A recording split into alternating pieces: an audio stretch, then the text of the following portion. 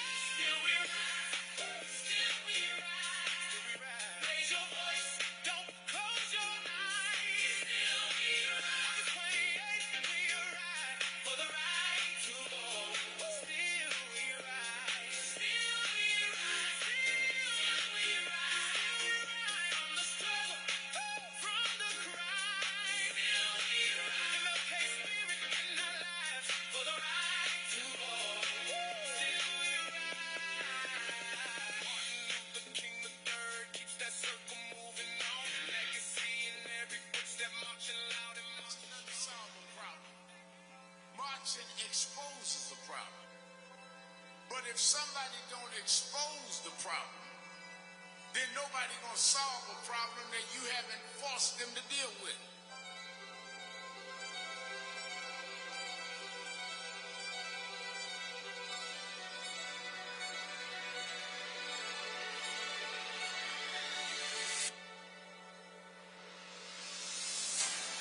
In 1963, the March on Washington was held, and there was a legislative agenda, passed the Civil Rights Bill. Today, we have a new generation that is coming forward. Younger people, men and women, coming forward to take the torch and run with it. So even though we face the difficulties of today and tomorrow, I still have a dream.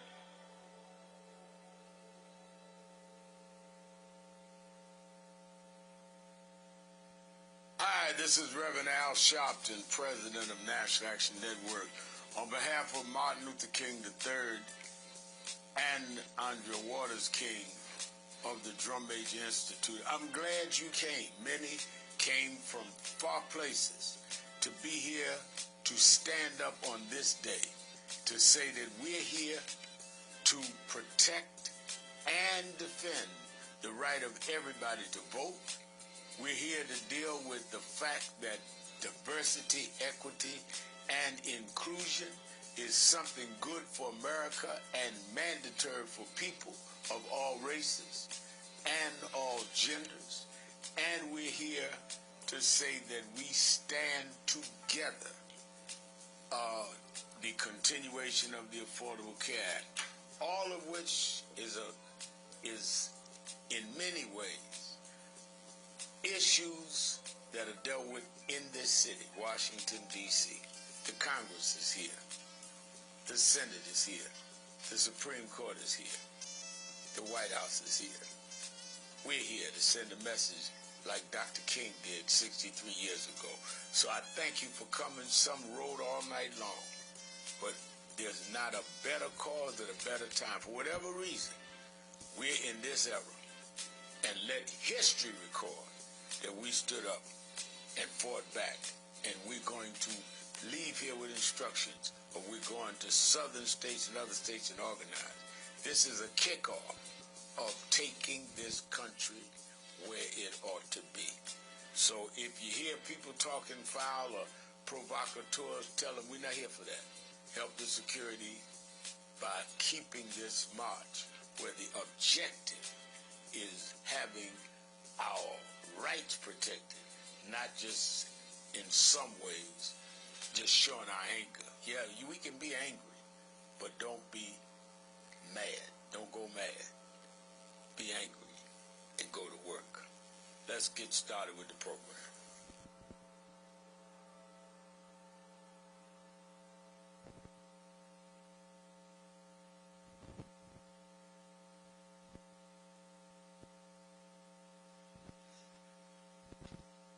Please welcome to bring multi-faith invocations, Reverend Tony Lee, Dr. Guthrie Graves Fitzsimmons, Vice President of Programs and Strategy, and Maureen Kahn, Interfaith Alliance, Reverend Charles Williams of the Michigan State Director for National Action Network.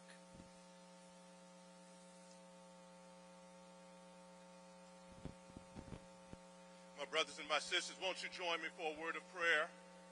But before you join me for a word of prayer, won't you just give God some praise out here on the mall?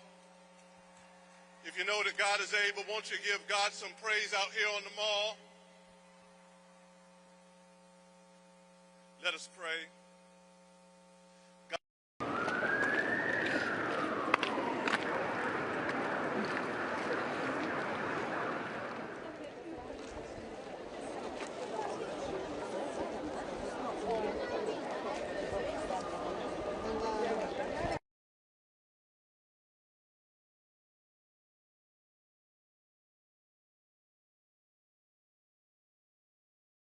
Seem to get left behind, but God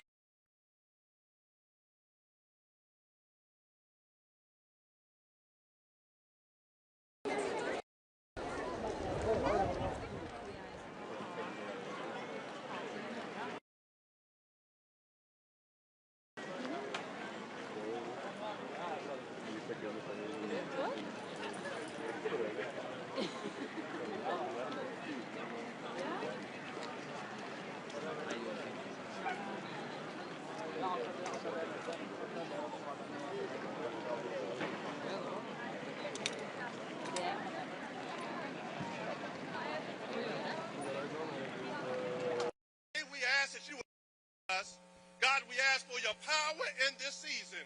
God, power to walk right and to talk right. But most of all, God, the courage to stand the test of this age. And God, right now, we praise you in advance for the victory. God, we give your name the honor and the glory for the victory. Victory in our houses, and victory in our community, and victory in our families, and victory in our finances. God, we don't care who's in the White House as long as we know who stands on the throne. And so, God, we come to give you the glory today. We give your name the honor, and we give your name the praise, for the victory shall be ours. In Jesus' name I pray.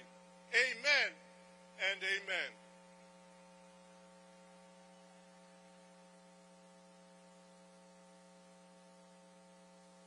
Good morning, March on Washington. It's an honor to be here today to representing the Interfaith Alliance. The 96th Psalm says, "Sing to the Lord a new song." Will you pray with me? Lord, we need a new song in America today because too many religious leaders bend the knee to the would-be tyrant in the White House.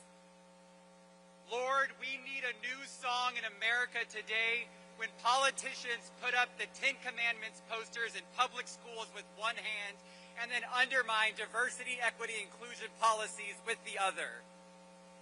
Lord, we need a new song in America today when election deniers hold up the Bible as a prop to distract us from their voter suppression. Lord, we need a new song in America today when our tech bro oligarchs dream of colonizing space while right here on planet Earth we have all the resources we need to end hunger and provide health care for all. Lord, give us a new song today with a symphony of prophetic zeal, never changing our tune when our friends are in power, and sung in the key of the faithful, inclusive love of Dolly Parton. Psalm 96 ends, "He will judge the world in righteousness and the people with faithfulness." May our witness today be acceptable to you, Lord. Amen.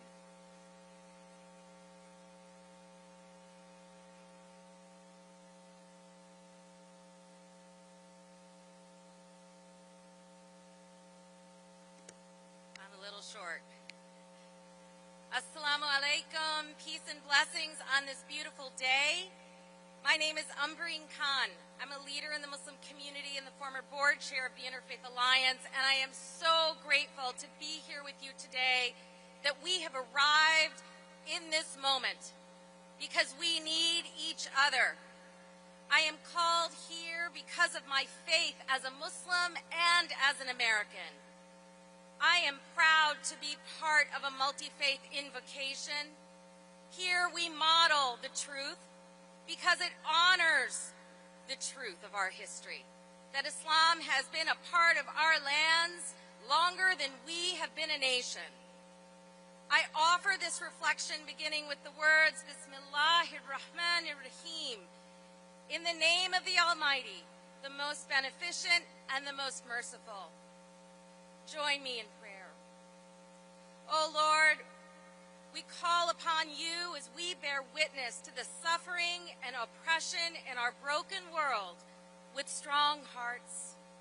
Inspire us with your Spirit so that we can stand up to those who oppress and deny our dignity.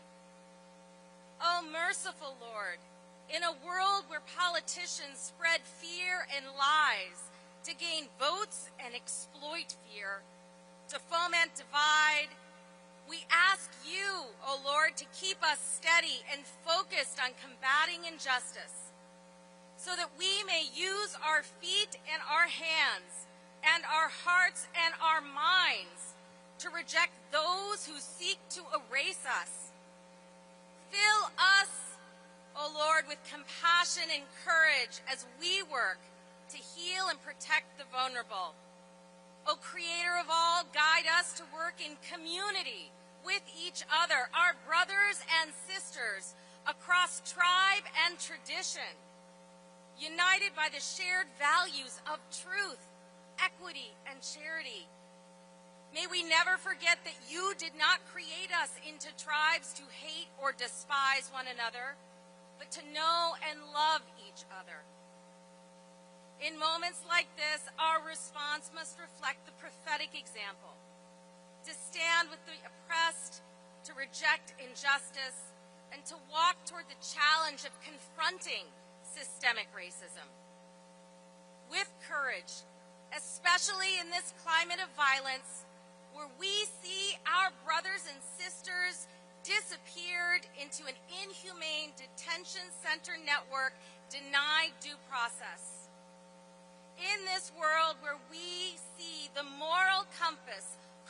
us to heal has been corrupted by a leader that seeks to harm.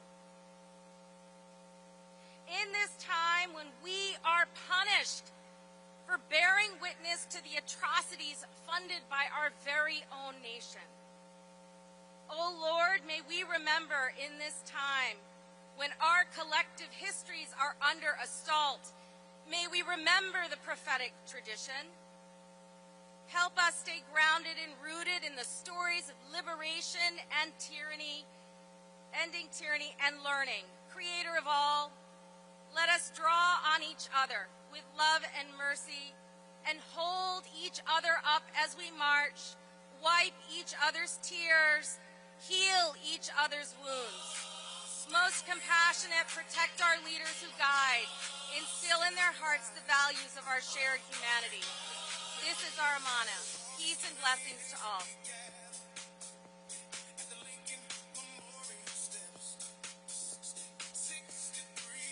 Please welcome Special Assistant to Rev Al Sharpton of National Action Network, Reverend Dr. Cassius L. Rudolph. Good morning, family. Why don't you make some noise and thank God for being here? It was 63 years ago when Dr. Martin Luther King called us to this hallowed space, and now the Reverend Dr. Al Sharpton, our leader and civil rights activist, calls us here again today. And we're reminded that life is never in vain when you're speaking on the behalf of others. And as we gather again in the spirit of justice, freedom, and solidarity, may this song that I'm about to sing bless your hearts and remind us that our lives is never in vain. If I could help somebody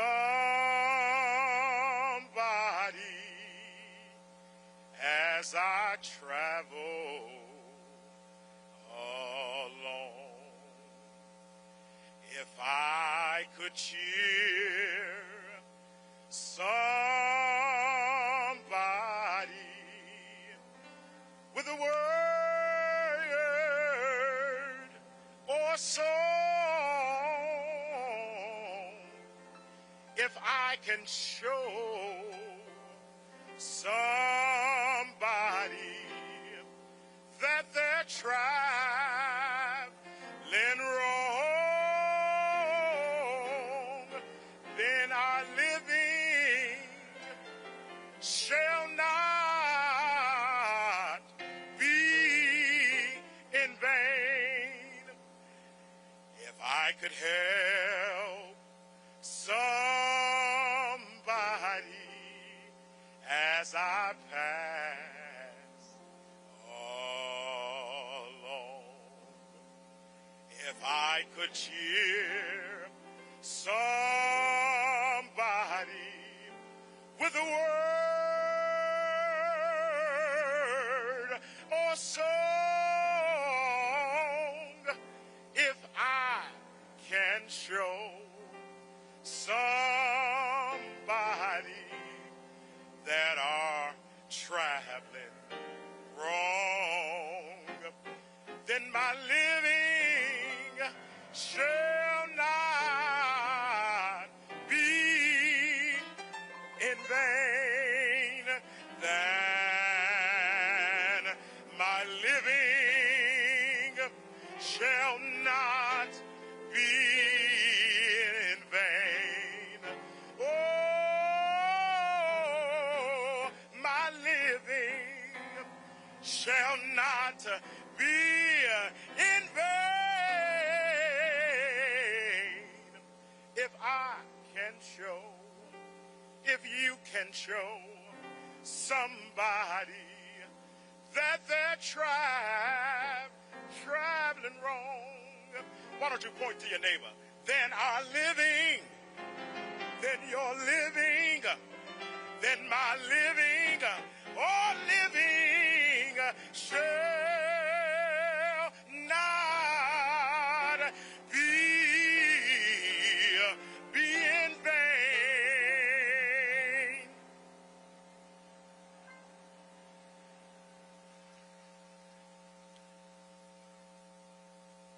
Let us now welcome the Honorable Robert C. White, Jr., at-large council member, Council of the District of Columbia.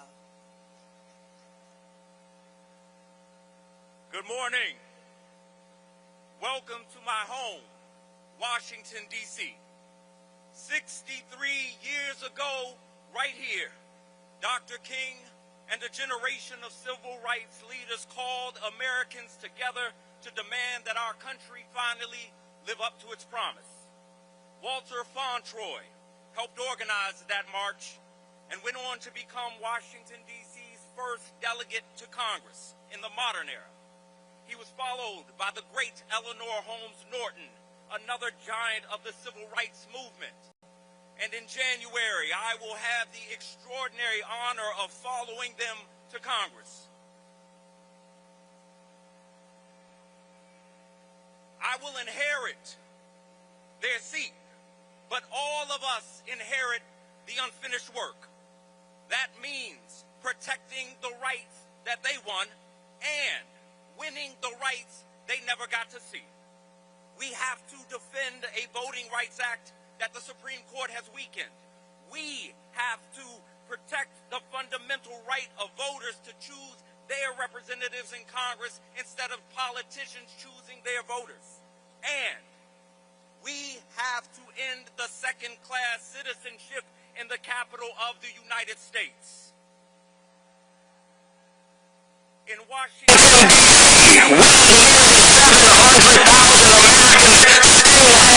voting representation in Congress. In my own family, that contradiction spans generations. Both of my grandfathers, Lloyd and Lewis, served this country in war. Lloyd became a Navy fighter pilot who was shot down over Laos. Lewis was drafted and sent to Korea. They went across the world to defend a democracy that did not fully include them at home. 3 generations, 2 veterans, 1 future member of Congress, and still no vote. That is not democracy. Democracy does not take power from voters to protect politicians. Democracy does not strip away the rights that generations fought for. And democracy does not deny Americans a vote simply because they call the nation's capital home. So 63 years after Americans marched on Washington, D.C., demanding that America live up to its promise, it is time to fulfill that promise for the people of Washington, D.C. Full voting rights, full representation, full citizenship in our democracy. It is time to make Washington, D.C. the 51st state. Give us our vote. Thank you.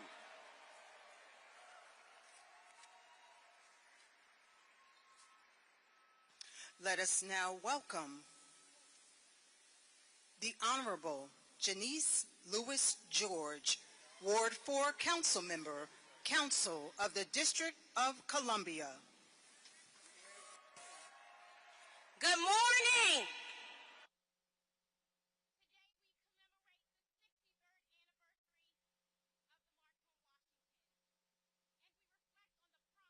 America wrote. Each year we come back to demand that America keeps its promise. And today I encourage you to look critically at what is happening in D.C. to the people who call this city home. Right now, the National Guard troops walk our streets, costing Americans $3 million a day.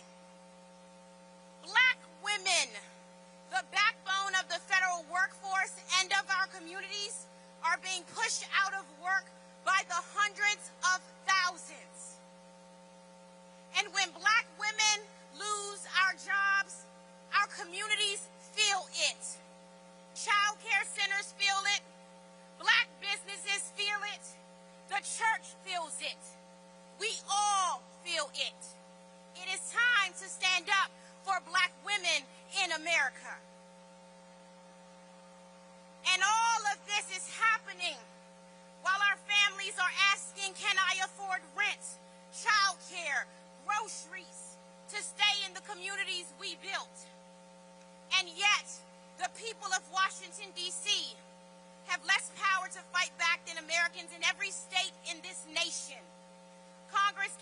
overturn our laws. They can interfere with our budget. The federal government can put troops on our streets. And we don't have a vote in Congress.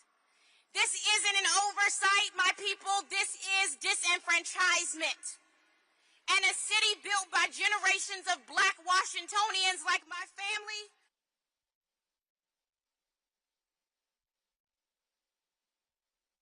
racial justice issue. It is a voting rights issue. It is a civil rights issue. Fannie Lou Hamer taught us nobody is free until everybody is free. Well, America, D.C. isn't free. So whether you came here from Alabama to California, Georgia or New York,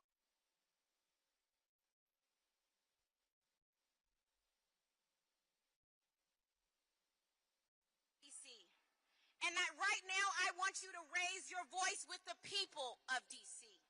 When I say free, you say D.C. Free! Free! Free! Thank you. Free us all. Thank you. Let us now welcome Brian Lemec, Executive Director of Defend the Vote. Now it's clean. Don't do anything. Hello, Washington. Yeah, sounds good. Big thank you to the Honorable Janice Lewis George, the National Election Network, and Rev Al Sharpton. Thrilled to be out here today and continuing on the tradition here at Freedom Summer. Today's a humbling experience. Look around. Look at all of us that are gathered today. To stand in this spot where courageous leaders stood 63 years ago to demand that America live up to its promise. That's what we're here today to do. They march for freedom, they march for economic opportunity, for the right to have a voice in the country they helped build. It's humbling, but it's also energizing. Because we're not just here to commemorate their historic work, we're here to carry it forward. 63 years ago, a generation of Americans made this nation better because they believed it could do better. They understood that democracy is not self-executing. The Voters' Rights Act was their greatest victory. The right to vote is the power people have to shape their future and the future of our communities and the future of our country. It's about whether government is accountable to the people or just to the powerful. We're seeing a change here in America right now. It's about whether every community, regardless of race, faith, or background, is fully represented in our democracy and fully included in the promise that is America. That power is under attack again today. They've gone directly after the Voter Rights Act. And they're creating new restrictions and new barriers to voting. And those attacks, they fall hardest on black communities and black voters, communities of color, the communities that have led this fight to make our democracy more inclusive and more just. Generations before us fought these fights. They understood that freedom is not something that you inherit, it's something that you have to protect. So now it's our turn. That means defending the vote, protecting every voter's voice, and standing together when those voices are threatened. We're not protecting a process, we're defending people's power. Go out and vote. Thank you. Let us now welcome Kitty Sandoval of Rock the Vote.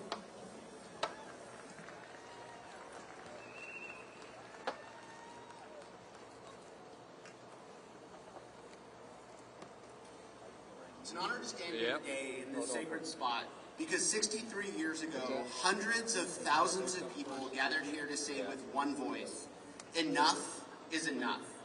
They came demanding that America live up to its promise, and central to their demands was the right to vote. In the years that followed, we saw the passage of the Civil Rights Act and the Voting Rights Act, both direct results of the work done by the people who stood where you're standing today. The older I get, the more I understand how much of my own life was shaped by people I will never meet.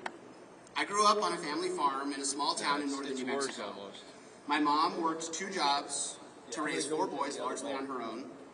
There was never a reason for me to believe that I could one day grow up and work in the White House for not 1 but 2 presidents, or to stand before you helping to lead one of the country's largest organizations focused on young voters. But that's what progress is. It changes the range of lives people are allowed to imagine for themselves. I mean, I got it. For 36 years, Rock the Vote has worked to bring young people into our democracy, helping to register more than 15 million voters. Registration, though, is only the beginning. We work with young people to give them the information they need to cast the ballot, and work with partners across the country to protect their access to it. Because voting rights don't protect themselves. Every generation has to claim them, to defend them, and every generation faces the same choice: fight or retreat. Those who marched in 1963 could not know the full breadth of who would benefit from what they were building. They could not know me or the countless young people who grew up in a world where they could dream of a life beyond the boundaries of what was set for us. Sorry, man. And we may never know the names of those who benefit from our actions. Our responsibility today isn't simply to remember what happened here. It's to fight to continue the progress we inherited. And that starts with the vote. Thank you. Don't touch it. Whatever you did, you fixed it. I don't know what you did. Let us now welcome Joteka L. Edie, founder of Win with Black Women.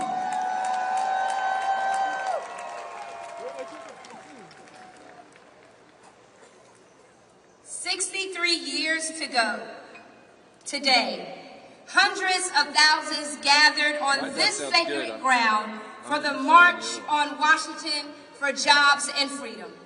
And today, I stand here on their shoulders. I just plugged into the other one. I stand on behalf of Win with Black Women. I stand for the 44,000 Black women who gathered in a moment of history and declared that we would not sit on the sidelines. I also stand here for the 92% of Black women who tried to tell America. And we are still telling America, because Black women are neither footnotes nor afterthoughts in American story. Our labor, our leadership, our love has built this country from its soil to its stars. And we are worthy of freedom, not because of our resilience, not because of how much we can endure, but because we are human, because we exist, and because we are divine. For generations, we have been told to wait, to shrink, to smile when disrespected, to be strong when broken, and to fight and then be forgotten. We have watched our history be erased, our votes threatened, our bodies politicized, our brilliance exploited, and our humanity questioned. And still, my sisters, we rise. Still, we vote. Still, we organize.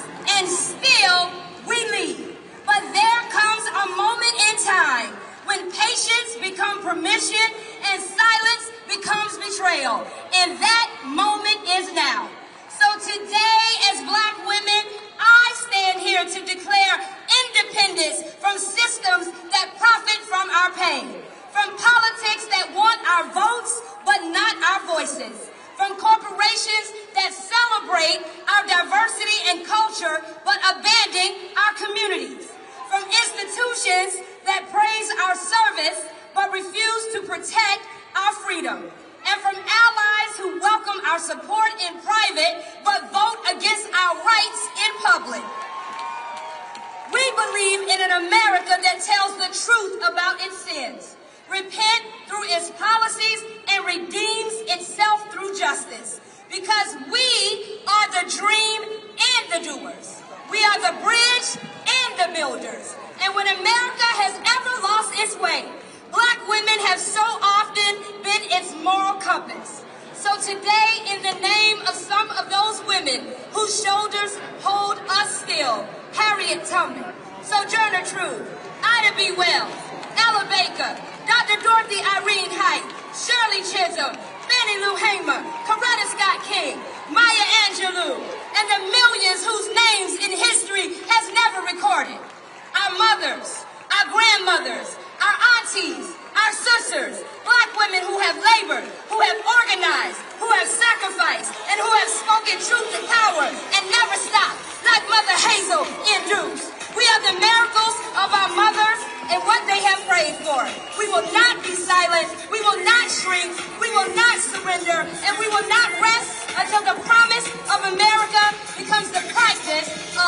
America. Thank you.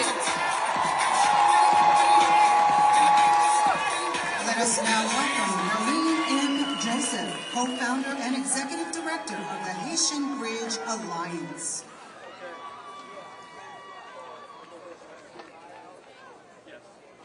Good morning, beloveds.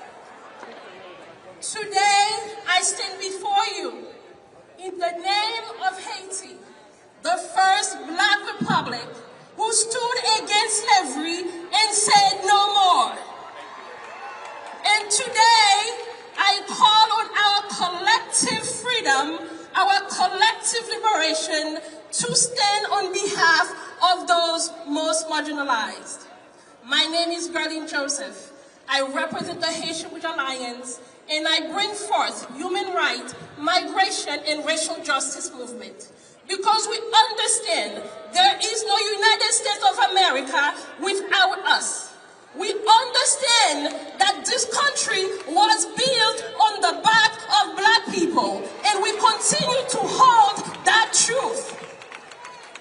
As we see, we live under a dictatorship that is criminalized immigrants, specifically Black immigrants. Understanding, yesterday they deported U.S. children born to Haiti in the middle of the crisis. We say no more. We must stand united. We must stand on behalf of those suffering, because we must make sure that the dream that MLK started continues. We are the dream of our ancestors. We are the future. And we must guarantee that our children, Black, brown, Hispanic, whites, are able to call this country theirs without fear of deportation, without fear of being kidnapped, because this land is ours indeed. So today, we stand on behalf of those voices, and we let them know they are not alone. In the chains of immigration, they are not alone. We have broken the chains before, and what we say is that we are free. Thank God Almighty, we are free indeed, and the dream lives on. Thank you so much.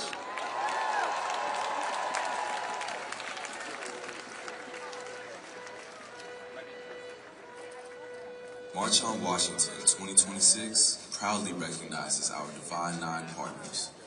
Alpha Kappa Alpha Sorority Incorporated, Alpha Phi Alpha Fraternity Incorporated, Delta Sigma Theta Sorority Incorporated, Phi Beta Sigma Fraternity Incorporated, Sigma Gamma Rho Sorority Incorporated, Zeta Phi Beta Sorority Incorporated. Together, we stand united in the continued fight for justice, equality, and the right of every voice to be heard. Defend the vote. Defend democracy. Defend our future.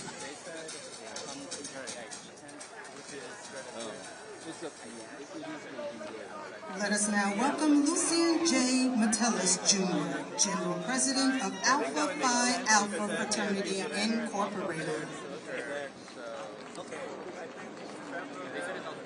Good morning.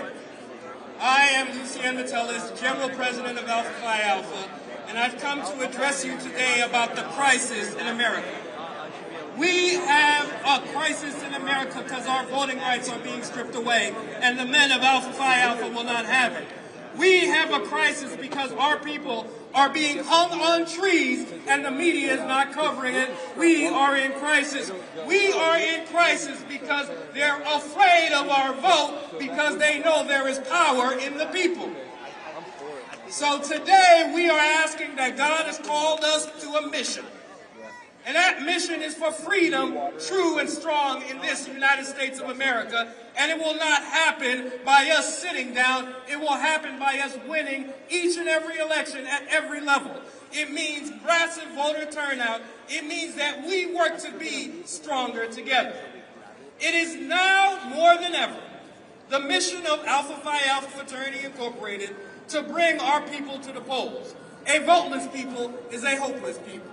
Every alpha, every man, every woman in every election will truly bring the change that we need in this country.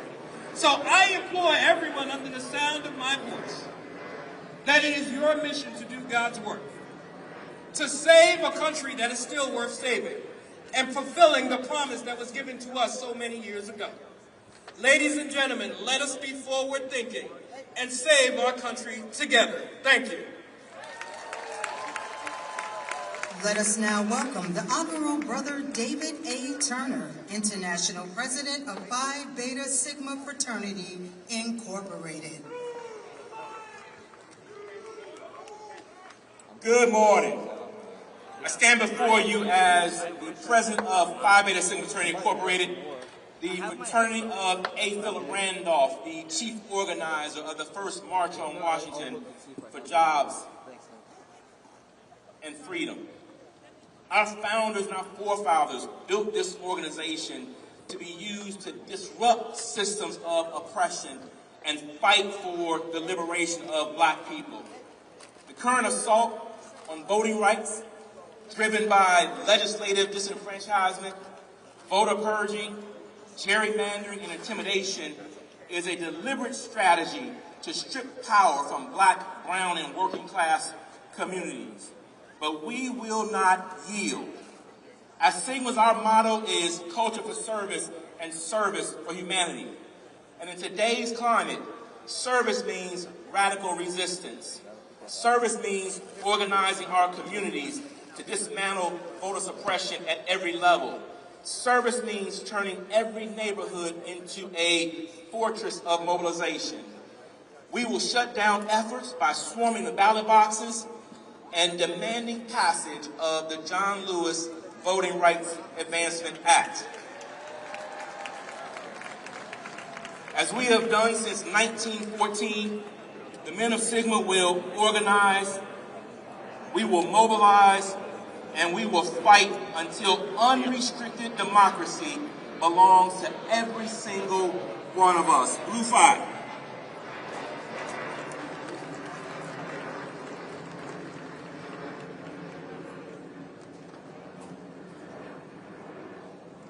Let us now welcome Dr. Stacy N.C. Grant, International President and CEO, Zeta Phi Beta Sorority, Incorporated.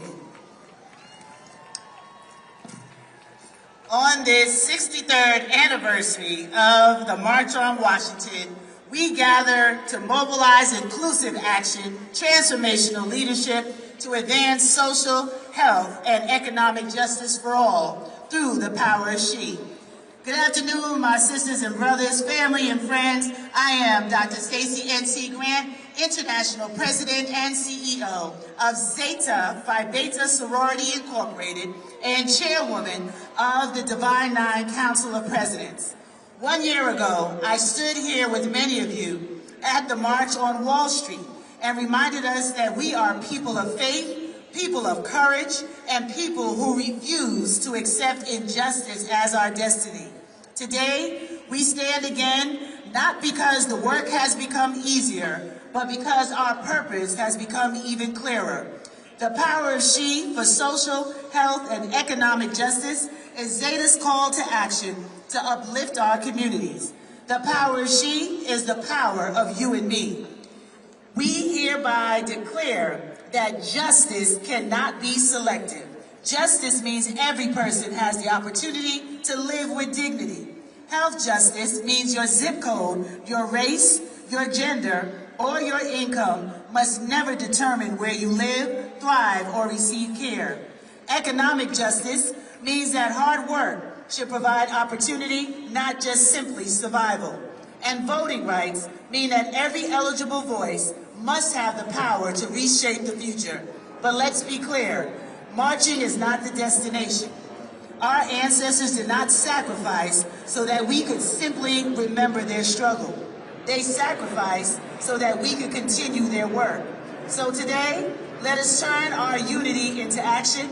Let us continue to organize in our communities. Let us protect our vote. Let us advocate for policies that lift families, and let's invest in our children and our communities. And let's not just lead from fear, but from faith. For those of you who know the Lord, we know that He is still in control, and He's given us all we need to survive. When women lead, communities move. When communities organize, systems change. And when we stand together with purpose, with courage, and with love, there's no limit to what we can transform. Zeta Phi Beta and the Divine Nine stand ready. But I want to know if you're ready. Are you ready to show up? Are you ready to speak out? Are you ready to shape policy? Are you ready to protect the vote? Well, that's who we are. We will show up. We will speak out. We will not be silent. And through advocacy, we will shape our policy. We will protect our communities. We will exercise the right to vote. And our generations to come will be proud of the stand that we take today. They are counting on us. So repeat after me. The power she is the power of you and me. God bless you. Let us now welcome Mark Jackson, Grand Basileus of Omega Psi Phi Fraternity.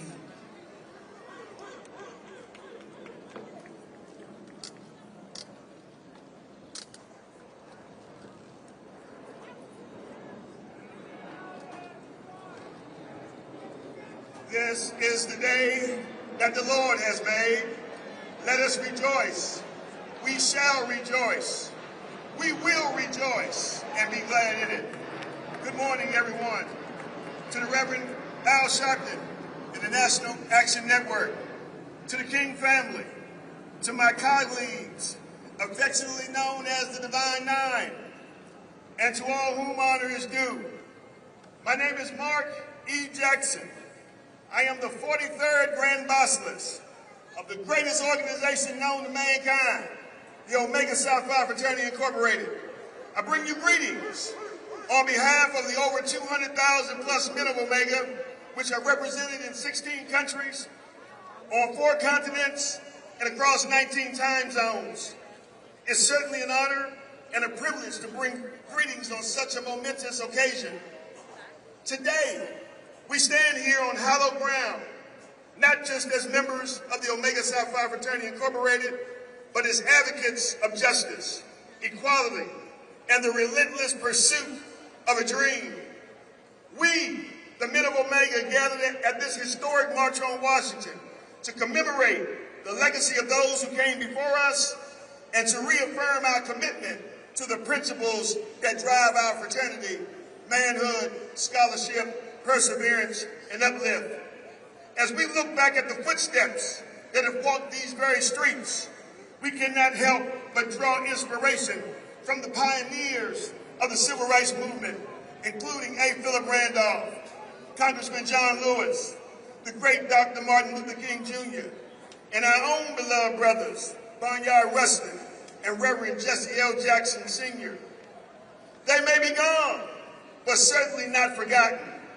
In 1963, the March on Washington called for an end to segregation, fair wages, economic justice, voting rights, education, and the long overdue civil rights protections.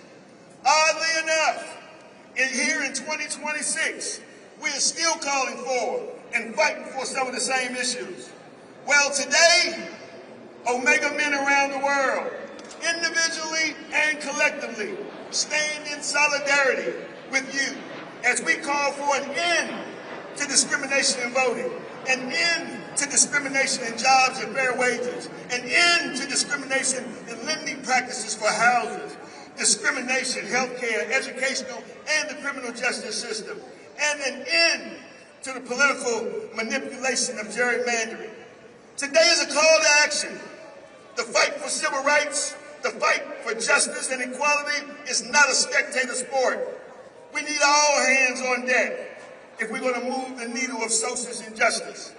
As I close, if the late Congressman and Civil Rights leader John Lewis were here, I believe he would say it's time for us to stand up, make our voices heard, and get into some good trouble. If Dr. Martin Luther King Jr. were here, I believe he would remind us that injustice anywhere is a threat to justice everywhere. To God be the glory. Long live the Omega Psi Phi Fraternity Incorporated, and may God continue to bless each and every one of you. Thank you.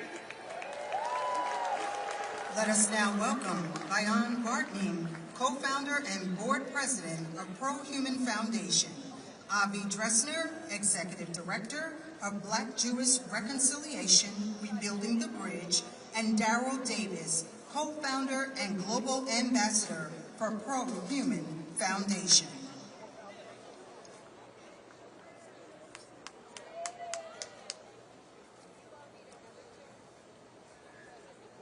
Hello. It is wonderful to be here. Hello, DC.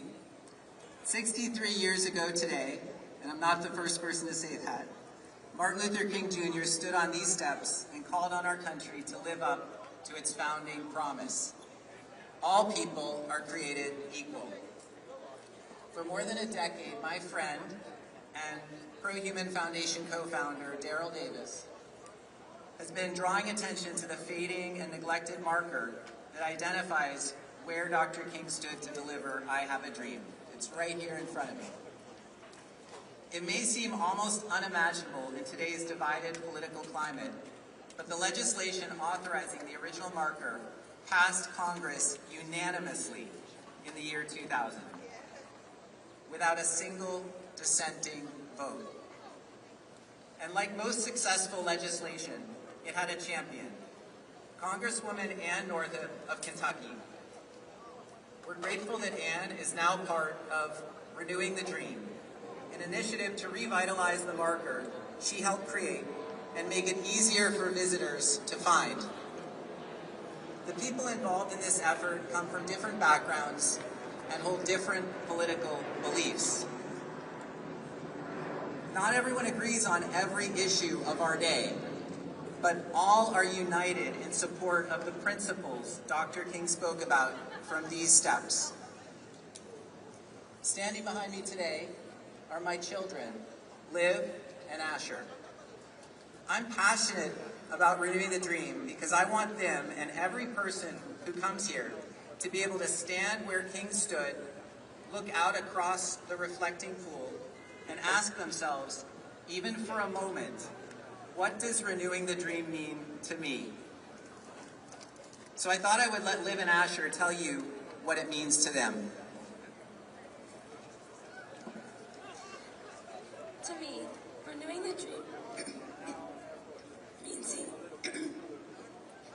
means seeing each person as an individual. We all have different backgrounds and experiences.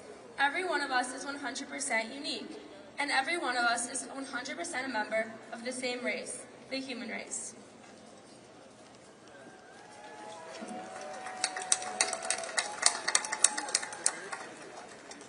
Renewing the dream to me means treating people like people. Don't assume you know someone because of what they look like, where they're from, or what group they're part of. Get to know them for who they actually are.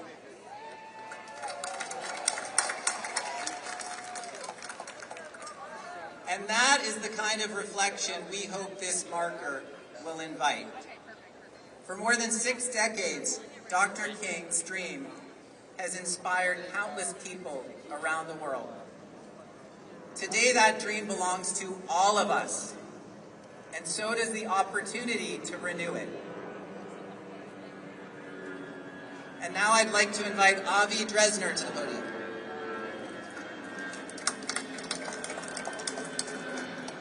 Good morning, beloved community. My name is Avi Dressner, and I am the son of Rabbi Israel Dressner, the most arrested and jailed rabbi during the Civil Rights Movement, and an ally and friend of the Reverend Dr. Martin Luther King Jr. My dad stood less than 20 feet away from Dr. King right here when he delivered the iconic I Have a Dream speech. Today, I represent my father and the Pro-Human Foundation's Renewing the Dream initiative, which seeks to revitalize the marker on this hallowed ground where Dr. King spoke. It is so faded that most visitors step on it without even knowing it's there.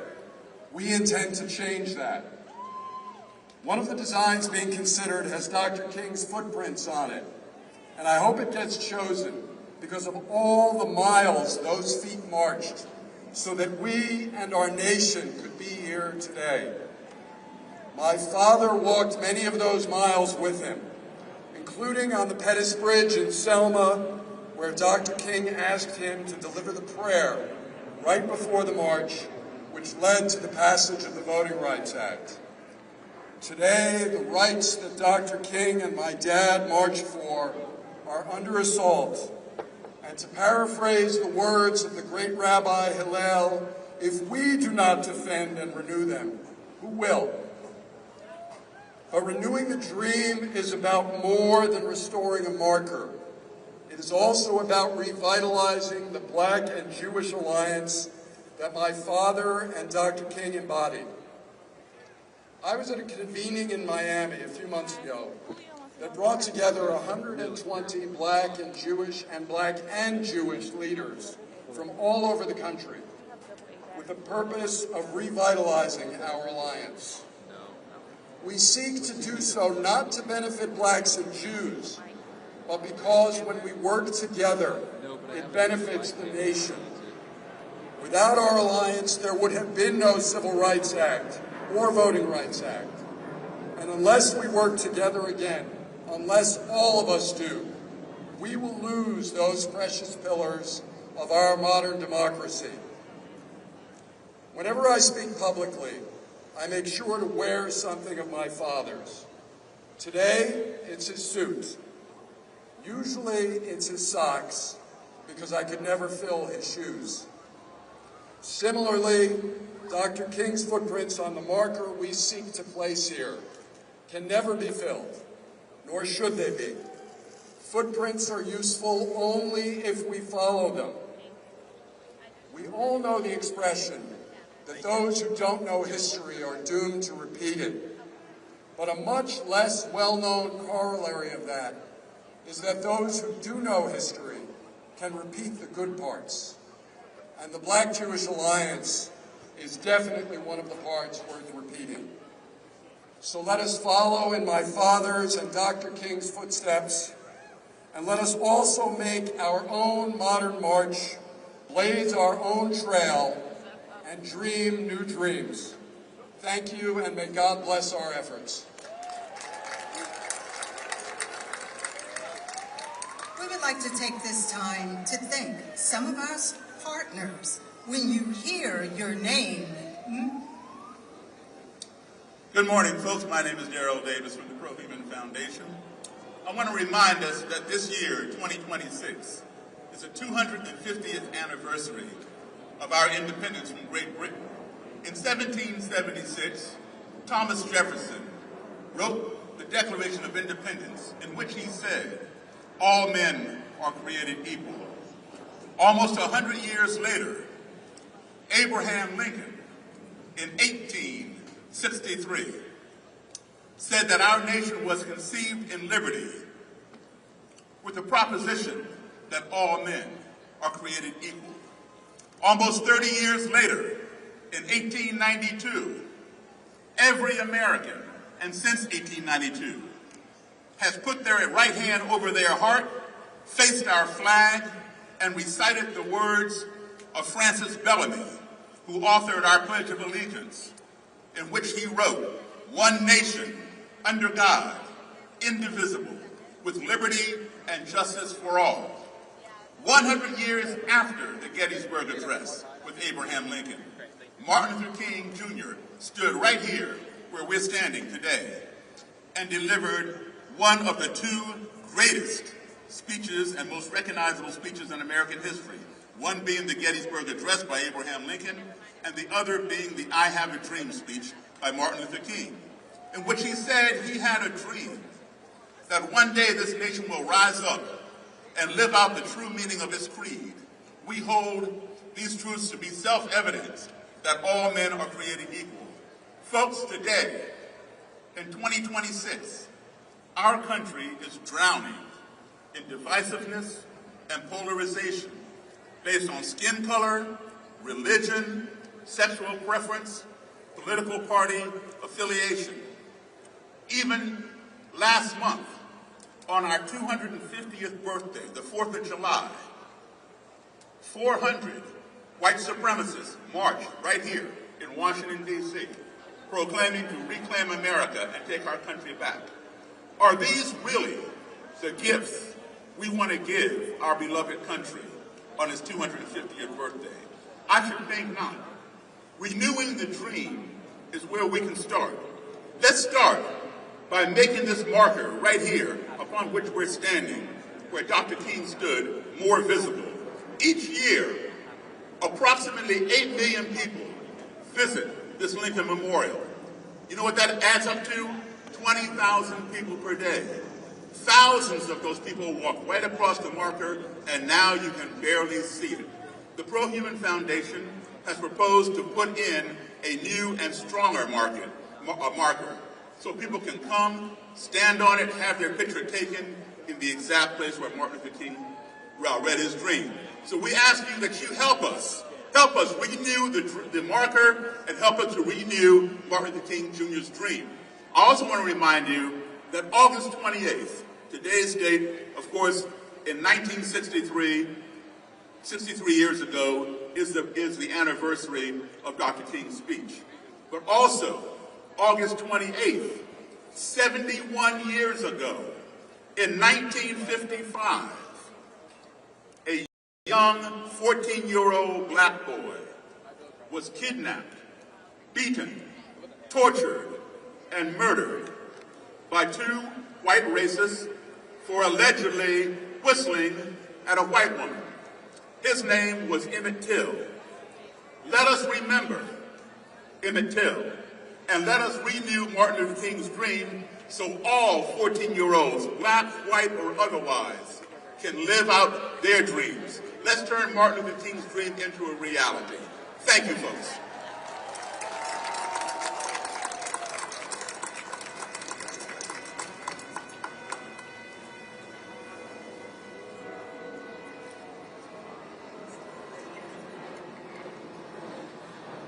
At this time, we would like to thank some of our partners. When you hear your name, make some noise! March on Washington 2026 proudly partners with these voting access and participation organizations. America Votes, Fair Fight Action, Fair Vote,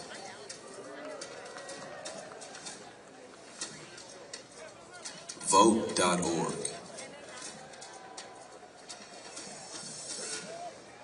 Vote Riders,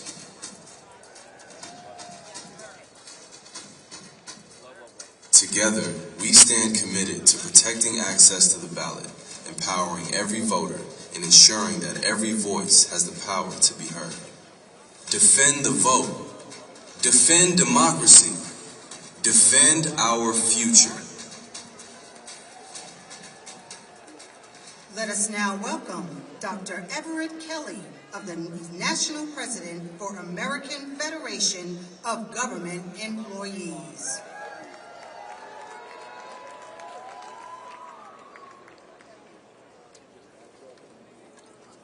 Good morning, brothers and sisters. I'm Everett Kelly, and I speak for 820,000 federal and D.C. government workers represented by my union, AFGE. They are the nurses at the VA hospital, the officers at the airport checkpoint, the women and men at the Social Security who take care of your grandmothers, grandfathers. Last year, this administration tried to strip union rights from nearly 1 million of them with the stroke of a pen. Not because they did something wrong, because AFGE sued them. Because we said no to Elon Musk and his chainsaw. They haven't won that fight. We're still in court. And we aren't going anywhere. What about you? But they can't win a fair fight. This is what they always try. They change the rules.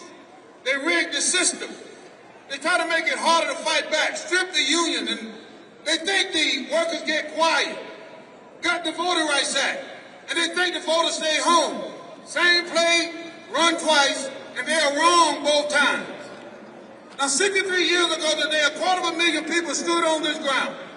A. Philip Randolph and Rustin organized them. And Dr. King stood right where and here and told the country about a dream. They didn't call the March for Freedom. They didn't call it the March on Washington for jobs, but they said for jobs and freedom, both words. Same breath, same fight. 2 years later, this country passed the Voting Rights Act. People were beaten in Selma for that law. John Lewis had his skull cracked on a bridge in Alabama for that law. And this past April, the Supreme Court took it apart, 6-3. Now, it's not enough to show that a map shuts black voters out. Now you have to prove that they meant to do it. Now, you have to get inside their head. Brothers and sisters, I grew up in Alabama under the Jim Crow law. Nobody ever wrote down their intentions. They just decided that some folk would go through the front door and some people would have to go around back. I spent my entire life walking through the front door. They told me back in Alabama wasn't for folk who looked like me. And I don't know about you, but I'm not going back. What about you? Now, our ancestors didn't pay that price for us to stand here quiet. 67 days from today, this country votes. And if your vote didn't matter, they wouldn't be working so hard to take it away from you. So this is what I say to you. Register everybody. Make a plan. And bring somebody with you. They underestimated us. They underestimated the power of we. Everybody over this audience today, let me hear you say we. There's power in we. And in 10 weeks, this election day will show them what a bad mistake that was. This is what I know. We may have been knocked down, but we have not been knocked out. This is what I know. We've been made endure for a night, but joy comes in the morning. Are y'all with me? Guess what? November is coming. Joy is coming. Change is coming. Keep on praying. Keep on fighting. Keep on marching. Keep on voting. Let's get it done. Thank you, and I love you. Let us now welcome Patrick Moran, International President of American Federation of State, County, and Municipal Employees, AFL-CIO.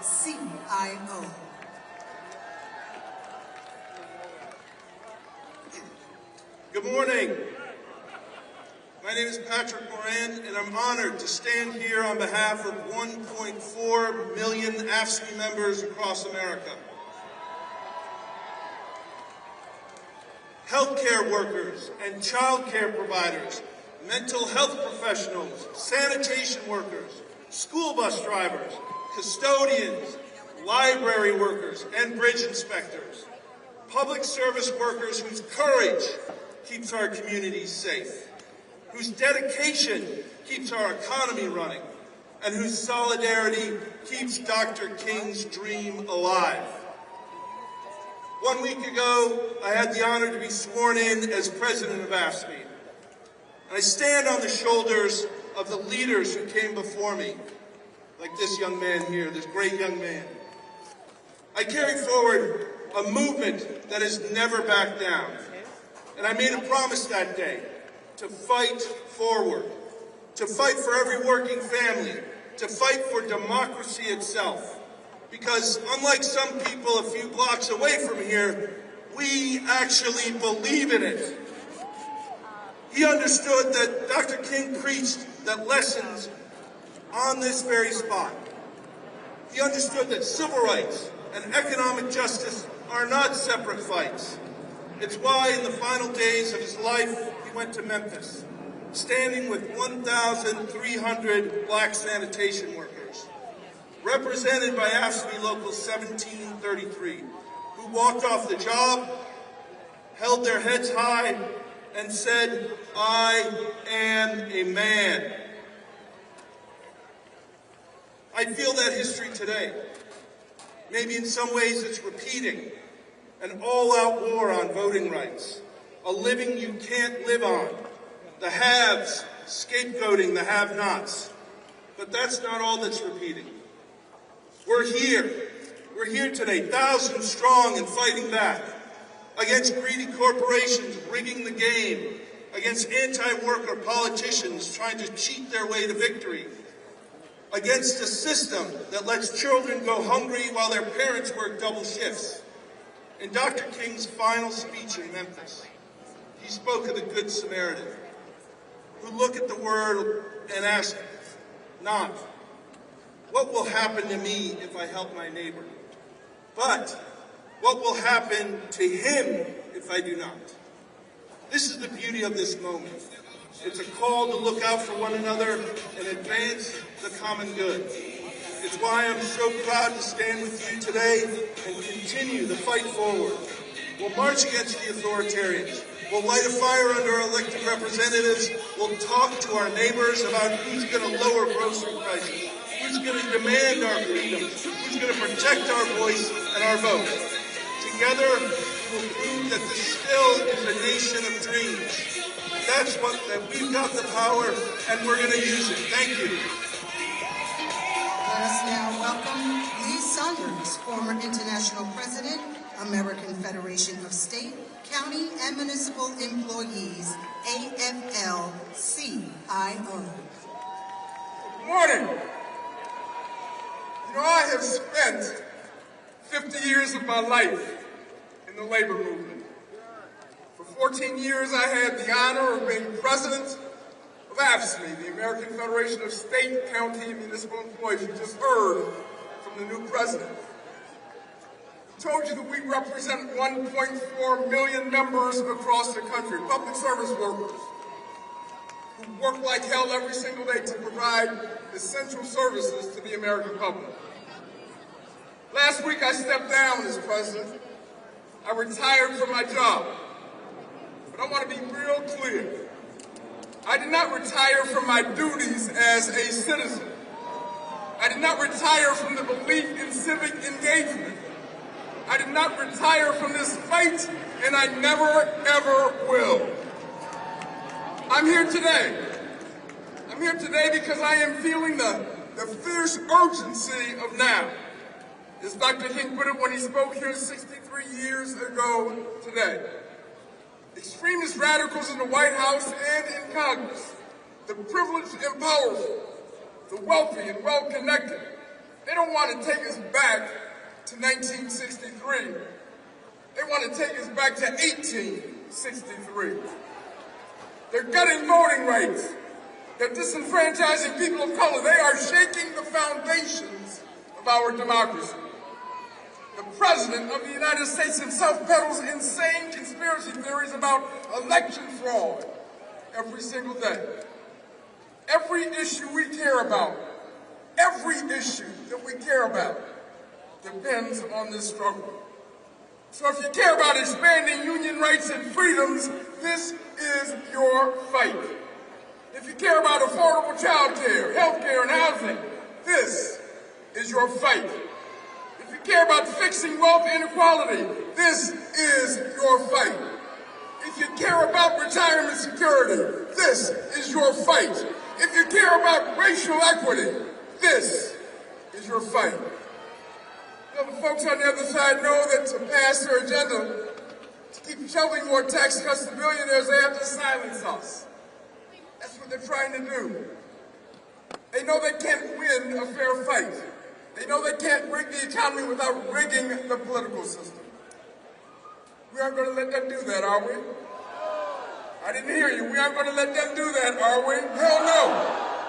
Not when the stakes are so high and the future of our democracy literally hangs in the balance.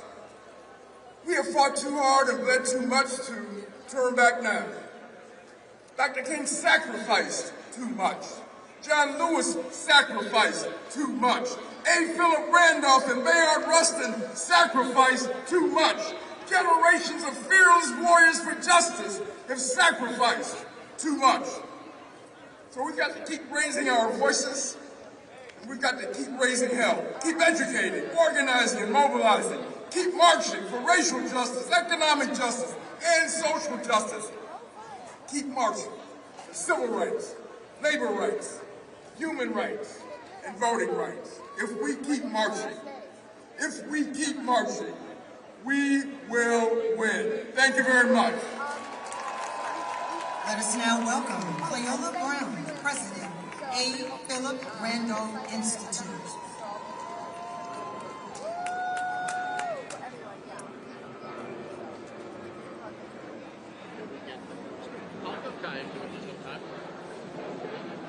Let us now welcome Cleola Brown, President, A. Philip Randolph Institute.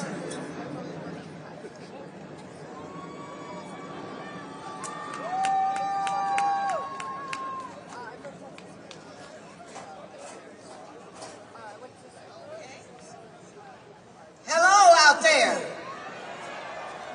Hello, marching family. Come on, we need to hear you up here too. All right, bring it up, bring it up, bring it up.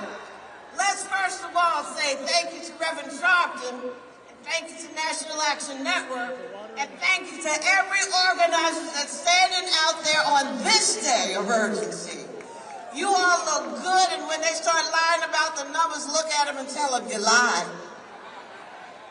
Now, I'm honored to stand here today on the very ground where 63 years ago our forefathers and foremothers and sisters and brothers in the fight for civil rights and racial justice heard from Dr. King, Roy Wilkins, John Lewis, Walter Reuther, and so many amazing leaders. At the pen and strategizing that was done by Randolph and Rustin. We heard from A. Philip Randolph, who called our sisters and brothers gathered there the advance guard of a massive rural revolution for jobs and freedom. That's 63 years ago, and the message is still the same. You feel me? A revolution that demanded affordable housing, integrated education, and real voting rights. A revolution that demanded full employment for America's workers at a living wage, and the dignity, and an end to discrimination. At the end of the speaking program, these demands were recited, backed by Byron Rustin, the chief architect of the march, and 250,000 of our brothers and sisters made personal commitments in the struggle for jobs and freedom, pledging to achieve social justice through economic justice and to not let up until the demands have been realized. Back then, I was 15 years old, and I sneaked down from Philadelphia, y'all, because I knew I couldn't get the permission to come. When I sneaked down and got down here, I didn't have no pass to get on the mall, but my mama taught me if you follow a greasy bag, you know you're gonna eat. The sister got chicken, and she probably got some cake in there, too. I walked with the people as if I had something, but I couldn't get in the platform, so those trees that are behind you, for those of you who are sitting and looking this way, the trees on the right became the perch for children who were yet teenagers like myself. We climbed up in the trees to look to this spot. When people say God is good, He is, and every day of my life I thank Him for it. Because right now, more than ever, we need to keep right on pushing, making sure that those demands that were relevant then, unfortunately, are relevant right now, but we don't give up, we don't give out, we don't even stop. We keep coming at it. Because what He has for us, no one will be able to take it from us. But they can take it if you give it to them. So all the people that are here from APRI, of standing in your steps, not anything about me. For all of those who are good Panhellenic members, and I'm a little partial, mine is this one right here, okay? Just so we know. But for all of those things, walk together, children, and don't you get worried. Because we are going to win this race. God bless you, and God bless Rev Al Sharpton. Let us now welcome Lenore Thomas, President of Virginia 512 SEIU.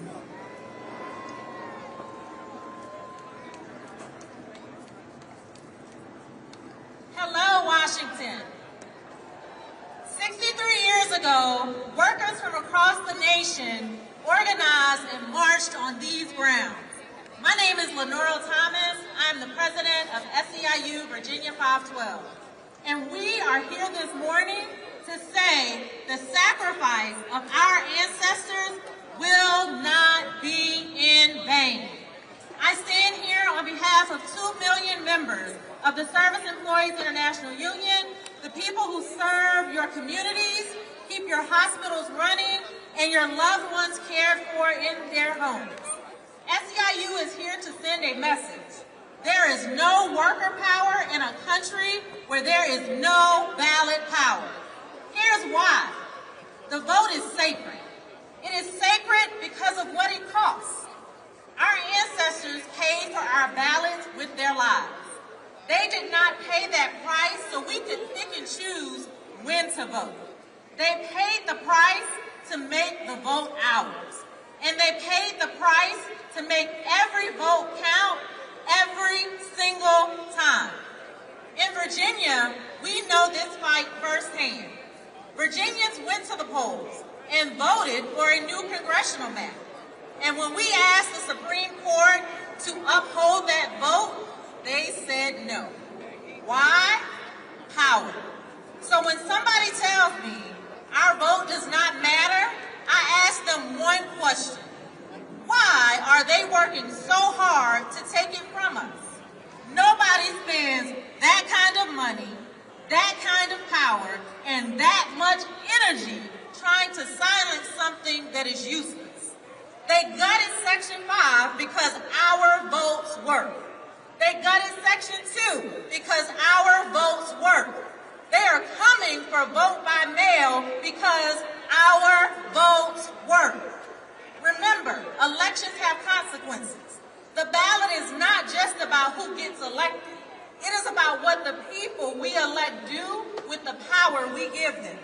When we show up and we do our part to elect people who share our values, we expect follow-through. We remember who stood with us, and we remember the people who forget us once they are elected. In a true democracy, the vote has more power than boardrooms and big donors, more power than secret meetings and hate. It has the power to get us the 3 things we all need: money, power, and respect. Money, so the worker who bathes your mother can afford to feed her own. Power, so we stop asking permission at the ballot box and at the bargaining table. And respect. So let's go get it, y'all. Register somebody to vote, drive somebody to the polls, and let's vote. Let us now welcome John W. Rogers, Jr., founder, chairman, co-CEO, and chief investment officer of Ariel Investments.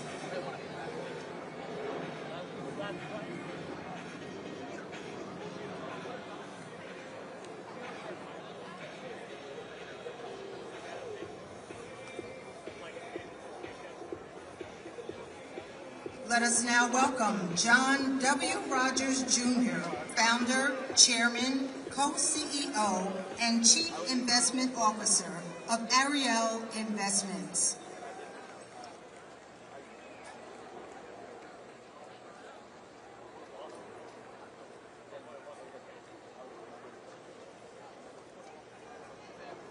Good morning. I'm John Rogers, founder of Ariel Investments. My daughter and I are from the land of honest Abe Lincoln, not the city of dishonest Trump. I've been inspired by a long line of people who risked their lives for liberation, who broke barriers in the name of justice. My great-grandfather was a fearless business leader. He built the Stratford Hotel, the largest black-owned hotel in the country that was destroyed during the Tulsa Race Massacre. My father fought overseas as one of the original Tuskegee Airmen, defending a freedom he didn't fully enjoy here at home. My mother was a pioneering civil rights leader. She sat in at lunch counters and introduced me to one of my heroes, Reverend Jesse Jackson. I was about 8 years old. He was holding court in our living room, and I was completely mesmerized.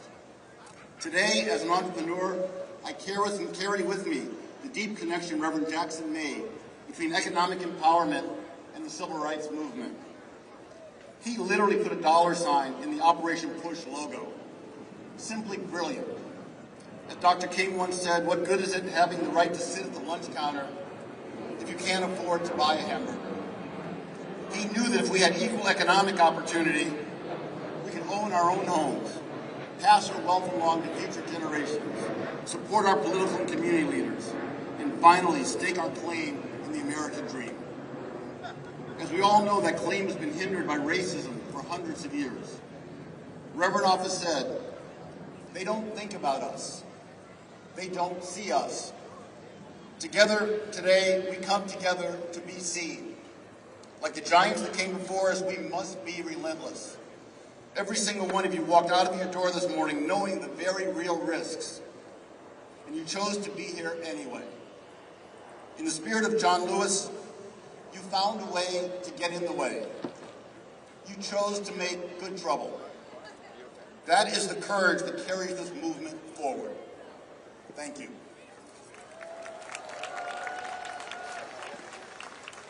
Let us now welcome Arnie Duncan, former U.S. Secretary of Education.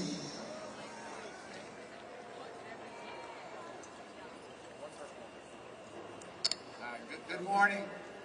I'm Arnie Duncan. I'm so honored to be here with my family and my best friend and mentor since I was 10 years old, John Rogers. He's an extraordinary part of my life. I was lucky enough to be part of President Obama's administration and now run a small nonprofit called Chicago Cred, based in Chicago. And our laser focus is on reducing gun violence. We work with young men most at risk of shooting and being shot. We've had historic reductions in violence. They're putting down the guns. It's the hardest work I've ever done. Honestly, the most heartbreaking, but also the most inspiring, and hopefully the most meaningful. And on Monday at one of our sites, we did a lesson on democracy, divided the men into two teams, Team Cred and Team Pushing Peace, to talk about the issues in their community. And they were eloquent and passionate about the need for more affordable housing, and healthy food, and better schools, and better health care. But when we asked them, were they thinking about voting in November, the room all of a sudden that had been vibrant got very, very quiet. And we explained that those that have been most disenfranchised have the most to gain by voting, but the system has let them down for too long. And so in the next 67 days, as we work hard to protect the right to vote, to work to preserve our democracy, I urge all of us to focus on helping those who have been most disenfranchised, those who are most likely not to vote, to come out and do exactly that.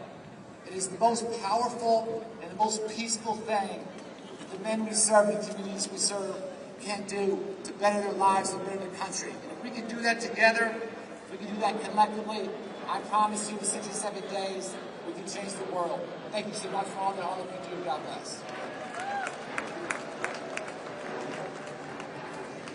Let us welcome Dr. Cheryl W. Turner, International President of Delta Sigma Theta Sorority, Incorporated.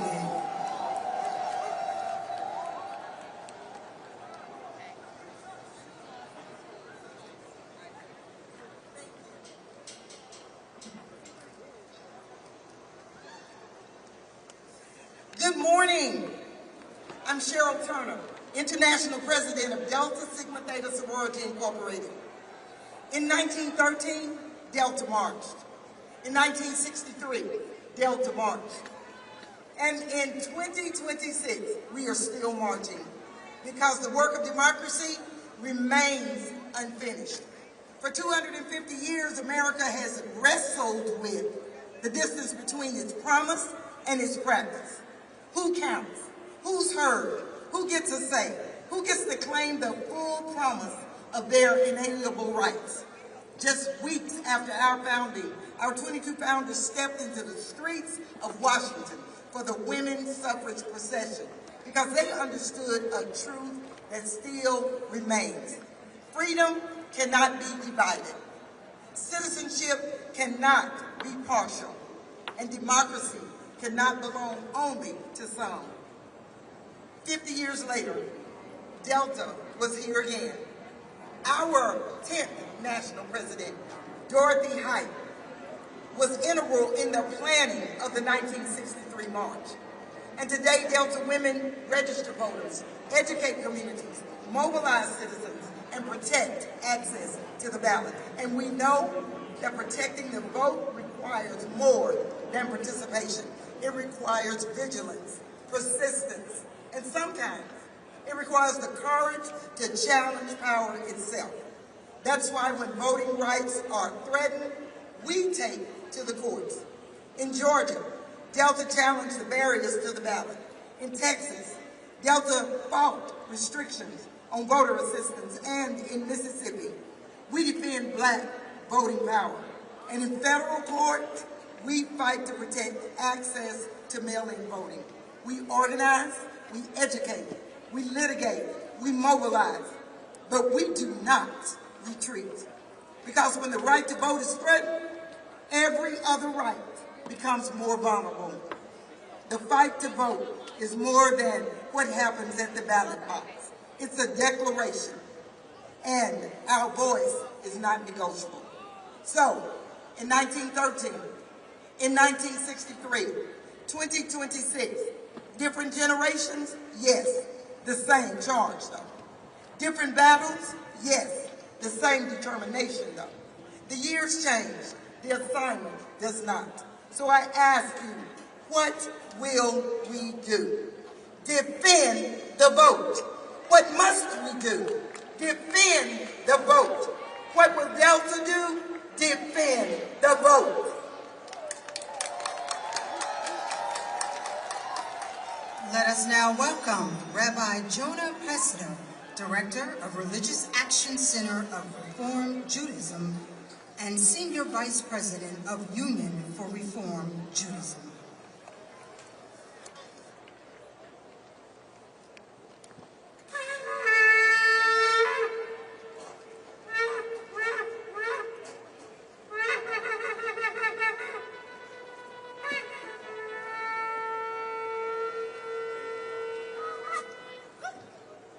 Good morning, civil rights family.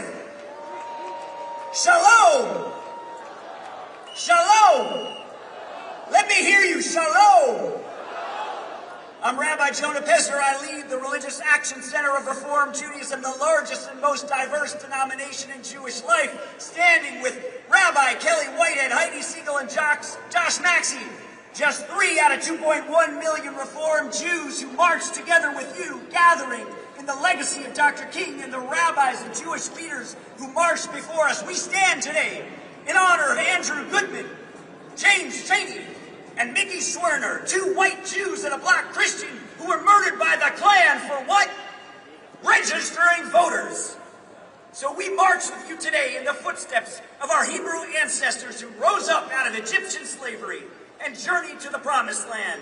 3,000 years ago, they heard God's call through this blast of the shofar. Rise up, march forth, and journey to freedom land. Wake up! Everybody say, wake up! Because our democracy is in danger. Our rights are being rolled back. Our voices are being silenced. Our votes are going uncounted. Our people are suffering with fear and hunger and despair. Our neighbors are hiding in their homes because they're afraid of agents of the state who are terrorizing our communities. And our children are experiencing hate at every turn when we are trying to build the beloved community. But we know what those who came before and marched before us know. Our safety is in our solidarity. Everybody say solidarity. And the redemption of this nation may yet come through democracy. Everybody say democracy. A robust, multiracial, inclusive democracy in which every voice is heard because every vote is counted. And you know what? We know some people want some people not to vote. Are we going to stand for that? No, we're going to march. The Voting Rights Act of '65 was written in our conference room at the RAC. But we also know the Voting Rights Act was not written in a conference room. It was written in blood in Selma and transcribed in our conference room. So to honor those who gave their blood and their lives, I ask you with love and pride, will you lift your voice? Will you demand justice? Will you march on and on and on until victory is won? We didn't start marching 63 years ago. We started marching 3,000 years ago when our people rose up out of Egypt, and we will march for another 3,000 years if that's what it takes until victory is won. Amen? Amen. We'd like to thank some of our partners. So when you hear your name, make some noise. March on Washington 2026 proudly partners with these democracy protection organizations. DC Vote, Declaration for American Democracy, Democracy Forward,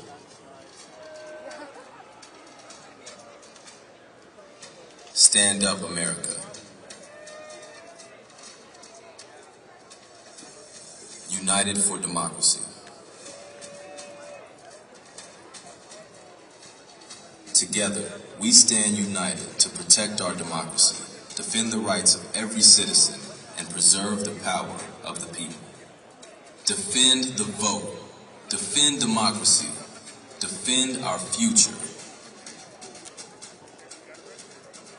Let us now welcome Keturah Johnson, International Vice President of Association of Flight Attendants, CWA-AFL-CIO. All right. What's up, family? My name is Keturah Johnson, and I am a proud queer union veteran, and I am a flight attendant. And I have the responsibility and the incredible privilege of representing more than 55,000 incredibly diverse flight attendants as the International Vice President of the Association of Flight Attendants. And in case you didn't know, flight attendants save lives, and we are aviation's first responders. I am also proud to be a member of the PFLAG National Board of Directors. PFLAG moms and families, where you at? Yes. And in case you didn't know, PFLAG is where LGBTQ plus people, parents and families, and allies unite to turn pride into power. I know we as flight attendants, we ask folks every day, multiple times a day, if you are willing and able to assist us in the event of an emergency. We ask you and we trust you based on a verbal yes, your word, and so does everyone else. You all have trusted folks you have not seen. Today, I need to know if you are willing and able to assist us in this emergency and turn your privilege and pride into power. And we're going to need some verbal yeses. We'll start with the easy one. Are you willing and able to listen to flight attendants? We save lives, and we've been doing a lot of it lately, and we're tired. Are you willing and able to support the Delta flight attendants to organize their union to raise standards of workers in the South and across the country? Yes, because voter suppression is union busting, and guess what we know? Union busting, it's disgusting. Are you willing and able to protect the trans folks and the LGBTQ plus community? Are you willing and able to use people's pronouns even if you don't get it? Are you willing and able to fight for people to make their own choices about their bodies? And are you willing and able to stand up for migrants? Are you willing and able to stop clapping for veterans and instead organize to ensure those like myself who have sacrificed for this country are seen, respected, protected, and cared for in and out of the war zone, in and out of the closet? Protect trans veterans and soldiers of color. Are you willing and able to stand with postal workers and ensure mail-in ballots are still counted because your vote should not count no matter where you are on election day, and the U.S. mail is not for sale? Are you willing and able to fight for health care and housing for all? And are you willing and able to have the promise and power to never forget September 11th? Are you willing and able to use your privileges, power, and turn your power into vote? Because when we vote, we protect families, when we educate, we empower communities, when we organize, we build power, and when we show up together, we shape the future. And when we fight, we win. This is a time for good trouble, necessary trouble. It's going to mean protest. It's going to mean education. It's going to mean to get uncomfortable. It's going to mean disturbing the peace, and it will mean fuck around and find out. And that means risk. And risk is hard, but it's only through risk that we've ever gained freedom. So my question to you, what are you willing to risk, and who are you willing to risk it for? Fight it to save lives, protect trans folks, respect veterans. Words right now, watch and support women's rights.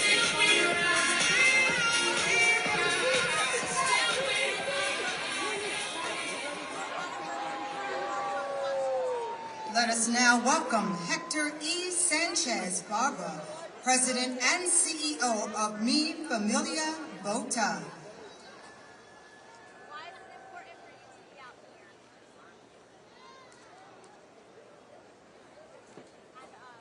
Buenos dias, brothers and sisters. What a beautiful, powerful morning.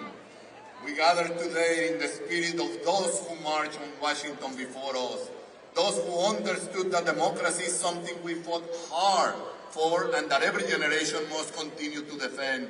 The work is far from done. Today, our democracy is being tested. Across this country, voting rights are under attack. Our communities face new and dangerous barriers to the ballot. The protections of the voting rights are gone.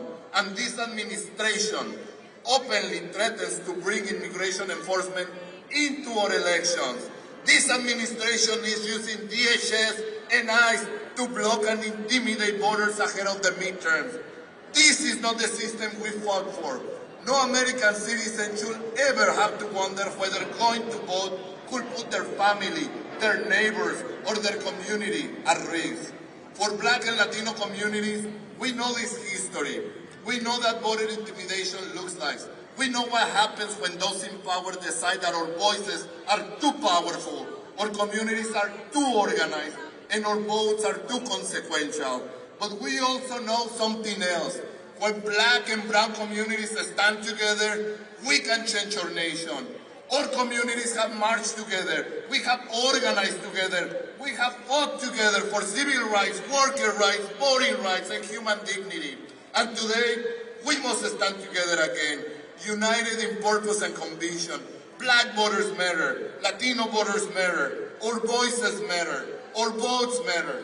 Together, we represent a force powerful enough to defend the promise of the American democracy. So our message today is simple. We will not be intimidated. We will not be divided. And we will not surrender our voices to our political power.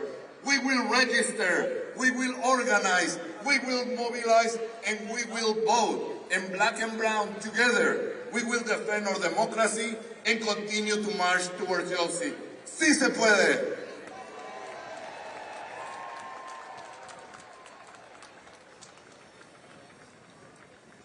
Let us now welcome John C. Yang, President and Executive Director of Asian Americans Advancing Justice. Good morning. 大家好. When I say vote, we say now. Vote! Vote! Vote! This election is going to be so important, and we know that there are going to be new barriers that are put before us. Whether they're barriers based on proof of citizenship, whether they're barriers based on mail-in balloting, or whether there are barriers based on sheer voter intimidation and suppression, we know we will need to fight. And that is why I'm proud that our organization, along with so many of our organizations here, are fighting in the courts. Just yesterday, we secured yet another victory against this administration, against their attempt to restrict mail-in balloting. We will continue to fight all of this. As an Asian American, I know what exclusion feels like. We know that people oftentimes look at us as foreigners. This administration questions whether we should be citizens, even if we were born in this country. Our loyalties are questioned, even when we serve this country. That is why we know we need to come together with our brothers and sisters, the Black community, the Latino community, the immigrant community, the indigenous community. All of our communities have been so long been excluded from our society. Whether we come here as immigrants, whether we come here as descendants of slaves who fought for their freedoms, whether we are here and have traced their heritage to this native land, we are in it together to ensure that our democracy serves us and not the politicians. When every vote gets counted and every vote is cast, we will be able to elect a government that actually serves us and serves our power together. So, when I say democracy, say vote. Democracy! Democracy. Democracy. Thank you very much. Let us now welcome Leah Greenberg and Ezra Levine, co-founders and co-executive directors of Indivisible.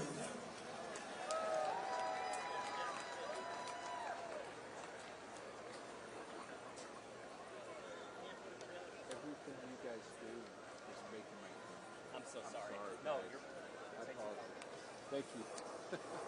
Let us now welcome Leah Greenberg and Ezra Levine, co-founders and co-executive directors of Indivisible.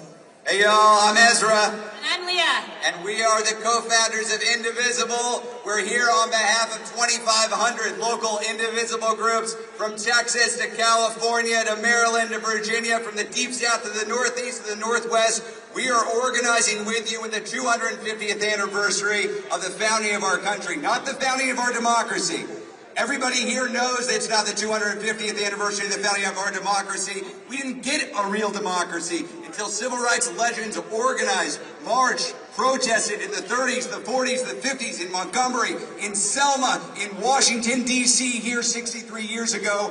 We are marching today with you to demand our vote and a real democracy that actually represents us. Now let's be clear, the Civil Rights Act, the Voting Rights Act, these were not gifts from the powerful. They were victories wrested from the powerful by ordinary people with extraordinary courage.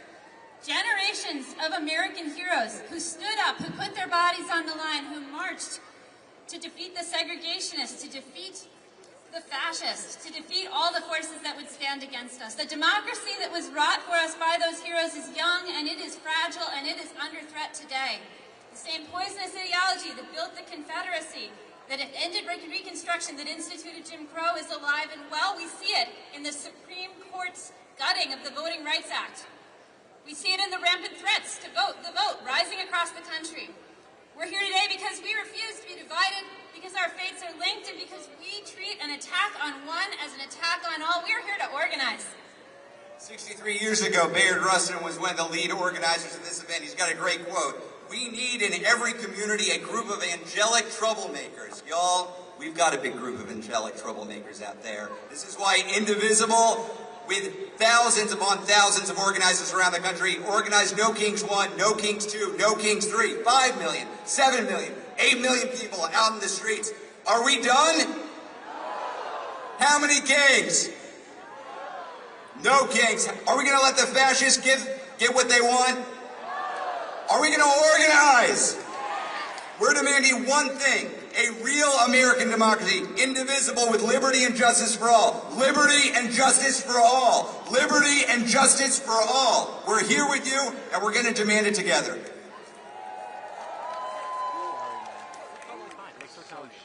Let us now welcome Maurice Mitchell, National Director of Working Families Party.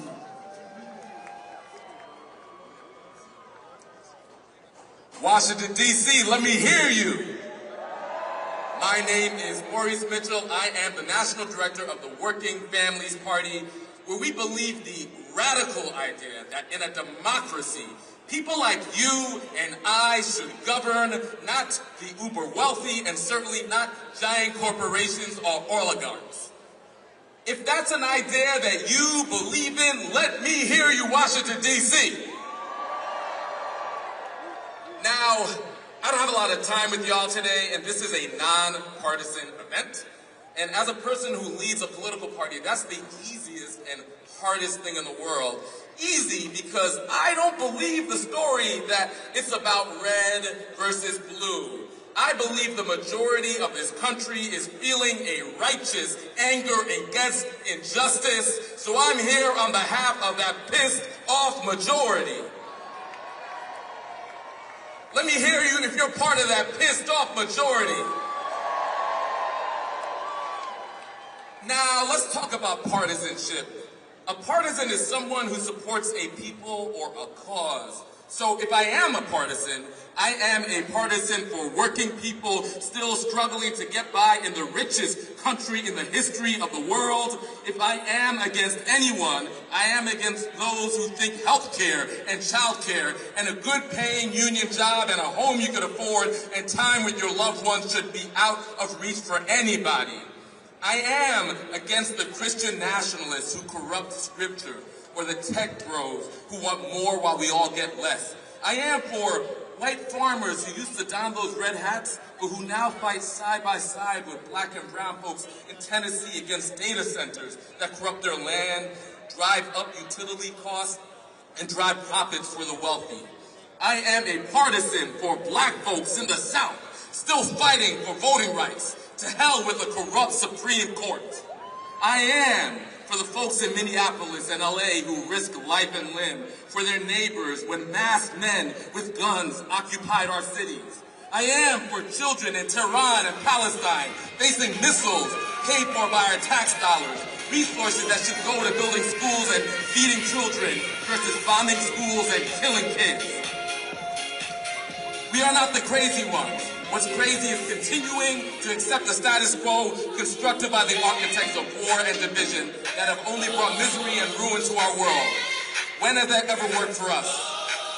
I'm tired of accepting they're crazy, so if you're mad as hell and sick or tired of being sick and tired and you're hungry for freedom, Working Families Party is a home for you. Thank you, Washington, D.C.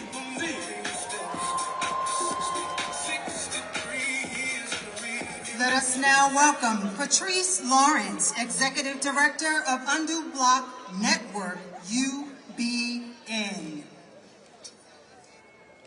Greetings, family. I said greetings, family. All right, I figure we need a little music break, so we're going to sing a song in the words of my fellow countryman, Bob Marley. Get up, stand up for your rights.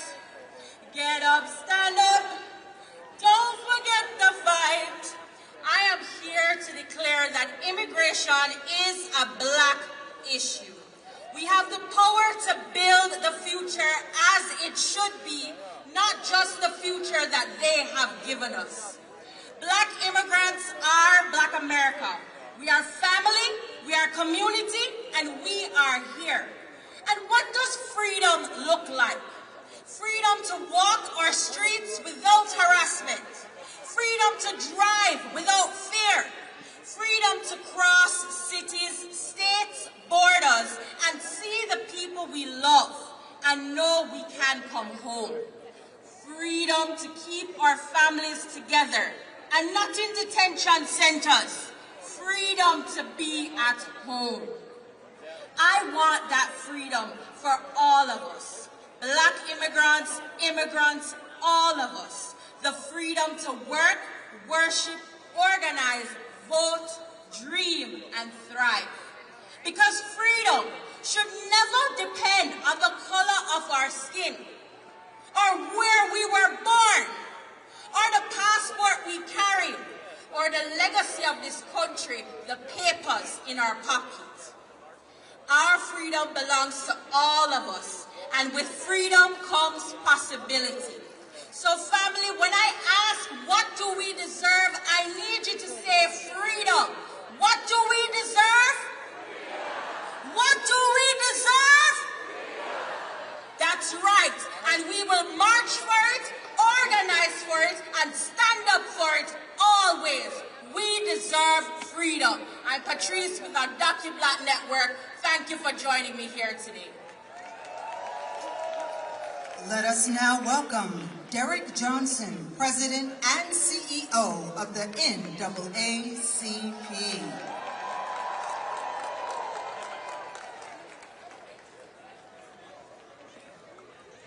"63 years ago, people convened on this mall. They were fighting for jobs, justice, and dignity. We stand here 63 years later with over 300,000 black women who have lost their jobs. We stand here 63 years later with a Supreme Court that lacked the ability to see justice. We stand here 63 years later with people who live in the White House and in Congress that would have us think that it was illegal to be black. But we stand here today recognizing, as many of those who came 63 years later, that the march is only the gathering point for the work. And that we must leave here, not celebrating this moment, but leave here energized and inspired to turn out the vote in November. We recognize that when we vote, we win. We recognize that the black vote is the moral compass of this nation. We recognize that there are those who will try to divide us by putting labels on us, but if we stay focused on our mission based in our history, looking at the future, we will win. In this moment, the rallying cry must be, when we vote, we win. Because at the end of the day, the currency in this democracy is our vote. And we cannot get distracted by this concept that black men are doing this and black women are doing this, because we should never fall into the trap of a us versus us paradigm. It must always be a us for us reality as we fight for it, because when we vote, we win. So as we stand here today in this heat, let's say this together. When we vote, we win. When we vote, we win. When we vote, we win. Peace and power. Let us now welcome Virginia K. Solomon, President and CEO of Common Cause.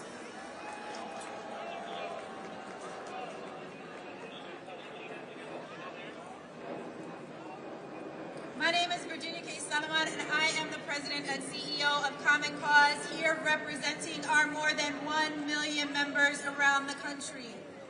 Today, we aren't here just to remember history, we are here to make history. Look around, just as the civil rights leaders of the past stood in the face of authoritarianism in the South and throughout the country, so too do we. We live in a time of military occupation, corruption, conflict, and the dismantling of civil rights. State-sponsored murder by ICE agents and unbridled capitalism. And we are living through white supremacy's desperate last stand. And while it may not feel like it at times, we are winning. The far right knows we're winning, and Donald Trump knows we are winning, and that is why they are desperately trying to weaponize their power against us. But let me tell you something, their power is temporary and ours is permanent, because love always wins. Justice will always prevail, and we will win the fight for voting rights. We will win the fight for economic justice. We will end the corruption of this administration, and we will win the unfinished fight for rights for all of our people. Because this country is ours. And we know when we stand united, we are completely unstoppable. So we are going to show up, we will organize, we will vote. Say it with me, we will vote. And we will fiercely protect the rights of so many others and those who bled to secure our right. So if you're worried about how those in power are trying to disrupt our right to the ballot, one of the most impactful things we can do right now is become an election protection volunteer. So I don't want you to just stop with your vote. I want you to find somebody with a Common Cause t-shirt in this crowd at one of the cooling stations and sign up to become an election protection volunteer in your community so you can help voters navigate the voting process, answer their questions, identify and report issues at polling locations, and help ensure that every eligible voter can cast a ballot without unnecessary barriers. So please, What are we going to do? We're going to find an election protection volunteer, and we will ensure that we are not only voting ourselves, but we are helping others to secure their votes. Thank you. Let us now welcome Kelly Robinson, President of the Human Rights Campaign.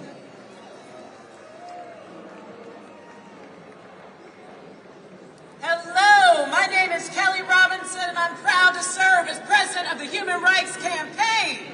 We are 4 million members strong.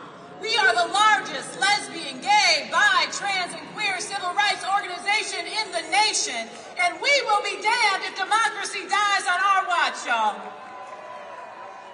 Do y'all know Bayard Rustin? In 1963, Bayard Rustin was the lead organizer for the March on Washington. He was black, he was gay, and he organized this in 8 weeks. But still, they left his name out of the history books. Not today. Bayard Rustin, y'all. We are saying his name today. Somebody say Bayard Rustin. Because look, in 1963, hardly anyone was out as gay. Because you could lose your job, your family, or even your life. And yet, we would not be here today without black LGBTQ+ people. There would be no March on Washington without Bayard Rustin. There'd be no Stonewall without Marsha P. Johnson. There would be no Victory and Brown v. Board of Education without Polly Murray, and there wouldn't be a Beyonce, y'all, without Uncle Johnny. So I am here to say with my whole chest, this is our country. We are here, we have always been here, and we are not going anywhere. LGBTQ+ people are 10% of voters. 74 million voters are allied with our communities. When we show up, we win. When we vote, we win. The fight for voting rights and the fight for LGBTQ+ equality are the same fight. So we got to be clear. While we have some rights we have gained today, if we don't keep showing up, we're not going to have them tomorrow. This is more than a march. This is a movement to save our democracy, because my people, LGBTQ+ people, deserve to feel just as safe surrounded by the American flag as we do when we are surrounded by pride flags. Because our dreams are still worth fighting for, because our country is still worth fighting for. So I came here to remind somebody that the power of the people is always greater than the people that are in power. And when we vote, we win. When we show up, we win. We got 67 days to do this, y'all. 67 days to vote, to knock doors, to talk to our neighbors, and to take back our democracy. Are we ready to do that? Are we ready to do that? Then let's get to work, y'all, and let's get free.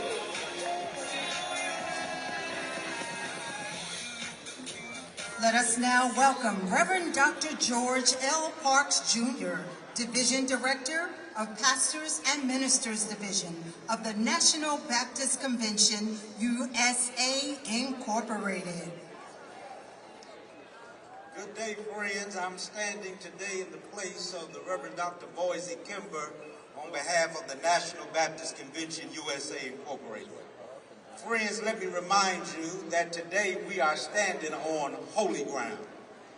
This is not holy ground because of Washington, Roosevelt, or Lincoln, but we are standing on holy ground today because of the likes of a Martin Luther King, a Ralph Abernathy, a Mahalia Jackson, and a Bayard Rustin. We are standing on holy ground today because we have unfinished business. This is holy ground because our ancestors challenged America and reminded us of our work. I want to remind you today that we stand here today not for a moment. We stand here today not simply for a memory, but we use this day as a launching pad for us to get out and vote. So I want to remind you, get out and vote. Call your friends, call your family, tap your concentric circles, because holy ground is not a sitting place, but it is a launching place. So when we leave here today, we pick up the phone, When we leave here today, we volunteer for voter rallies. When we leave here today, we know that this is holy ground so we can help somebody else. Have a great day.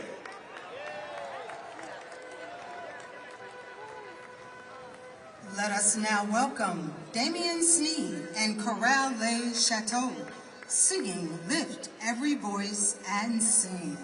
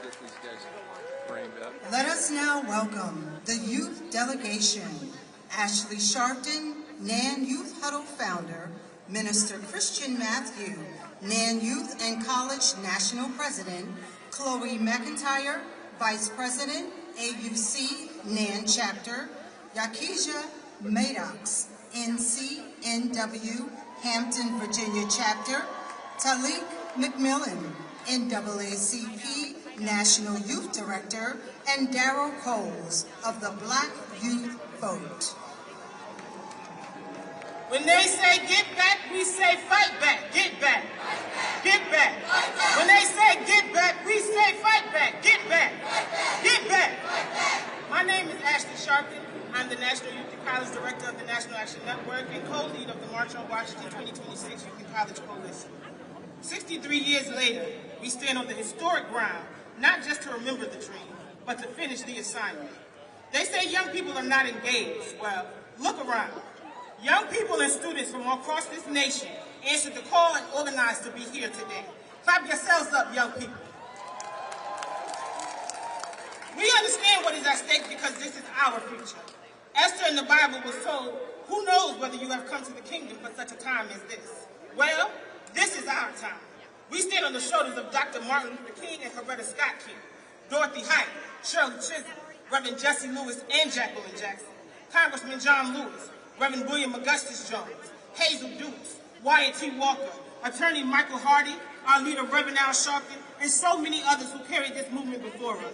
And we remember young organizers like our own Ousmane Diallo, who stood on this stage with us in 2023, but he is no longer here today. They did their part. Now the assignment is ours. Showing up today was a great step, but we cannot just commemorate history. We have to make our own history. Our voting rights are under attack. Families are struggling to afford everyday life. Equal opportunity is being rolled back, but we have survived too much and come too far to turn around now. They may call check, but they haven't called checkmate. This fight does not, and we will not leave the Lincoln Memorial today, not on our assignment. If we are going to build power, we have to stay connected, stay organized, and stay in action. So if you're 40 and under, there should be a QR code. We want you to be in touch with us and engage with us on the coalition. You're going to hear from the leaders of that coalition right now and national youth leaders across this nation, because the future is not coming. The future is here. Now you're going to hear from Chloe McIntyre from the NAN AUC chapter, Daryl Coles from Black Youth Vote, Sophia Farrell from New York State NAACP, Yakaija Maddox from NCNW, Minister Tyleek McMillan from NAACP, Tavia Lee of NAN Howard, and Minister Christian Matthew of the National Action Network. Let's clap them up.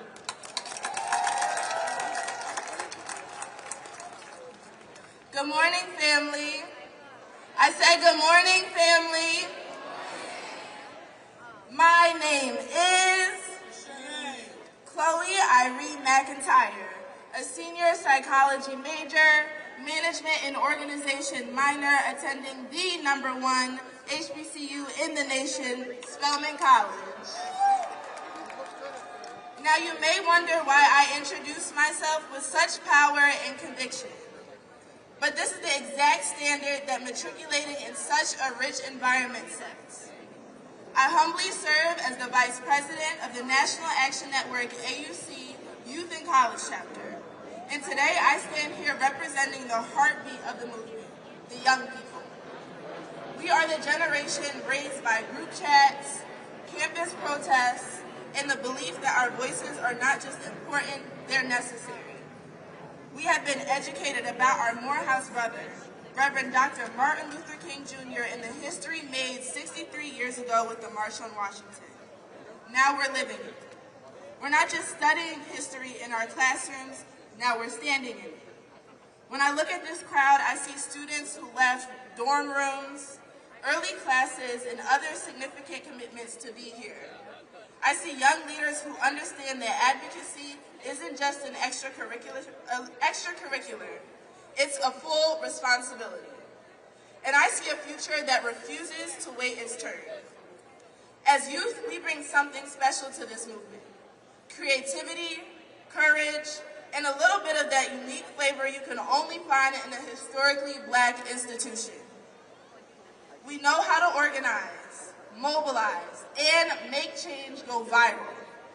We know how to turn a moment into momentum. And we know that justice isn't a trend, it's a lifelong commitment. Today we march because our communities and our friends deserve safety. We march because our elders and our ancestors fought too hard for us to sit quietly or silently. We march because voting rights, equity, and dignity are non-negotiable. And we march because the future is not something we inherit, it's something that we build. So to every young person here, keep showing up, keep speaking up, keep pushing this nation to be what it promised to be, because the movement continues, and we are the generation making sure it does not stop. So thank you, let's keep marching forward.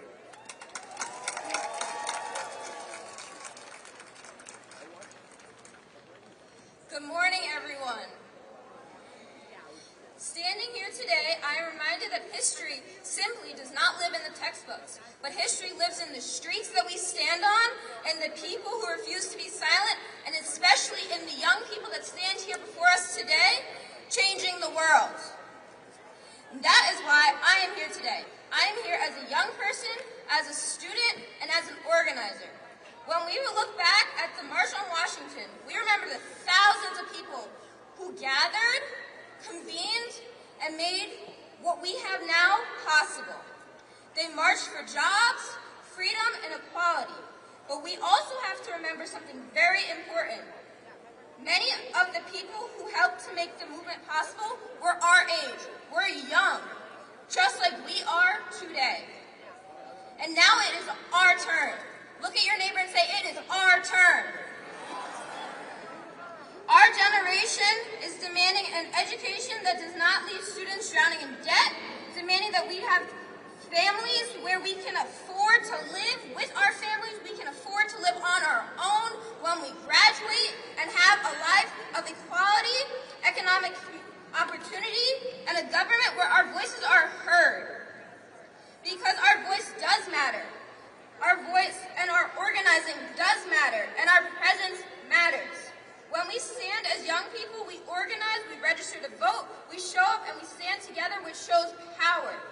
So do not leave this march simply inspired, but leave this march organized. Figure out what you're going to do next and make it happen. Do not let anyone tell you that you are too young to lead, that you are not the person to do it. You can make the difference, and I'm here to tell you that.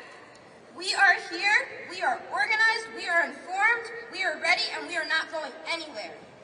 This generation before us marched so that we have the opportunities that they were denied, and now we do the same for our next generation. It is our turn to march so that the generation after us inherits a country that is more equal and more free. So let's hear it for us, let's hear it for them, and let's remember the past.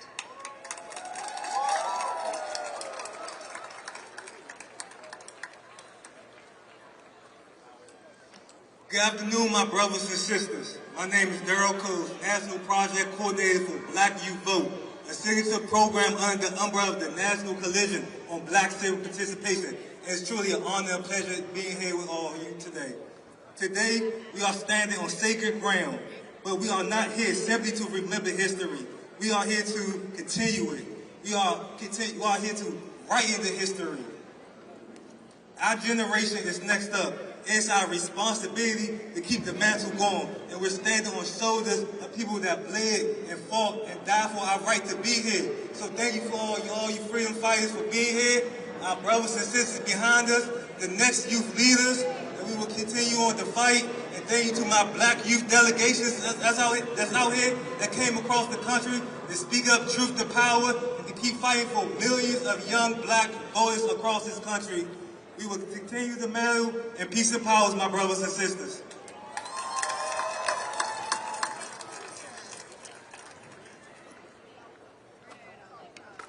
Good evening. My name is Yakaja Maddox Charles, and I am a fourth-year psychology major on the forensics track with a criminal justice minor, originally from Jacksonville, Florida. And I proudly stand before you as the rechartering president of the Hampton University section of the National Council of Negro Women. But I do not stand here alone. I stand here with my sisters, carrying the sacrifices, prayers, and unfinished work of those who came before me. My connection to this movement is deeply personal because I stand here in honor of my grandmother's legacy. My grandmother was one of Dr. Mary McLeod Bethune's best friends and was invited to attend the Daytona Educational and Industrial Training School for Negro girls. Although she was unable to attend because she had the responsibility of taking care of my mother, I continue her legacy and her pride. This is why I took a leap of faith in continuing through generations at Hampton University to become a dedicated president and member and continue my commitment to serve as an officer and member of the Order of Eastern Star. And thanks to my section, we started with just 3 members, from 3 to 120 active members, to now a total of 245 members who have answered the call to serve advocacy and leadership. We mobilize a new generation of collegiate women who understand that advocacy is more than a social media post. Service is more than a title. Leadership requires action. So my question is, what are we doing with the road that they built for us? Because today, our generation is facing affordable crisis. We are earning degrees while questioning whether we can afford housing, groceries, healthcare, and a future with economic mobility. To many young people, we are struggling to find opportunities to allow them not just to survive, but to live. And we cannot ignore the power connected to our vote and our voices. Because they fought for our right to vote when their voting costed them their jobs, their safety, and sometimes even their lives. They fought for education when they were told that they did not deserve it. They fought for the representation when the country refused to see them, hear them, or make room for them. And our ancestors also fought to access this ballot. We cannot become the generation that take it for granted. Again, young people, we cannot be the generation that takes it for granted. So today, we march to defend the vote, protect civil rights, and representation and demand economic justice. Their sacrifices was not the end of the story. We are the continuation. So let us march Let us vote, let us organize, let us speak, and when the democracy calls our name, may history remember that we answer without fear. And touch not our anointing. Thank you.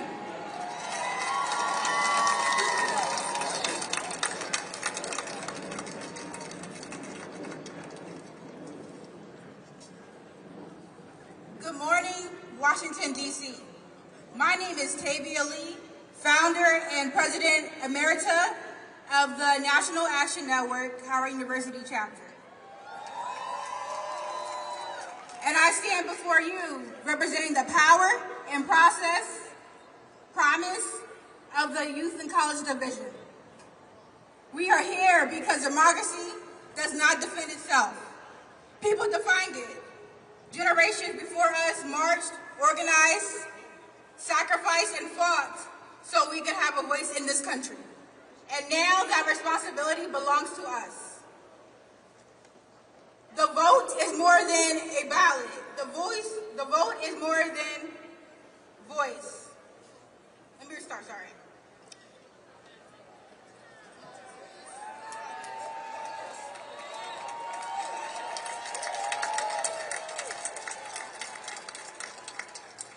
The vote is more than a ballot. The vote is our voice. The vote is our power. The vote is our future. At Howard University, we inherit a legacy of leaders who understood that freedom was not simply handed to us. It was organized for, marched for, and fought for. And now it is our turn to lead. For me, this fight is deeply personal. I proudly serve the children of Prince George's County Public School under the leadership of Dr. Sean Joseph, and I have the privilege of teaching extraordinary students at Glendale Elementary School. Every day, I look at their faces and see the future. That is why we're not only defending the vote for those who can cast a ballot, we're defending the vote for children who cannot vote yet. We are protecting their schools, their communities, their opportunities, and their right to inherit a democracy where our voices matter.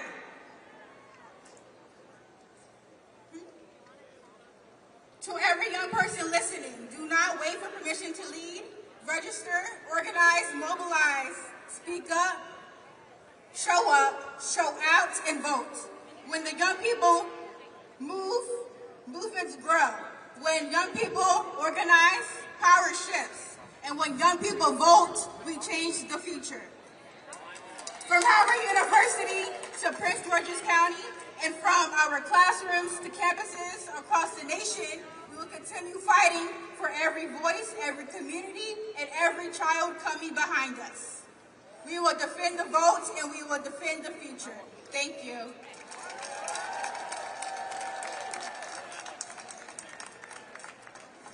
Good morning, siblings. How we doing today? This is the time for a new democracy. This is the time for a new democracy. Family, August the 28th is not just a date on the calendar. We chose August the 28th because today, in 1955, a young black boy by the name of Emmett Lewis Till was lynched in Mississippi. He was 14 years old. And nearly 71 years later, we gather again because the lynching of black people in this country did not end when the rope was taken down. But today, we are witnessing the modern day lynching of our rights in this country. We see voting rights stripped away and democracy made harder to attain, and diversity, equity, and inclusion being dismantled right in front of our eyes. We see higher education becoming increasingly unaffordable while our HBCUs are underfunded and under attack simply for being what the first two words in their history profoundly declaim, historically black. We see black men and women, black boys and girls, black non-binary and queer siblings fighting simply for the right to survive, whose lives and deaths demand that we confront the silence that still exists within our own communities. Some of us have been in the house so long that we have forgotten what the storm feels like. And I have come to remind you that we have not yet arrived. We may have black CEOs, we may have black elected officials, but liberation was never tied to the measure of how many seats we can attain. Liberation is measured by whether we, the people, have those sacred words of life, liberty, and the pursuit of happiness. So I refuse to believe that this storm is the end of our story. I believe that the power belongs to the people, not to the president, not to a political party, not to a billionaire or a corporation, but we, the people. We are not waiting for history to save us, but we are the storytellers, a new democracy. So when they ask about what this generation did when democracy was under attack, let the record show that we showed up. When they tried to silence us, let the record show that we spoke up. When they told us that freedom was impossible, let the record show that we fought anyway. And show them what democracy looks like. This is what democracy looks like. All power to the people. No justice, no justice, no justice. What do we want? Make some noise on the Washington Monument, Lincoln Square. I want to close with this, and I want to thank all of my colleagues. They've done a great job. I serve as the National Youth and College President for the National Action Network, and I want to say this. There's a scripture in the Bible that talks about the King Jehoshaphat that was dealing with 3 armies that were against him. And the Bible says that they went before God in silence and in prayer and in meditation, and that they stood looking up to God, asking God, what shall we do? And the Bible says that God told them to send praise and worship singers to praise God in the beauty of holiness. And in the midst of that, the Bible says that God sent ambushment against their enemies. And so my pastor is here today, and she preached a message 2 Sundays ago that said God is going to help us win. And so I want to surrender to you today that God is going to help us win. And that even though it looks like we are going through hell, even though it looks like there were so many trials and challenges and tribulation, that God is going to set up ambushment against the enemy. And what is ambushment? Ambushment is when the enemies turn on themselves. So Trump can do whatever he want to do, but it's going to come your day where your own people are going to turn on themselves. There's going to come a day where all your cabinet members are going to wake up one day and have an epiphany, a revelation like Paul on the road to Damascus, and say, I can't kill any more people. And there's going to come a day where your own people are going to turn on you. And so as we are standing here, I want you to remember that we are seeking God, that we are asking God for his direction, and that at the end of the day, that God is going to help us get through this. God bless you all. Let us now welcome Yusef D. Jackson, President and CEO of Rainbow Push Coalition.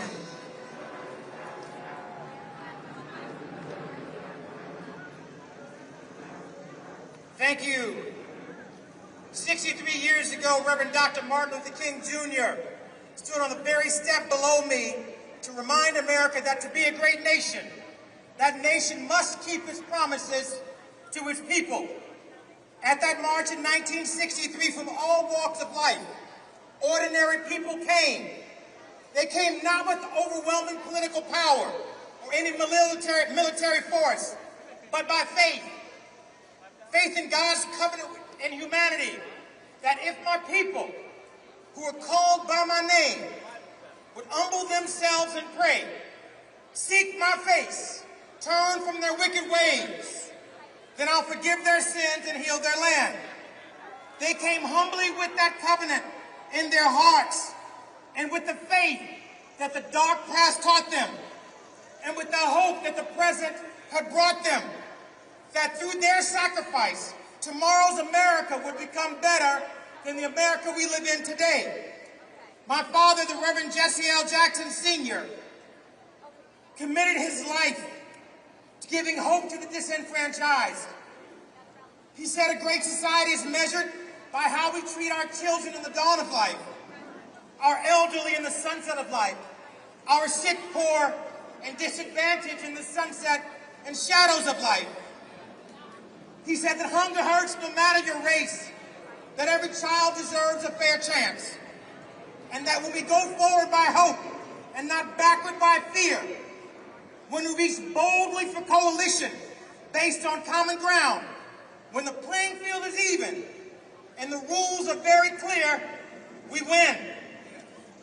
To the over 50 voices who spoke here before me, representing Haitians and immigrants and Jews and Greeks, labor, business, faith, fraternities, sororities, LGBTQ, Latinos, Asian American, and students, to those kids born out of wedlock and raised by their grandma, to those students who got accepted into college but can't afford tuition.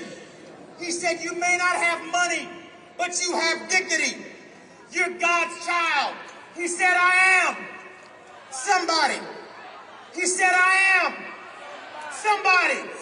He said, I am somebody. Our coalition is undefeated. We're only vulnerable when we stand alone and divided. We must have the courage to find common ground and hang together, or our adversaries will hang us separately, one at a time. Last time we marched here, we dismantled the legal infrastructure of Jim Crow. We won. We began to close the gaps in health, education, wealth, home ownership, and life expectancy. We won. Economies grew across the South. We won. Perhaps we celebrated too soon. Perhaps we celebrated too long. My generation was born on the second base of civil rights. Not because of our own efforts, but by the grace of God and sacrifice of others. But somehow as the years passed, we get confused to think we actually hit a double. I love the music. We won our freedom, and we tasted the measure of equality. We won. We were late to learn the rights and liberties of eternal vigilance. But we're not going back 100 years. We'll build a new coalition, a new rainbow coalition. Brighter and stronger together. We can win again. And together we can win again.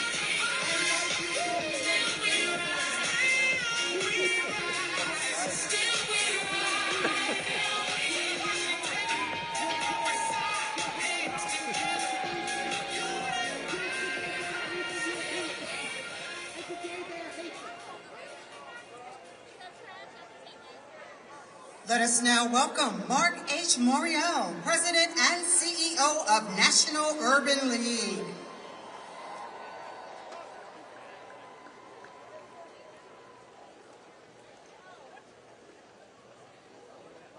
Good afternoon, brothers and sisters. I'm Mark Morial, proud to serve as President of the National Urban League. I'm proud to be here today. I was here for the 20th anniversary, the 40th anniversary, the 50th, and the 60th, and now here 63 years after that historic day. Some say that the American people have been hoodwinked, bamboozled, even led astray. That may be true, but not us. You cannot say America first while putting the American people last. You cannot say America first and put billionaires first. You cannot say America first and put bombs first. You cannot say America first while American children sit in underfunded schools, families ration medicine, veterans sleep on the streets, and working people can't afford a home. You cannot say America first while you drive 600,000 black women out of the workforce and attack the principles of fairness and opportunity like diversity, equity, and inclusion. You cannot say America first while you suppress the vote and make it harder for Americans. We say it's time to put the American people first, and let me share what that means. When we put people first, we put our children first. Every child given a chance to rise. When we put people first, it means our health care is first. Nobody going bankrupt because they got sick. When we put people first, it means put our homes first. Because in the richest nation on the earth, working people should be able to afford a roof over their heads. Putting people first means people come first. Good jobs, safe and affordable food, clean water, neighborhoods that are forgotten. The people, not the billionaires. How do we make them put us first? We must put us first. The same way people have always made this nation live up to its promise. The way they did it in Montgomery. The way they did it in Greensboro. The way they did it on the bridge in Selma. When the powerful forgot who really holds the power, we use it. We strategize. We organize. And say we vote. We'll vote this fall like our schools depend on it, because they do. We'll vote this fall like our health care depends on it, because it does. Our democracy depends on it, because it does. And when we ask what got us into this, tell them, remember who we are. When they ask who sent us, tell them the people did. When someone asks what they can do to save this democracy, tell them to vote, to vote, to vote. The ballot is our path to make America great. It's ever been. We must affirm today that we will never go back. It's time for a living wage bill. It's time for an affordable housing strategy. It's time to repeal and replace the big ugly bill. It's time to send the SAVE Act to the graveyard. It's time for us to stand up for an agenda for the American people, and we will not go back. Join me in saying we are here to defend the vote. Say defend the vote.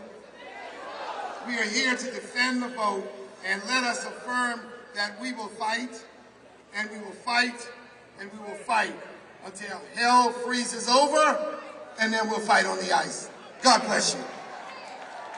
Let us now welcome Melanie L. Campbell, President and CEO of the National Coalition on Black Civic Participation, National Convener of the Black Women's Roundtable.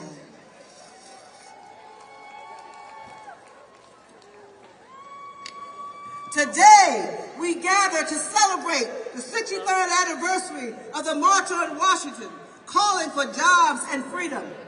Today, we are here to defend the vote. So what does defend the vote mean? Defending the vote means voting rights for all. Repeat after me. Voting rights for all. Justice for all. No unjust wars. Defending the vote means liberation. Say liberation. Defending the vote means public education for all. Defending the vote means workers' rights, women's rights, LGBTQ rights. Defending the vote means diversity, equity, inclusion for all. And lastly, I just stopped by to tell the racist white nationalists, we built this country. We will not be erased. We ain't going nowhere. God is on our side. Power of the ballot. Say it with me. Power of the ballot. Say it with the ballot. Power of the ballot. Power of the ballot. We will remember in November who was with us and who was against us. Power to the people.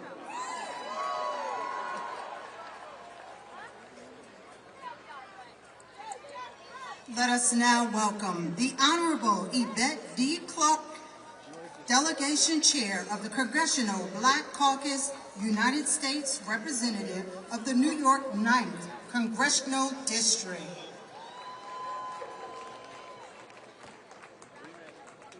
By the way, everything you guys do shakes the camera, FYI, so be real careful.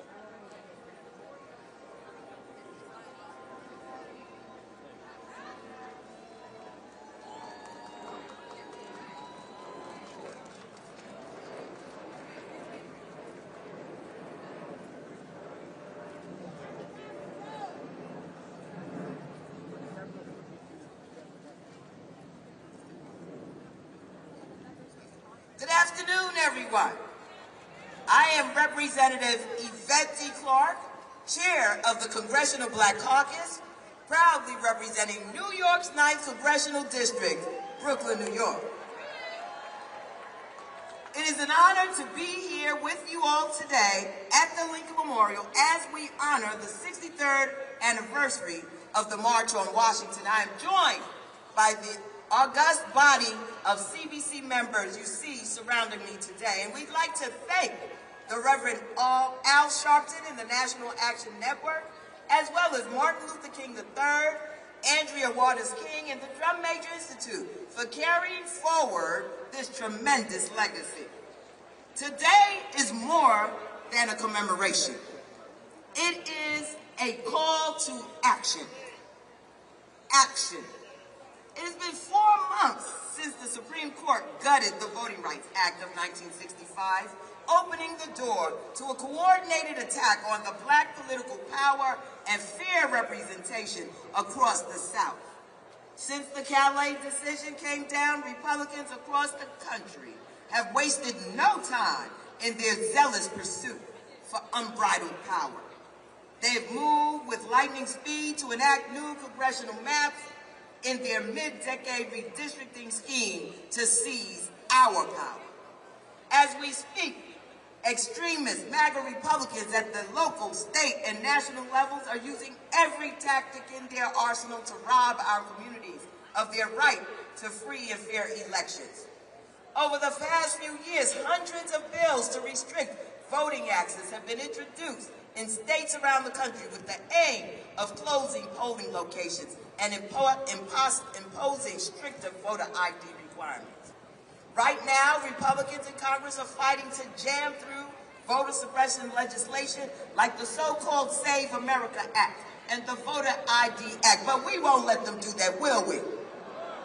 We won't let them do that, will we?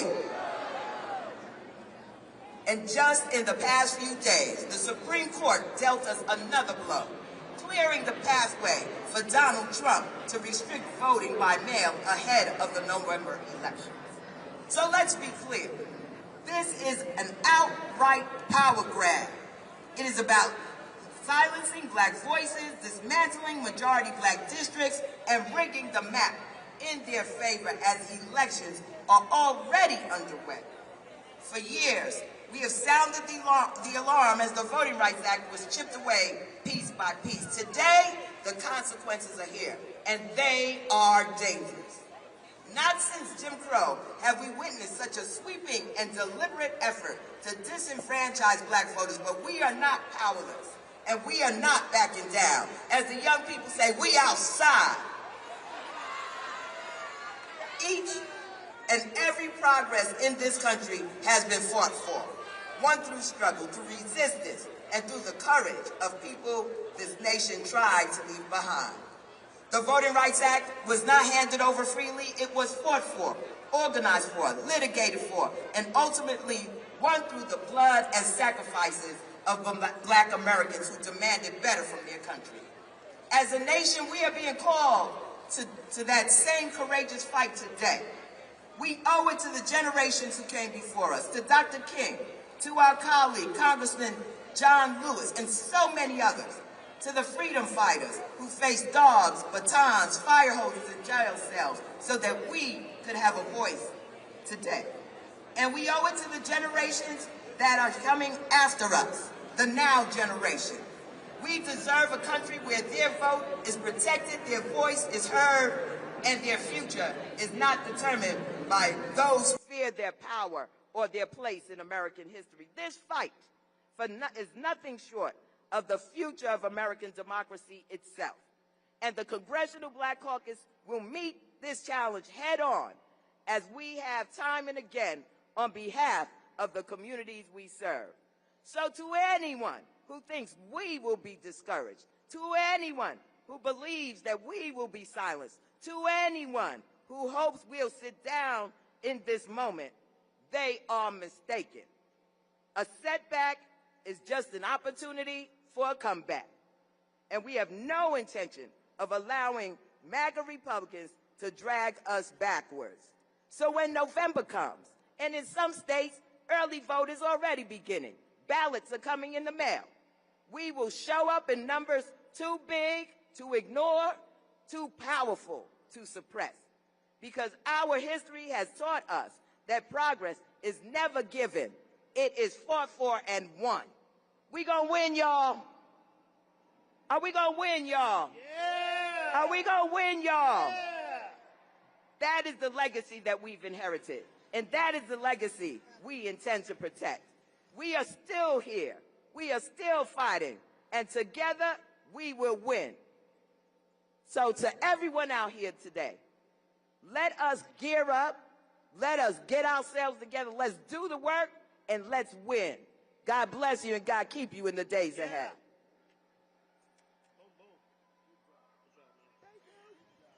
Let us welcome the Honorable Hakeem Jeffries, House Democratic Leader, United States Representative, New York 8th Congressional District.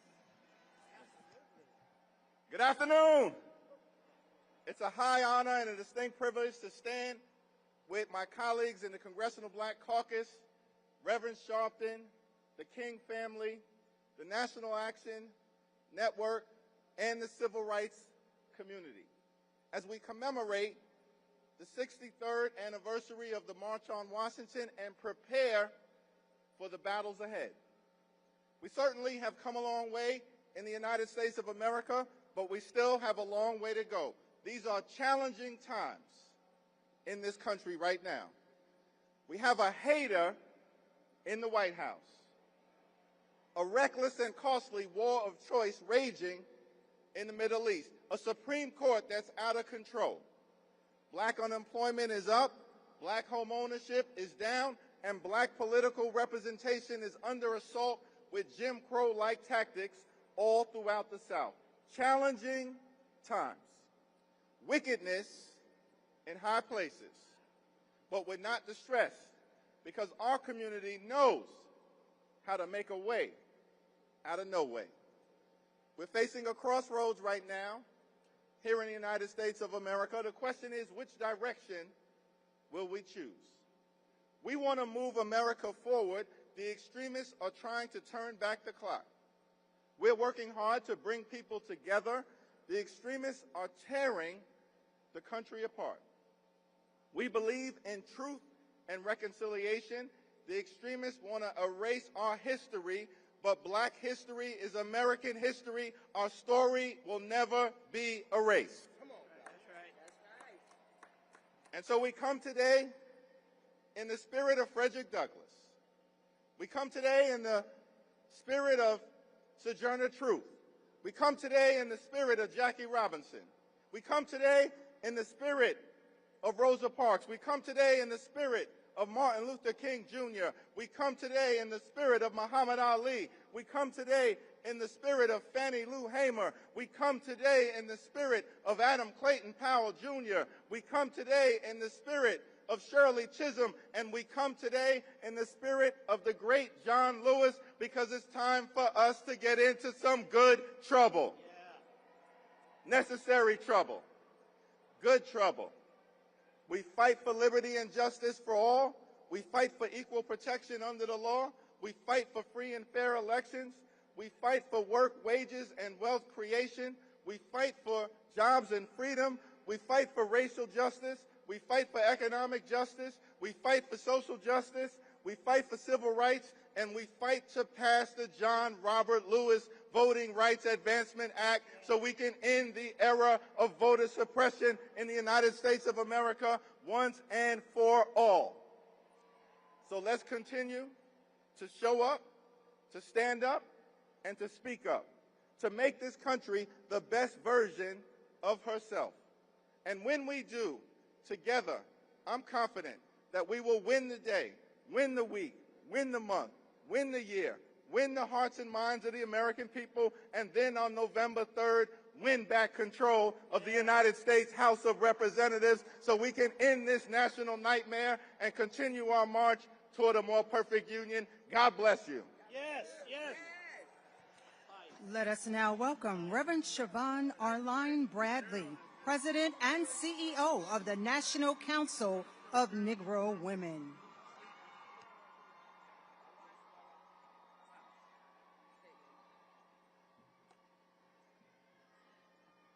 Good afternoon, D.C. I stand before you today as the proud president and CEO of the National Council of Negro Women, founded by none other than Dr. Mary McLeod Bethune. Standing before you in the spirit of the iconic Dorothy Irene Height, who 63 years ago today stood on these steps in this proud moment in American history. Now, the only woman's voice that day was the melodic voice of Mahalia Jackson.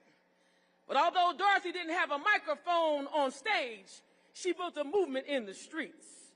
A movement of black women who still stand and understand this assignment. The assignment fostered by Bethune's boldness, Dorothy's dedication, and Rosa's resistance. That NCNW is still here. Black women, we are still here. And now we've got the microphone. Because the work is not finished yet. My brothers and sisters, we find ourselves once again having to defend the most fundamental right of our country. And for this, we've gathered on this sacred ground where our ancestors called us to continue. Now, Dr. Height understood something that we understand today, that a march cannot be the end of a movement. So the simple question we have for you today is, after the march, then what? After the speeches, then what? After the signs come down and we leave D.C., what are we going to do?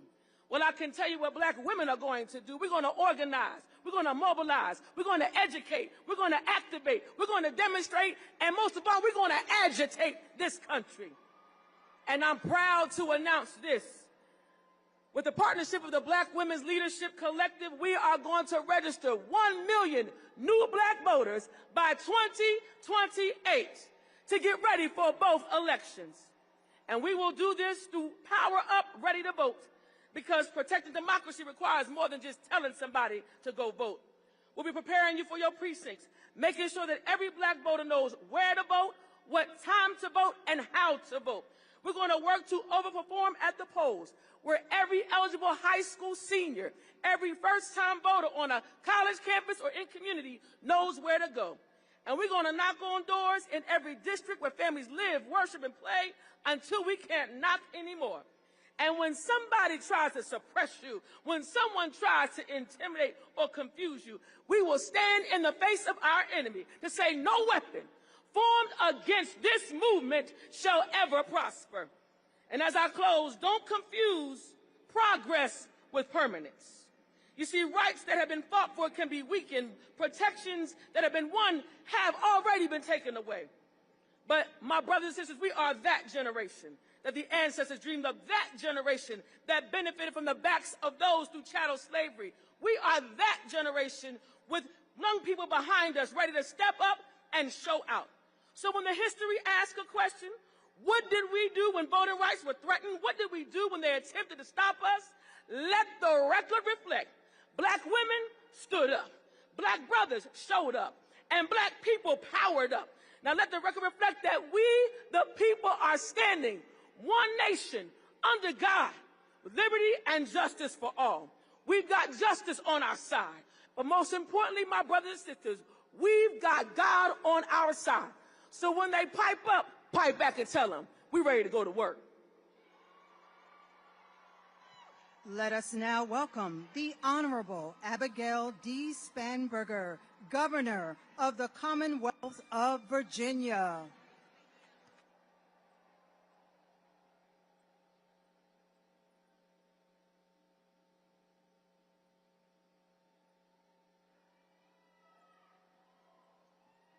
Good afternoon.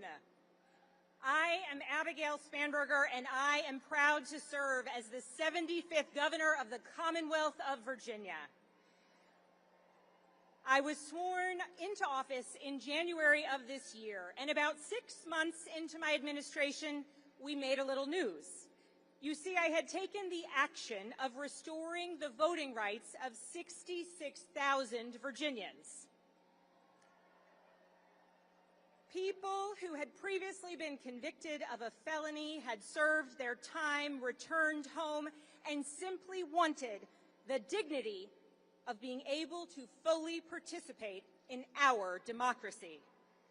The right to vote is about more than a ballot. It's about whether we believe that every person should have a voice in our democracy, and I do.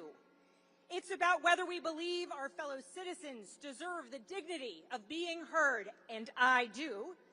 It's about whether we believe that we can create change when we unite our voices, and I do. And it's about whether we believe that our votes matter, and I know we all do. Right now, in 2026, Virginia is one of 3 states in this country that permanently strips voting rights from citizens with felony convictions. And one person alone has the authority to restore those rights: the governor. The governor has the sole discretion over whether the restoration process is transparent or done behind closed doors, whether it is easy to apply or deliberately complicated. The governor has the sole discretion over whether the voices of some Virginians can be heard at the ballot box. And my friends, make no mistake, that system, that process is a shameful relic of Virginia's Jim Crow past. In our democracy, our vote is how we make our voices heard. And the proof of that is in the fact that people have worked so hard throughout history to deny others the vote, to silence their voice. So let me tell you about Sam Harris, a Virginian I am proud to say now has the right to vote again. I called him in the days after we restored his rights, and he spoke of his pride in being able to cast a ballot, to use his voice. He spoke of the responsibility he feels to ensure his young daughter understands just how important voting is. And he spoke with reverence for his restored right to vote because it's, quote, something my ancestors died for. Because for as long as there have been people trying to silence others, there have been generations of Americans fighting for the rights of others. And that is true in Virginia. It was in Fredericksburg, Virginia, where the Freedom Riders made their very first stop on their way south. It was in Richmond, Virginia, the former capital of the Confederacy, that Dorothy Irene Height was born. She became an essential leader for civil rights, and 63 years ago, she stood on this platform as Dr. King delivered his dream for our country. And 26 years later, it was in counties across our Commonwealth that Virginians elected L. Douglas Wilder, the first black governor in the United States of America. This history continues today because right now, in the oldest legislative body in the Western Hemisphere, Virginia has elected a record number of black legislators. And we have elected a record number of women. Virginia has our first black Speaker of the House, and in 2025, Virginians elected our first black Attorney General. We elected the nation's first Muslim woman to statewide office as our lieutenant governor, and we elected our first woman governor. All of that happens because of voting, because of people using their voices at the ballot box. And despite all of the wonderful progress we have made, this struggle is not over. The work is not done. In just the last few years alone, the United States Supreme Court has dismantled so many of the protections provided by the Voting Rights Act. States across the country have used that opening to make it harder to vote, closing polling places, purging voter rolls, erecting new barriers where the old ones were supposed to have been torn down. And we have a president who continues to lie repeatedly, verifiably, shamelessly about the results of an election he lost. We have a president and a complicit Congress who have used those lies to justify efforts to undermine the basic machinery of American democracy and keep Americans from voting. And it is shameful because the people trying to stop their fellow Americans from voting in the same cynical project are trying to take away our health care, cut the SNAP benefits that feed hungry children, and pull dollars out of our kids' schools, all while trying to silence the voices of dissent that are most powerfully heard at the ballot box. To the Virginians here on the National Mall and to those watching at home, this November, we have the power to right a wrong in our Commonwealth.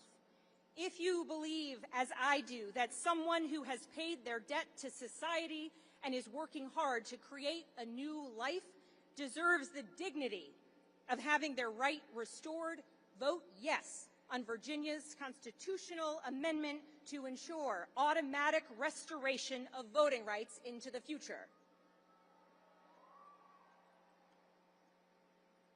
Now, when I began speaking, I said that 6 months into my term, we had restored the rights of 66,000 eligible Virginians. Well, here is an update for you. As of 2 p.m. yesterday, my administration had restored the rights of 100,000 eligible Virginians.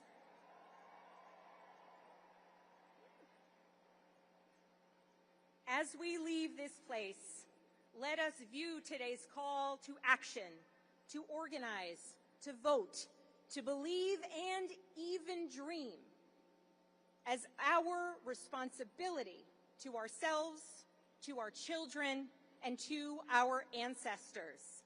So let me ask you, do you believe that every person should have a voice in our democracy? Do you believe our fellow citizens deserve the dignity of being heard?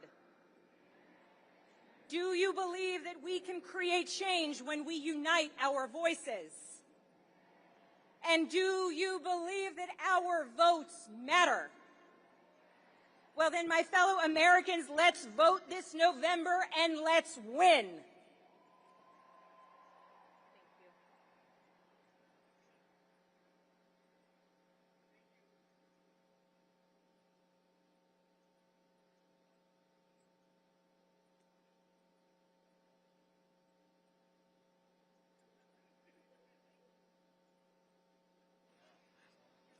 Ladies and gentlemen, please welcome Damon T. Hewitt, President and Executive Director of Lawyers Committee for Civil Rights Under Law. Good afternoon, civil rights. Good afternoon, America. We are here. We've been here. We're going to be here. I am Damon Hewitt, President of the Lawyers Committee for Civil Rights Under Law, an organization founded in that pivotal summer of 1963. Y'all, that was a heck of a summer, a heck of a year. The March on Washington, we lost 4 little girls in Birmingham later that year. President Kennedy was assassinated. Medgar Evers was assassinated in the driveway of his own home. But just days after that, JFK convened leading lawyers from around the country to the White House to get into the game on civil rights. That created the organization I now lead, the Lawyers Committee for Civil Rights. So in 1963, we had elected officials obstructing justice and civil rights. We had black civil rights workers and white allies in fear of our safety and our livelihoods. We had racist elements in government and in the private sector running roughshod over everything we hold dear. That was 1963, but that's also right now. We are in a 1963 moment. We are having our votes suppressed, our voices suppressed, we're being gerrymandered out of existence. The question is, what are we going to do about it? My friends, we cannot just fight back. We also have to fight forward. What got us here will not get us there. At the Lawyers Committee, we fight inside and outside the courts. Litigation, advocacy, policy, working with organizers, because we need all hands on deck to push this fight forward. Here's what I want to leave you with. This election season, but round the clock, round the year, do not take your votes or your voices for granted. Use everything you have in your power to be heard. Register, make a plan, vote. Use the resources like election protection and the 866 I Vote hotline for help. But keep this in mind. All the things they've been trying to do to us, some of them may feel new, some may feel familiar. But this is not the end of our story. Say it with me. This is not the end of our story. If you believe that, if you say that, and you act like you know, then we will fight and we will win. Love you.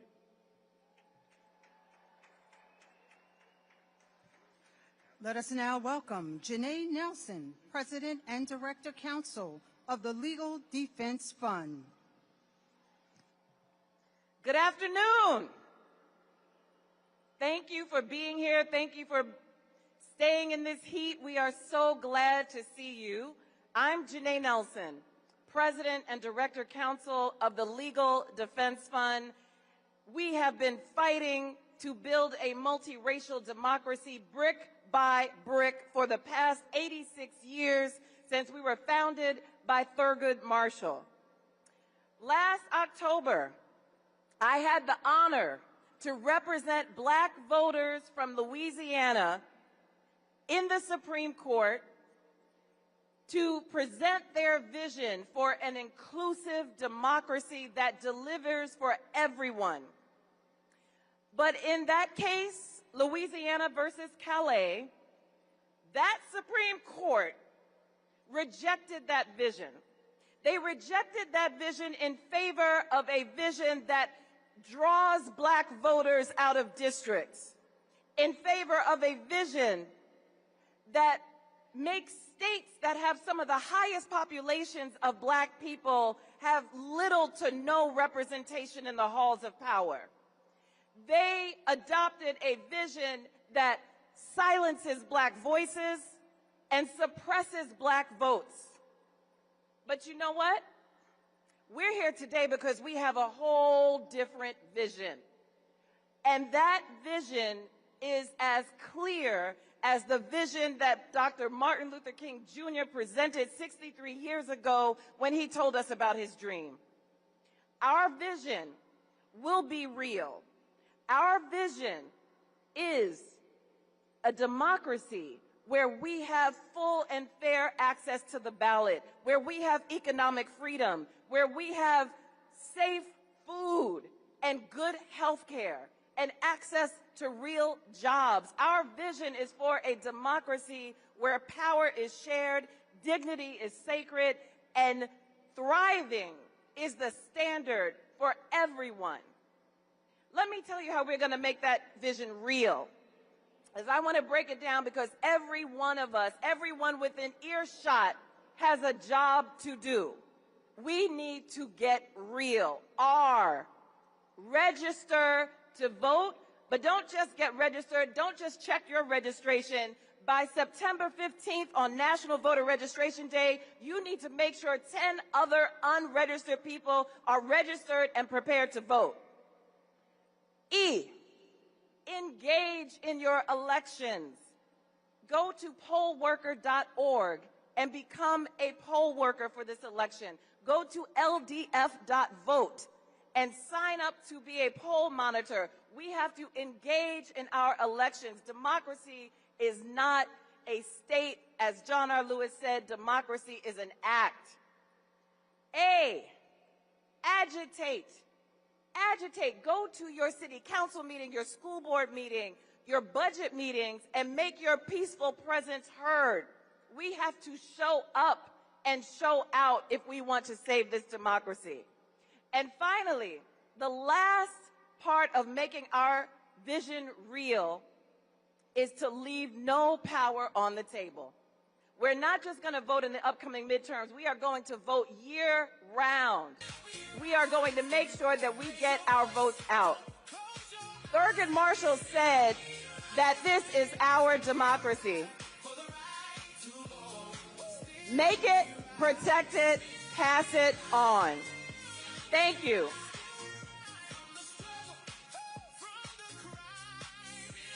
Let us now welcome Yolanda King, Andrea Waters King, President of the Drum Major Institute, and Martin Luther King III, Chairman of the Board of the Drum Major Institute.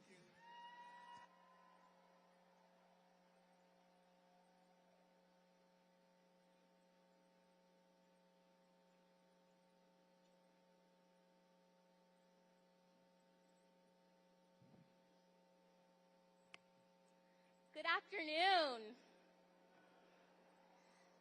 63 years ago, hundreds of thousands of people came to this place because they believed America would be better than America was. They marched because they had a dream, but they also marched because they had a demand. And today, 63 years later, my generation has inherited both the dream and the demand. So today, I have 3 words for my generation. Get ready, get set, and let's go. Because this is our leg of the race. This weekend, I will be moving into my college dorm. Most of my friends I grew up with, the people I went to school with, laughed with, studied with, stressed over exams with, have already moved into college campuses and started this new chapter of their lives. We are unpacking boxes, meeting roommates, finding our classrooms, trying to figure out where the dining hall is, trying to figure out who we are going to become. But while we are beginning a new chapter in our own lives, America is writing a new chapter too. And my generation has to decide what that chapter will say. Because we are not just going to college to prepare for careers. We are coming of age at a moment when we have to prepare for history. Get ready. My grandfather was 34 years old when he stood at the Lincoln Memorial in 1963 and told America about his dream. I never met him. I never met my grandmother, Coretta Scott King, but I know something they both understood. A dream without work is just a wish. The March on Washington wasn't just one speech. It wasn't just one man, and it certainly just wasn't a day. It was thousands and thousands of ordinary people deciding to do something extraordinary together. People rode buses through the night. People missed work. People risked their jobs. People risked their safety, and some risked their lives. They came because they understood something we still need to understand today. Freedom is not a spectator sport. You cannot watch democracy from the sidelines. You cannot scroll your way to justice. You cannot just repost your way to freedom. You cannot just wait for somebody else to save democracy that belongs to you. Get ready. Recently, I was listening to a podcast with my mother, and Johann Gregory, the son of the legendary Dick Gregory, shared something his father taught him that stayed with him. He said that we have to stop thinking about freedom and justice like a 50-yard dash, or even in a 100-yard dash. This is a marathon run as a relay. Think about that. A marathon run as a relay. That means nobody is expected to run the whole race. My grandfather didn't. My grandmother didn't. John Lewis didn't. Fannie Lou Hamer didn't. Bayard Rustin didn't. Dorothy Height didn't. The countless people whose names we will never know didn't. They ran their leg. They passed on the baton. That is how movements work. That is how democracy survives. Generation after generation, hand to hand, heart to heart, courage to courage. And now the baton is in our hands. Get set. My grandmother used to say that struggle is a never-ending process, and that freedom is never really won. You have to earn it and win it in every generation. Well, Grandma, here we are. This generation has arrived. And yes, we have all heard all the things people say about Gen Z, that we're distracted, that we're always on our phones, that our attention spans are too short, that we're too sensitive, that we're cynical, that we don't care. And I don't believe that. I think my generation cares so much that sometimes we don't know what to do with all of it. We have grown up watching school shootings in real time.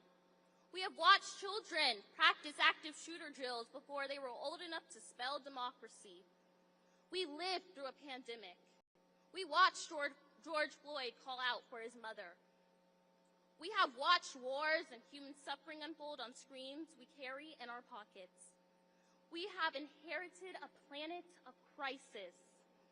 We have seen hatred amplified by algorithms and lies travel around the world through the truth before the truth could ever be seen.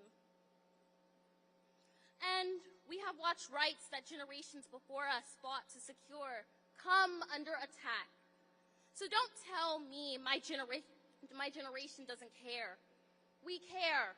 The question is whether we will turn that caring into courage, whether we will turn our anxiety into action, whether we will turn our outrage into organizing, whether we will turn our posts into purpose, whether we will turn our fellow followers into fellow citizens, and whether we will turn our generation into a movement. Get set, because we have work to do. We will be the generation that protects the right to vote. We will be the generation that refuses to accept gun violence as normal. We will be the generation that confronts racism, anti-Semitism, sexism, homophobia, xenophobia, Islamophobia, and every ideology that tries to convince us that some human beings matter more than others.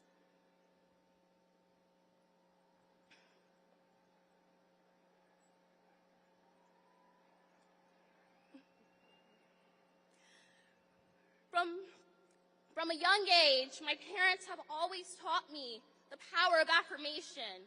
And so today I affirm that we will be the generation that fights poverty, not poor people. We will be the generation that chooses the planet over profit. We will be the generation that understands that democracy does not belong to solely Democrats nor Republicans, but rather democracy belongs to the people.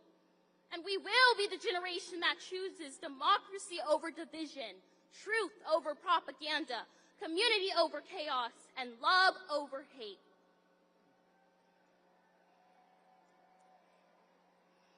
And when I say love, I don't mean the sentimental love, not the passive love, but rather the love that is powerful, the love that is disciplined, the love that is courageous, the love that refuses one to succumb to hatred, the love that organizes, the love that votes, the love that marches, the love that serves, and the love that shows up.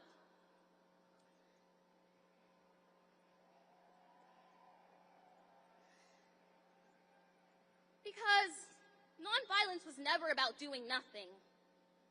Nonviolence is about refusing to surrender your humanity while fighting with everything you have for justice. And so, let us go. Go register. Go vote. Go organize. Go volunteer. Go serve. Go build. Go create. Go disrupt injustice. Go sit at tables where decisions are made. And when there isn't a seat for you, bring your own chair. And when there isn't a table, build one. And when somebody tells you that you're too young, remind them that young people have always changed the world. The students who sat at the lunch counters were young. The freedom riders were young. John Lewis was 23 years old when he spoke at the March on Washington. My grandfather was only 34. They didn't wait until someone told them they were old enough to lead. Neither will we.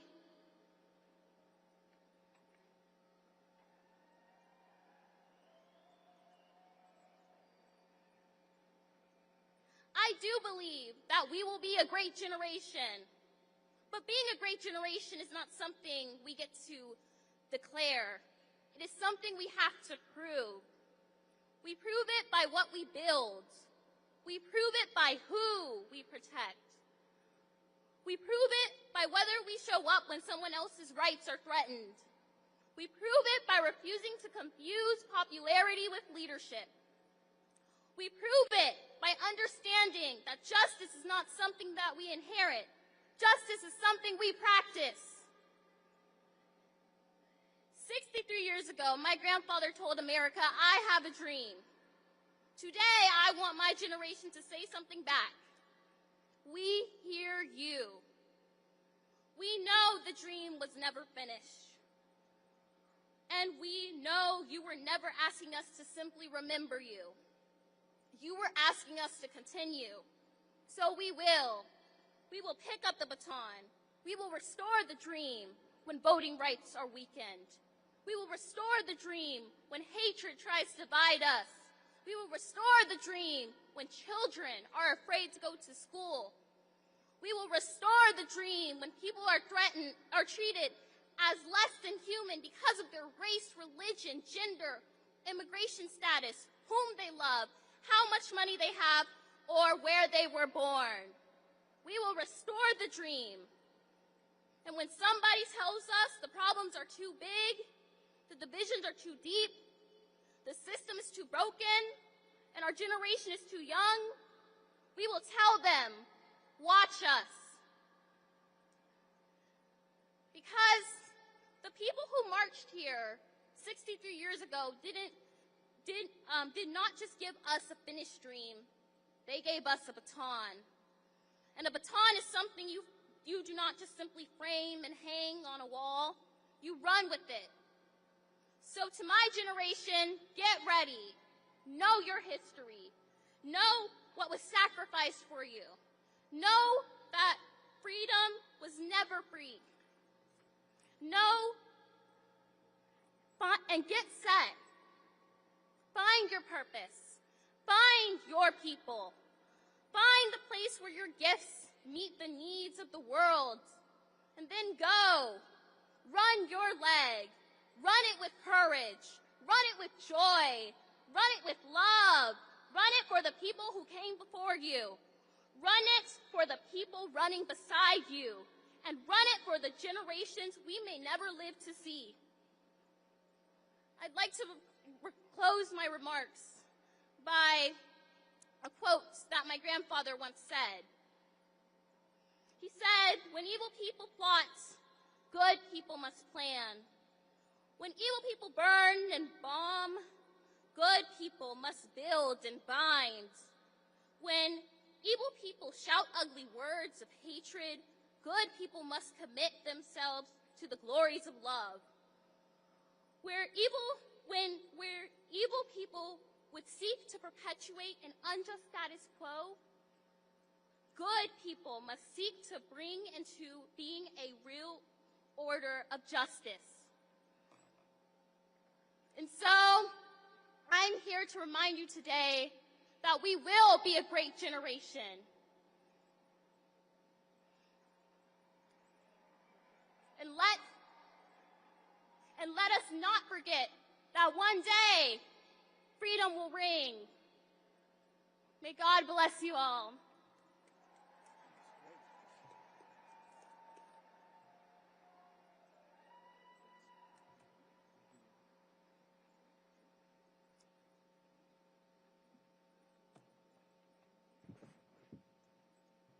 Good afternoon. You know, as we observe this 63rd anniversary, I want to first thank all the parents and those who are teaching our children, because a nation is judged by how it treats its most precious resource. And certainly, our children are our most precious resource. Today, we have the opportunity to know history, because the people that do not remember it are doomed to repeat the mistakes of the past. Unfortunately, we are in the midst of a disgraceful attempt by some politicians to return our nation to the days of unchecked racism, murder, selfishness, and greed. On March 31st, 1968, my father, Martin Luther King Jr., delivered his final sermon at the Washington National Cathedral, entitled Remaining Awake Through a Great Revolution. For those of you who are not familiar with that story, it's about a man named Rip Van Winkle who fell asleep for 20 years and didn't recognize what had transpired during his nap. In that message, Dad stated, the real tragedy of the tale wasn't that Rip slept for 20 years. The tragedy was that he missed the opportunity to affect change in his community. During a major transition from King George to President George Washington. Well, it's now 2026, and we have dictator wannabes who try to minimize, with a silly focus on semantics, the vital importance of our being aware or awake, if you will, to the many unjust and inhumane changes taking place now and over the last 20 years. We thank God that our ancestors repeatedly woke up building this nation. They woke up with courage and faith to speak truth to power and get into the kind of good trouble that the late John Lewis talked about, that helped to open doors for the marginalized across the country, regardless of race, age, or gender. The fact that we still have to fight to maintain and renew voting rights in this country is beyond abysmal and a truly national disgrace. If some don't change their ways, it won't be long before we all experience the discomfort of the divine judgment that God has promised. If we turn back to Him with obedience and to His will, to God's will, mercy and grace can indeed protect and keep us from killing one another. Three of the major transformations that Dad prophetically spoke about in 1968 are the same concerns we face today. We have a technology revolution driven by automation. We have data centers and driverless cars, but minimal support for local farmers, certain school systems, military veterans, poor neighborhoods, senior citizens, and single parents. We need to be asking, what is wrong with us? We are much better than the behavior we are exhibiting. Secondly, he said that we have a weaponry revolution that includes the ability to annihilate one another from the world. And many times over, if we fail to seek God's wisdom to lead with love. My mother, Coretta Scott King, said that nonviolence is really the only credible response to the violence that we are seeing around the world. She was right about it both then and now.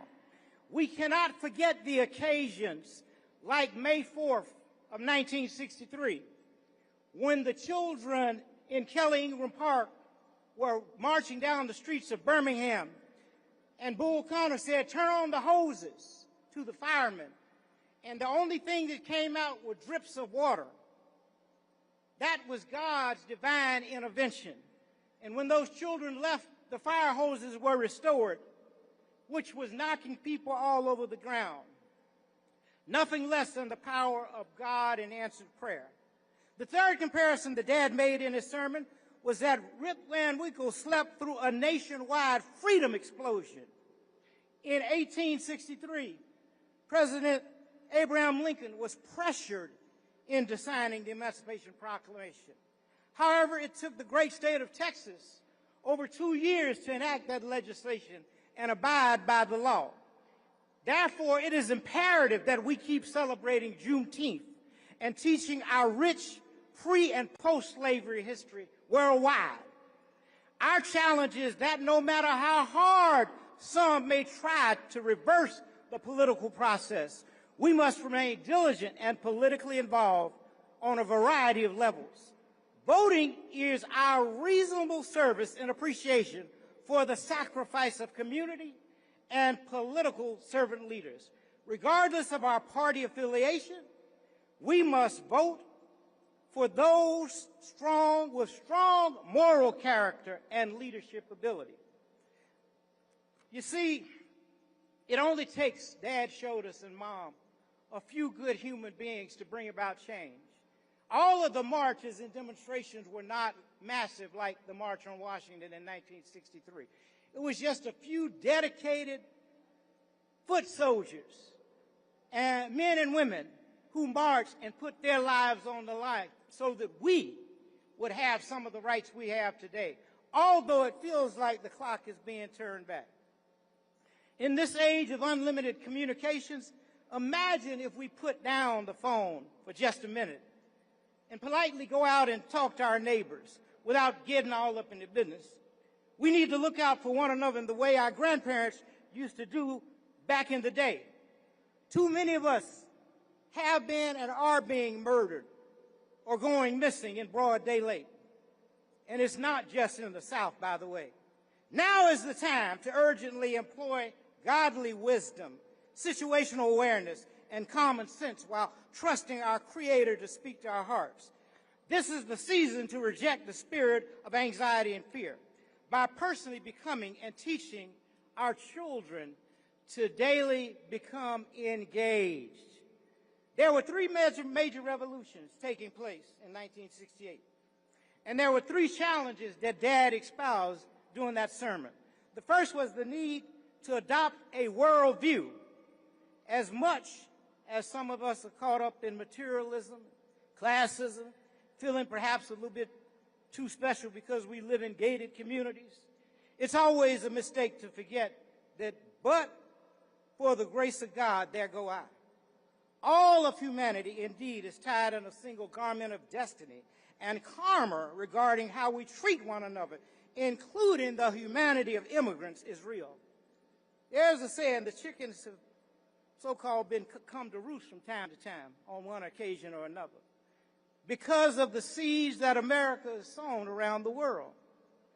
But to walk humbly before God, to show the kind of wisdom and love for humanity that would cause God to be pleased with all of us. The second thing Dad called for was an end of racism and poverty.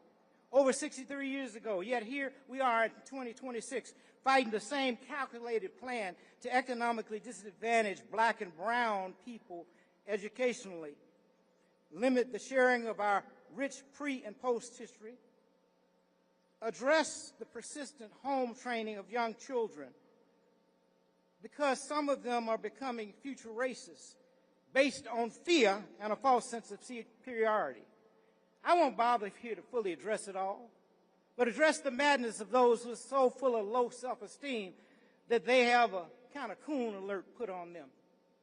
The final challenge that Dad put forth in the sermon is the need for us to reject inevitability.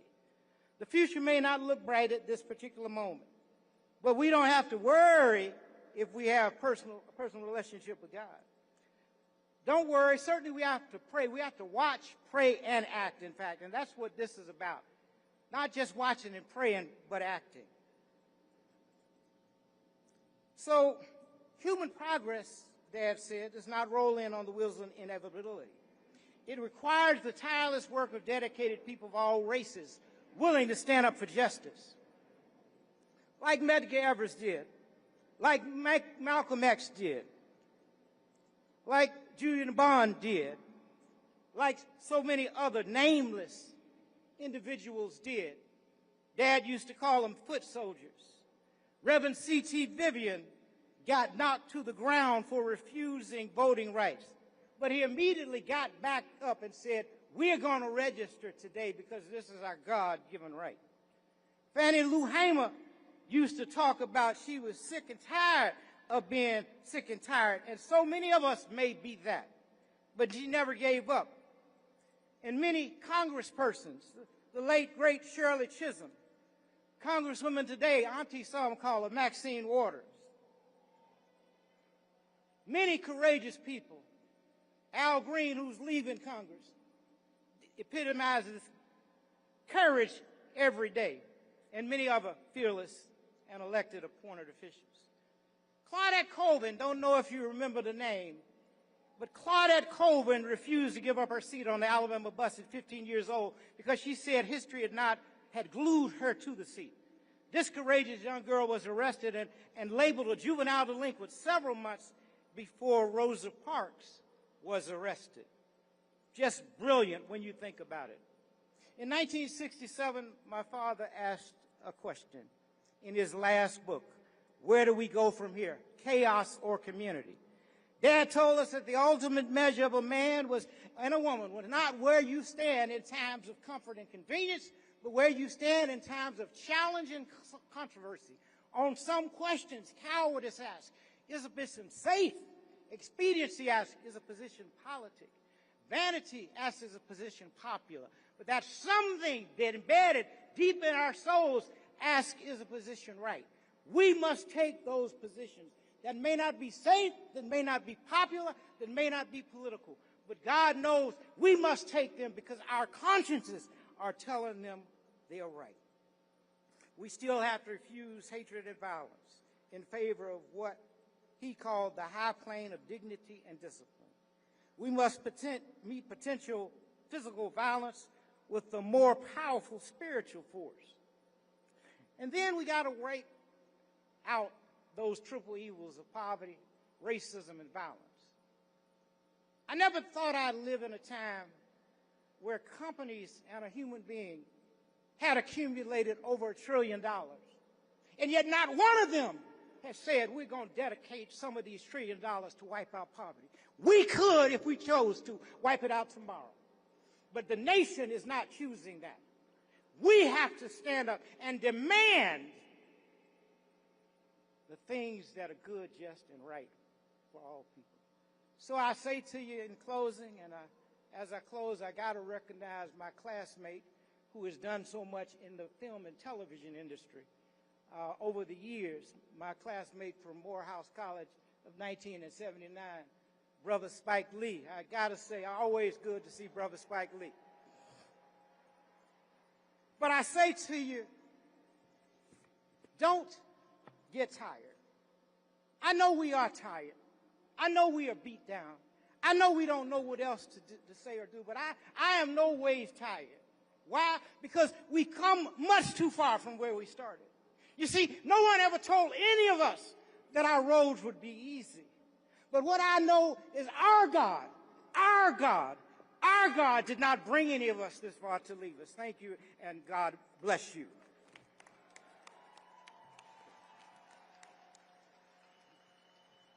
Let us now welcome the president and founder of National Action Network, the Reverend Dr. Al Sharpton.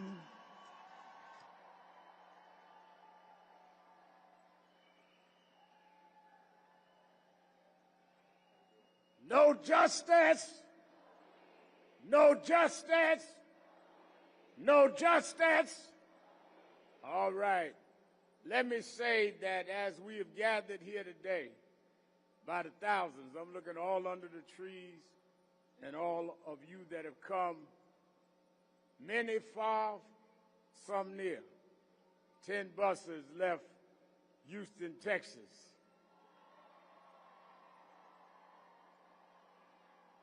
Many from other states. I don't want to get in a roll call. But we come 63 years later because it is clear to us that in 63, when they came to this spot, they came because there was segregation.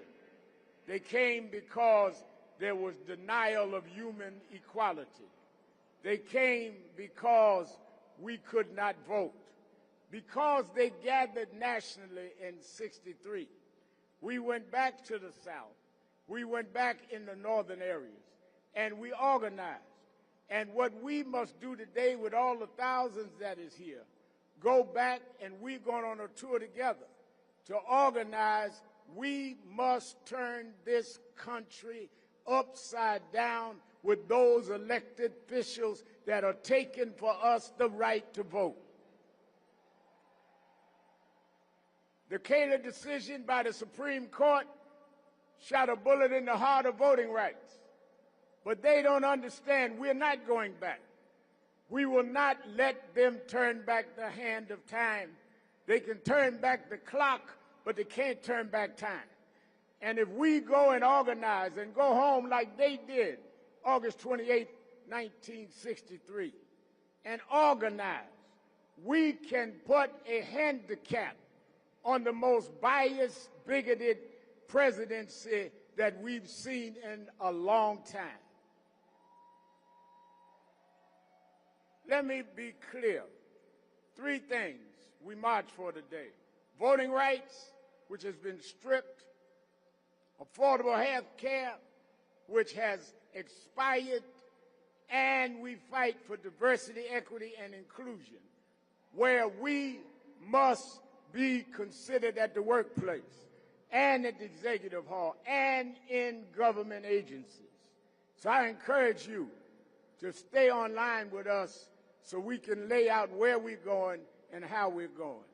We're going to march to the Martin Luther King Memorial, but I've invited some special guests that's going to speak to us, and then we're going to march. Let me say that if there are those that are of another persuasion watching, don't pervert the dream, because after you dream, you wake up. And you confuse those of us that have dreamed the dream with being woke. We're woke with the dream. Don't apologize for being woke. Apologize for dreaming and staying in the bed. Apologize for dreaming and laying there acting like you are all of that. We are woke because we woke up with a dream in mind, and we're in Washington, D.C. to proclaim the dream is still alive. Lastly, someone said to me, Reverend Al, y'all are going to have it at Lincoln Memorial? I said, yes, we're going to have it where Dr. King and others stood. They said, but they are changing and they're doing things to the reflection pool. I said, well, that to me is equal to what is happening in the White House. They're trying to find something wrong with our reflections. They don't want us to reflect. That's why they're taking black history out of schools. They don't want us to reflect. That's why they're taking our names and pictures down at the Pentagon. They don't want us to reflect, because they don't want us to see that despite slavery and economic exploitation and segregation, we rose and became president of the United States. They don't want us to reflect. Ain't nothing wrong with that pool. You got the wrong people working on the pool. And we got the wrong people working on reflections. We reflect today freedom fighters. We reflect today color barriers. We reflect today at the reflection pool that we didn't win a bid. We won a mission, and we're going to stand up and not fight back.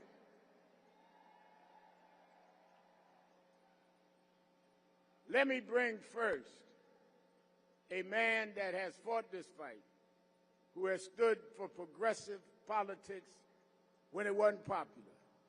In 1984, he supported Jesse Jackson for president, and now he is one of the key figures in American political life. He wanted to be here with us, and I wanted him to have words for us. From the state of Vermont, Senator Bernie Sanders.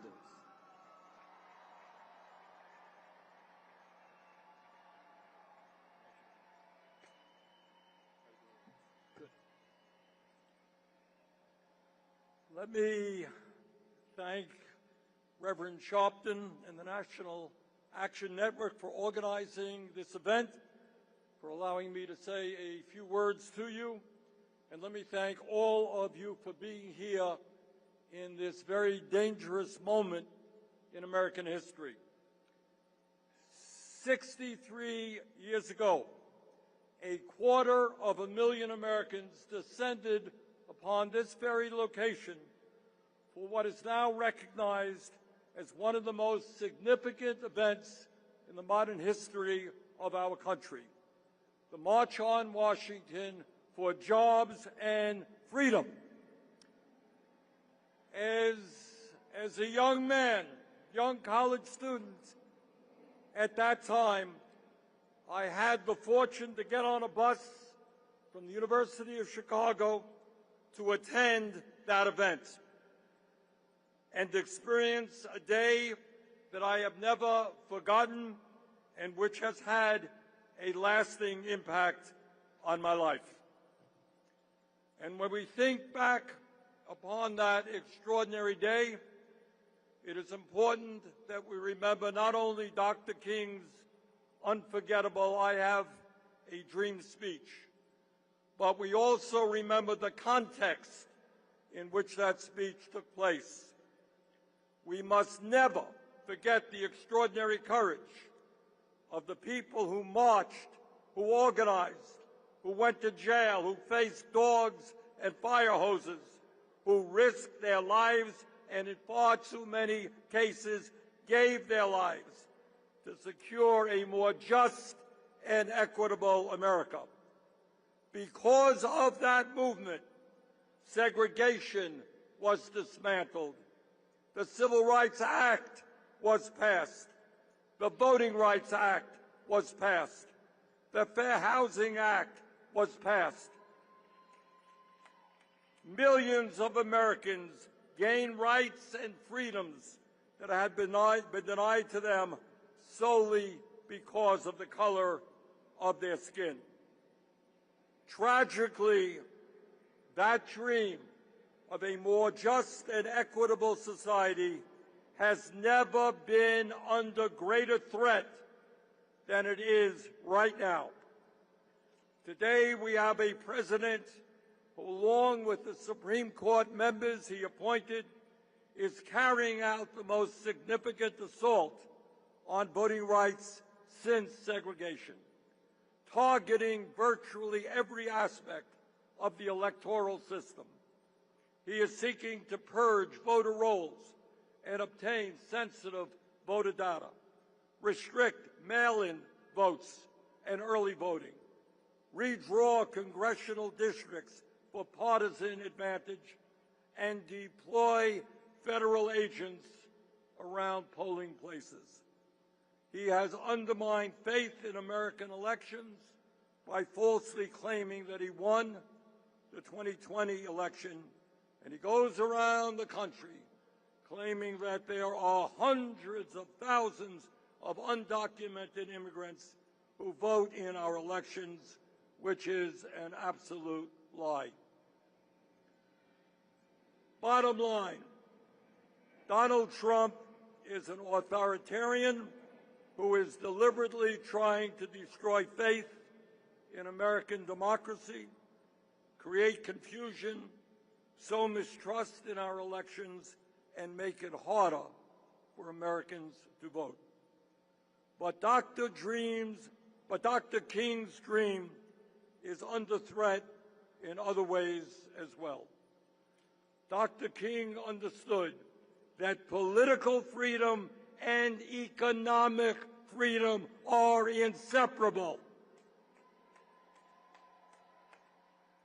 And that is why the March on Washington was not simply a march for voting rights, as enormously important as that was.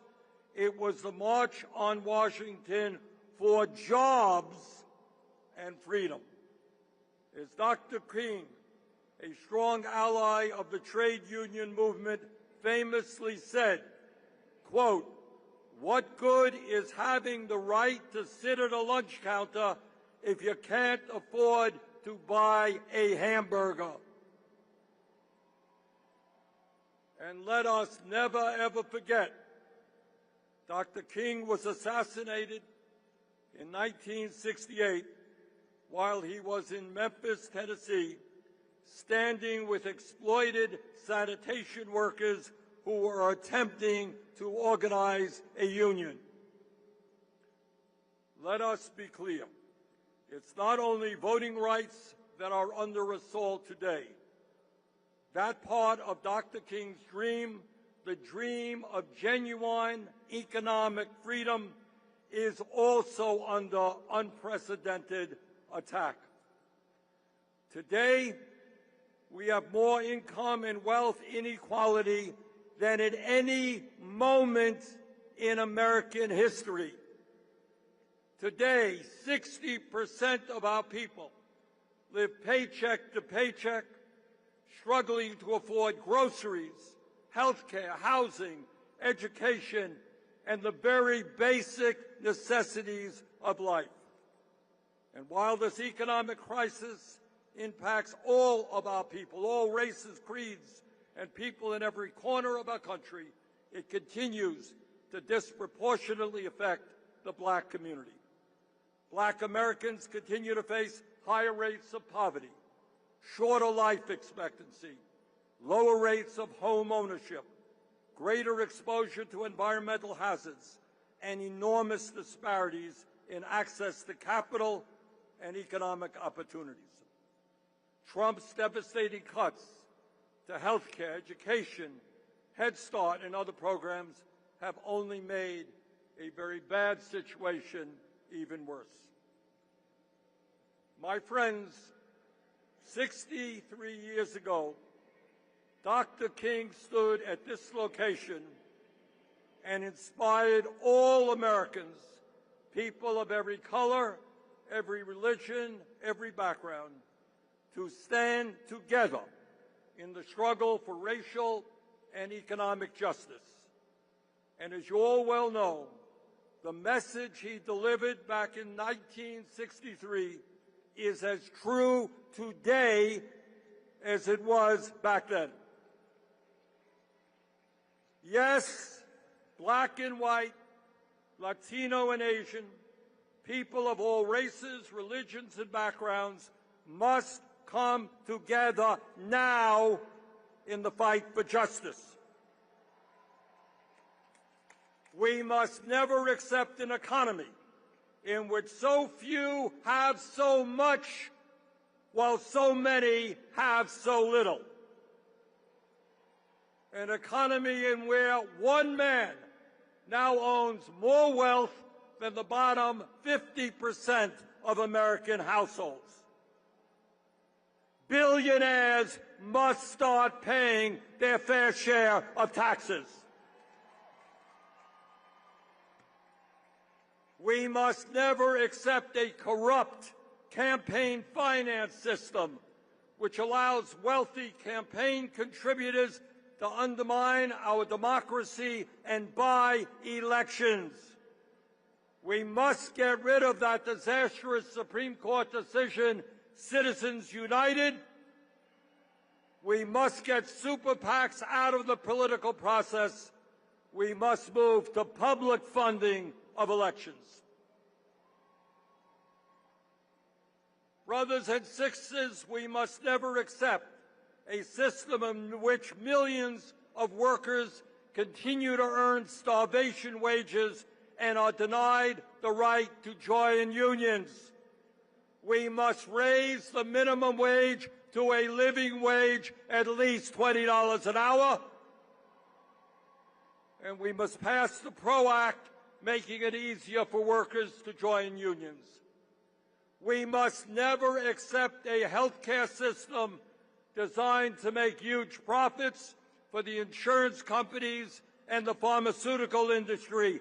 Health care is a human right. We must join every other major country on earth and guarantee health care to every man, woman, and child through a Medicare for all single-payer program.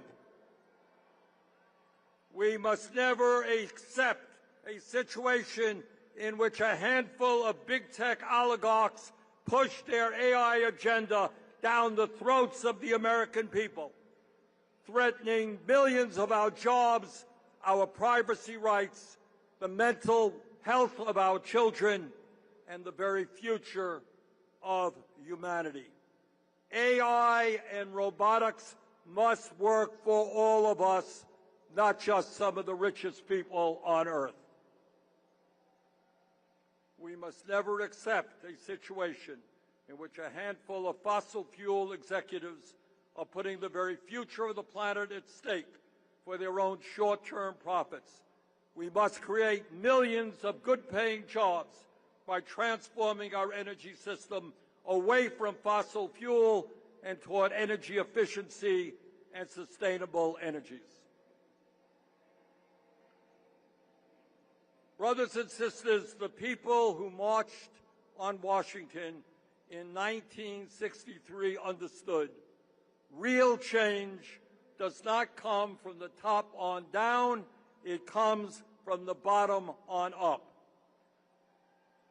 It comes when ordinary people organize. It comes when black and white, Latino, Asian American, Native American, and immigrant communities stand together.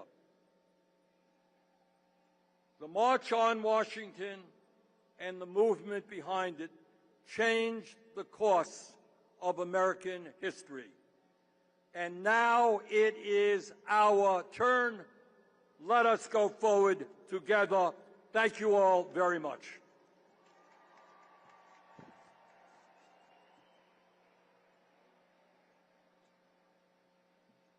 Now let me bring to the stage a sister beloved who has stood up on these issues. She's shown up where she was needed and spoke out on what needed to be said, whether it was at the Neely funeral in Harlem, whether it was remembering Miss Colvin, who many forgot, that was the first to be arrested for sitting in the front of a bus, as Martin said. She was there, and she has openly been there for all of the issues we're concerned about. May I bring to you, I know people. I was Shirley Chisholm's youth director at 17, and she had the same fire and vigor in this young sister beloved of mine, Congresswoman from New York City, Congresswoman Alexandria Ocasio-Cortez.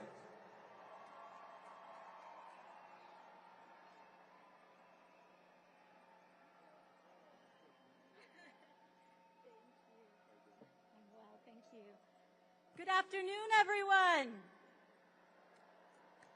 How are we doing today? My name is Alexandria Ocasio-Cortez, and I am so honored to be here today. 63 years ago, hundreds of thousands of Americans gathered right here and changed the course of our nation's history. But what made that day possible began long before anyone arrived in Washington.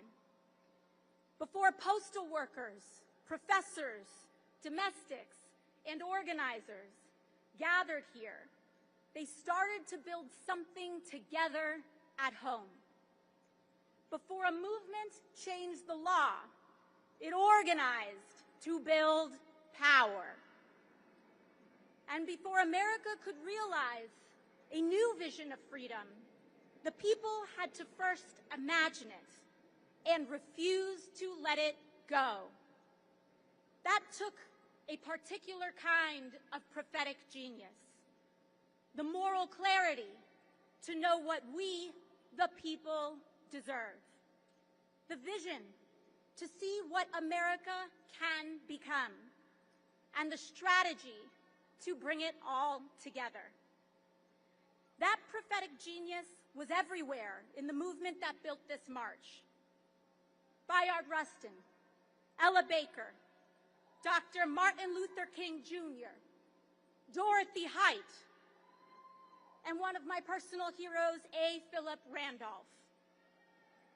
You see, A. Philip Randolph understood something radical, that black freedom, civil freedom, and all of our full freedom requires economic freedom. Because if we cannot exercise our most basic rights, a shelter to grow a family in, food to sustain our lives, and an education with which to flourish, then it is no freedom at all. It is tyranny. Randolph taught that racial injustice wasn't only enforced through civil segregation. It was enforced through an economy that depended on black labor while denying black workers their fair share. Randolph organized the Brotherhood of Sleeping Car Porters against one of the most powerful corporations in the United States. And by 1963, Randolph and so many others had brought hundreds of thousands of people to Washington to demand that America finally deliver on its promise of freedom. He put it plainly, freedom is never granted, it is won. Justice is never given, it is exacted. Brothers and sisters, these drum majors for justice, just as you all and countless others today, were not handed a movement. They have always had to build one. And when they came here 63 years ago, they came with demands. They demanded the right to vote, an end to segregation, and fair housing. They demanded a federal jobs program, a higher minimum wage, and an end to discrimination in employment. Because together, those words carried a profound idea, the March on Washington for Jobs and Freedom, that freedom is both political and economic. And that movement changed what was possible in this country. We got the Civil Rights Act and the Voting Rights Act. And that is what paved the way for Head Start, Medicare, Medicaid, and food assistance. Because the civil rights movement is the foundation for a great society, a new era of social and economic progress. That was an extraordinary achievement, and we are living in the legacy of it today. But their vision went further than their victories. Because America may have agreed to open the lunch counter, but it never committed to us affording the meal. And that is our work today, as we defend the foundation that our foremothers and our forefathers built. You see, they gave us a piece of the freedom, but 63 years later, we are still fighting to afford it. America is wealthier today than it has ever been, and yet millions of Americans work every day to struggle to afford the basics. This is not simply an economic failure. It is a moral and structural one, and we must refuse to accept it. So let's be clear about the country that we are fighting for. We, the people, demand full, protected, and restored voting rights in the United States of America. We, the people, know that means we must respond to the arsonists redistricting the South with an organizing, legislative, and civil strategy of our own to dismantle their injustice and liberate the potential of our full civil liberties in all 50 states of the United States of America. We, the people, demand guaranteed health care for every American as a right and not a privilege. We, the people of the United States of America, demand that one job with no need for overtime should be enough for our most basic needs, which also include rest. And we must recognize that that can only happen in an economy where Black women are not the first to be pushed out and the last to be brought back in. There is nothing new about these demands. They belong to the same fight and the same heritage that many gathered here 63 years ago. And we are not alone. Just as it was then, our ability to win depends on our ability to vote. Republicans know this. That is why the Supreme Court's decision to weaken the Voting Rights Act matters so much. Because they know that when Black Americans exercise their full political power, we unlock progress for all of America. And that is what they are trying to hold back. But there is a tide rising in this country, brothers and sisters. They can put obstacles in our path, but they cannot turn us back around. And this November, the first of many tides is coming coming to respond to every right they are trying to take. And it is coming to fulfill the promise that hundreds of thousands of heroes carried to these grounds 6 decades ago. It is now our turn to summon that collective genius, to look beyond the limits of this one moment and to see further, to demand more, and to organize toward the future we know is possible. The tide is coming, and this time we intend to win it all. Thank you very much, and I'll see you out in the streets.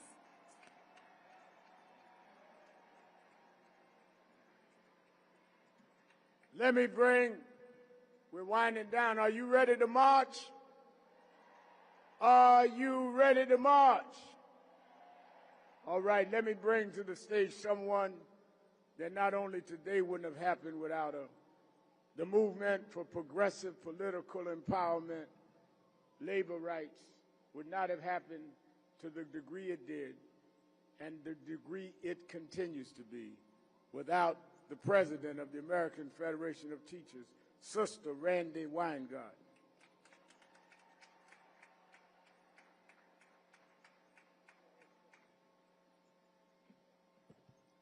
May I thank you, Reverend.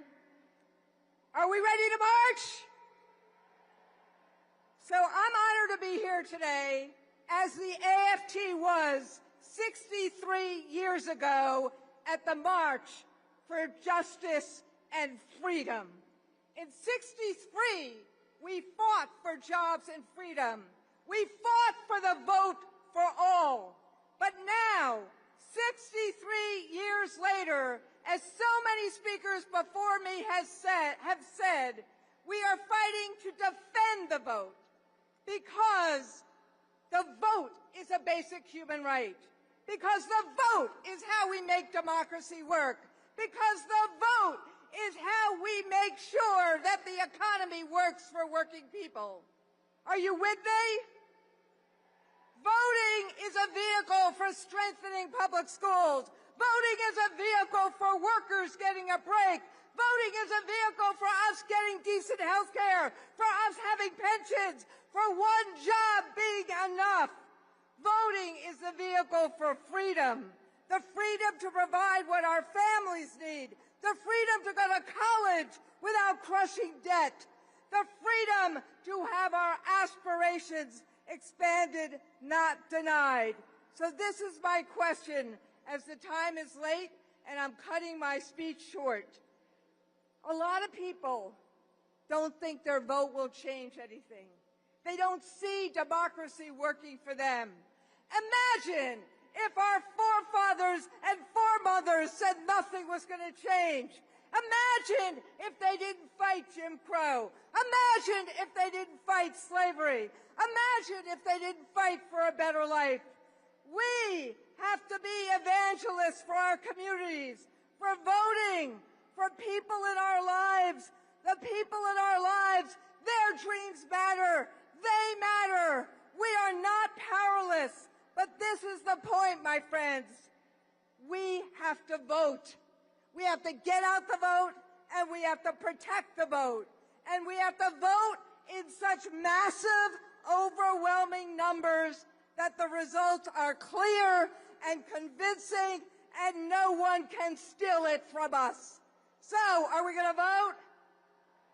Are we going to achieve Reverend King's unfinished dreams?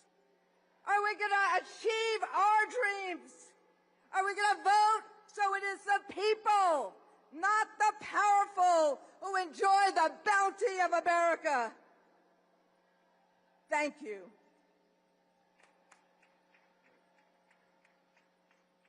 Let us hear the Attorney General of Black America, Attorney Ben Crump.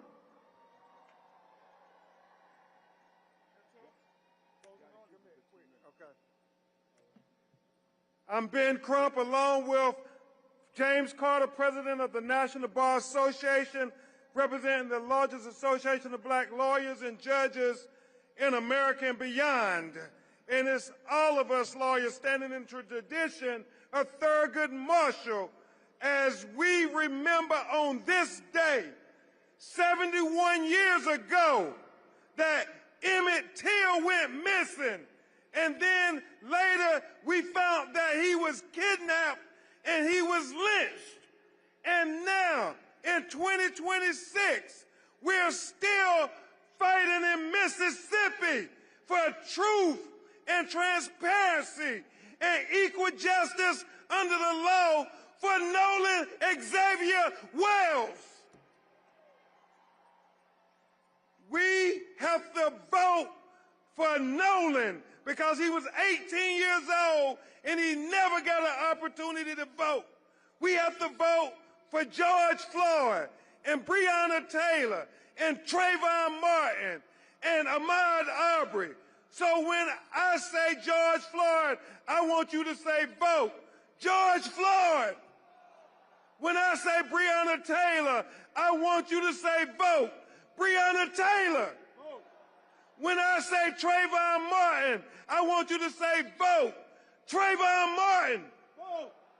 When I say Ahmaud Arbery, I want you to say vote Ahmaud Arbery. And when I say Nolan Xavier Wells, I want you to say vote Nolan Xavier Wells. I rest my case.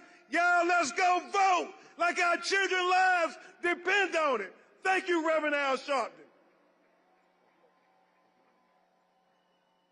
Let me bring on our closing speakers, the chairman of the board of the National Action Network and the head of the Conference of National Black Religious Organizations and Pastors Grace Baptist Church, Reverend Dr. W. Franklin Richardson. He'll be joined by the co-chair, attorney who has been a fighting activist and policy expert all of her life. They will bring on the last four speakers, and we will begin lining up and marching. Dr. W. Franklin Richardson and attorney Jennifer Jones Austin. I want to thank our president. Let's celebrate Al Sharpton. Come on. He's made great sacrifices for us to be here and called us together. Let me say to you that we are thankful for the support that you've given on behalf of the National Action Board and the various chapters across America. I want to present to you at this time the Honorable Camille Joseph, who is the National Action Board member and also a part of the corporate leadership that joins us. Ms. Joseph. Thank you so much, and good afternoon, everyone. I am a proud board member of the National Action Network, proud to be here. And I'll make this very quick because I know we're all ready to march. This week, I had the honor of visiting my great-grandmother's farm. My great-grandmother was a single woman who raised over 10 children. She understood the power of having land, but she instills in all of us the power of understanding your rights, economic opportunity, and bolstering health care. And now, 63 years later, her daughter's on stage at the very march she watched from her living room, thinking through what our country would look like. There's a lot of work to be done, a lot of things still yet ahead of us. But one thing I know, when my great-grandmother looked at the screen, she felt inspired by the Dr. Martin Luther King, Jr., the same way I'm inspired by the work of the Rev Al Sharpton and the National Action Network. I am proud that in our generation we can look to such keen leadership to think through the needs that we have as a community, and that the work continues in the spirit and the vision of Dr. Martin Luther King, his family. I am eternally grateful to represent the board and be part of such a powerful organization. Thank you. I'm calling now for the last two speakers. Please give us your attention. Honorable Mark Tiano, who is the United States Representative of the California 39th Congressional District, and Ken Martin, Chairman of the Democratic National Committee. They will follow each other as they come now. Good afternoon, good troublemakers. Good afternoon. I'm Mark Chicano. I'm chair of the Congressional Equality Caucus and first vice chair of the Congressional Asian Pacific American Caucus. We're not here simply to remember history. We're here because the work that began 63 years ago is unfinished. We're here because the battles we thought that had long been settled have resurfaced. Birthright citizenship is under attack. Americans feel the need to carry a passport to prove they belong. Fascists are using their power to intimidate Americans into silence. And these are not echoes of some distant past. They are the reality of this moment. And this moment is an awakening that norms will not protect us. Every generation must take up the work of renewing and perfecting the idea of America so that America lives up to its promise. There are those that would have us believe America is about blood and soil, replacing America's founding principles with a narrow definition of who belongs and who does not. That being American is about how many generations your family has lived here, where your parents were born, and what you look like. But that is not the America generations of people have struggled, marched, bled, and died for. And what is the idea of America? The idea of America is that all of us are created equal, that government derives its power from the people, that every person deserves liberty and justice, and that being an American is not determined by your race, your religion, or where your parents came from, or who you love. The work of renewing and perfecting the idea of America does not happen on its own. People had to fight for it. John Lewis fought for that idea. At 23 years old, he stood right here in 1963 and demanded that America live up to its promise. 2 years later on the Edmund Pettus Bridge, police beat him for demanding the right to vote. He knew what awaited him on the other side of that bridge, yet he crossed it anyway because America was worth fighting for. Wong Kim Ark fought for the very same idea. Born in San Francisco to immigrant parents, he challenged the government when it tried to deny him entry into his own country. In 1898, he took his fight to the Supreme Court and won. If you are born here, you are an American, period. More than a century later, we're fighting that battle again because America is worth fighting for. My own family fought for that idea, and during World War II, my great-uncle Monso served in the 442nd Regimental Combat Team, fighting and bleeding alongside other segregated units like the Buffalo Soldiers and Tuskegee Airmen. He fought for the United States while my parents and grandparents were among the 120,000 Japanese Americans incarcerated by their own government. Think about that contradiction. A country that questioned their loyalty and took away their freedom, and still Japanese American soldiers fought and died for an America that had not yet lived up to its promise. The motto of the 442nd was simple: go for broke. Say it with me, go for broke. Risk everything, give everything, and they did. Today we are being called for our own go for broke moment to fight for the character of our country. Let's all go for broke, let's march, and let's bring America back on track. The National Park Service has been very helpful, and we've got to close this meeting. Therefore, I'm calling us for 1 minute a person. And we're going to ask the Democratic President, Chairman, to come, and followed by one other. Thank you, everybody. Thank you to Reverend Sharpton and to Martin Luther King III for your leadership. It is an honor to stand with all of you in this hallowed ground today, 63 years to the day since Dr. Martin Luther King summoned America to live up to its highest ideals. Why does I Have a Dream still stir our hearts 63 years later? Because it wasn't simply a dream. It was a challenge, a demand, a call to action. Dr. King reminded us that America is not a finished product.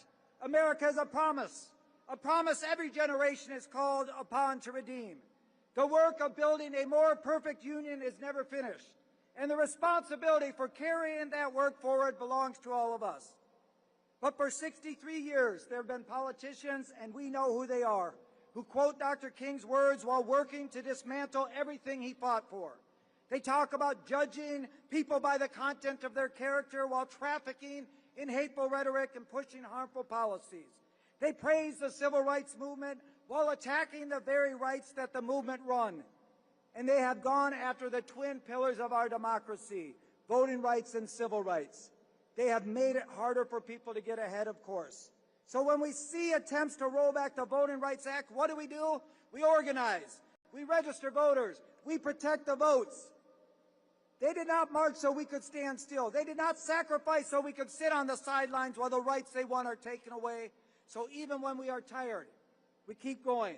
When the road is hard, we keep marching. When they try to divide us, we come together. And when they tell us to give up, we tell them not today, not tomorrow, not ever. Keep organizing, keep fighting. Let's win in 67 days and let's change this country for the better. Thank you so much. Thank you. Let us now welcome Brittany Packnick Cunningham and Bishop Leah Daughtry. I come to you today representing America's 73 million children. My name is Brittany Packnick Cunningham, and I come on behalf of the Children's Defense Fund, forged 53 years ago out of the faith of our founder, Marion Wright Edelman, and the fire of Mississippi Freedom Summer. And I need you to hear me. It is Freedom Summer again. They are trying to bury our votes, our inheritance, so I say it is Freedom Summer again. The prophet Isaiah told us, and a little child shall lead them. Not the small men in marble buildings, small men who have never met a child they couldn't cut, a school they couldn't shutter, a ballot they couldn't block, small men who put their names on brass plates and their hands on Bibles and then never read them. A child shall lead them. But this country has it backwards. This country wants to lead the children instead of being led by them. Be led by men who've never missed a meal leading a child into hunger. White-collar criminals who've never been stopped and frisked, leading a child into a prison cell. Men who gut the lunch line and gild the ceiling. Men who won't put $1 in a library but can find $1 billion for lockup, and they had the audacity to call that freedom. That's not freedom, that's fraud, and it's dressed up in a flag. So hear me. We are here to flip the script, to let a child lead us. Let a child lead us back to the polls. Let a child lead us back to the register, the rally, and the ballot box. When you are protecting the vote, you're not protecting a party. You are protecting a promise. Vote for your children. Vote with your children. Vote because your children are watching. We're not here to whisper. We came to witness and to work. A child shall lead us, not the cowards, not the cynics. A child shall lead us, and we are going to follow them all the way to freedom. Let's go get free.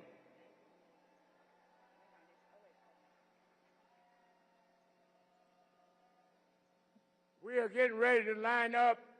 Some of you are moving over. We're going to have a benediction. But Attorney Jennifer Jones Austin, will you come forward? I didn't hear you say nothing today. That's the vice chairman. And she's telling me we got to get out of here, but I want y'all to give her another hand, our vice chair.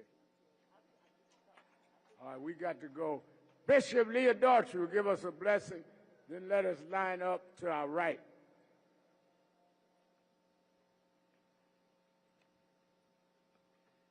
As we prepare to march, let us pray.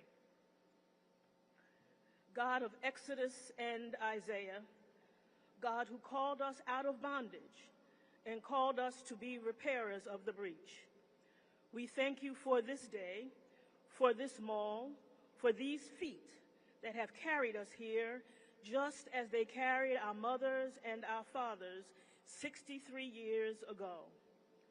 Lord, the courts have moved against us.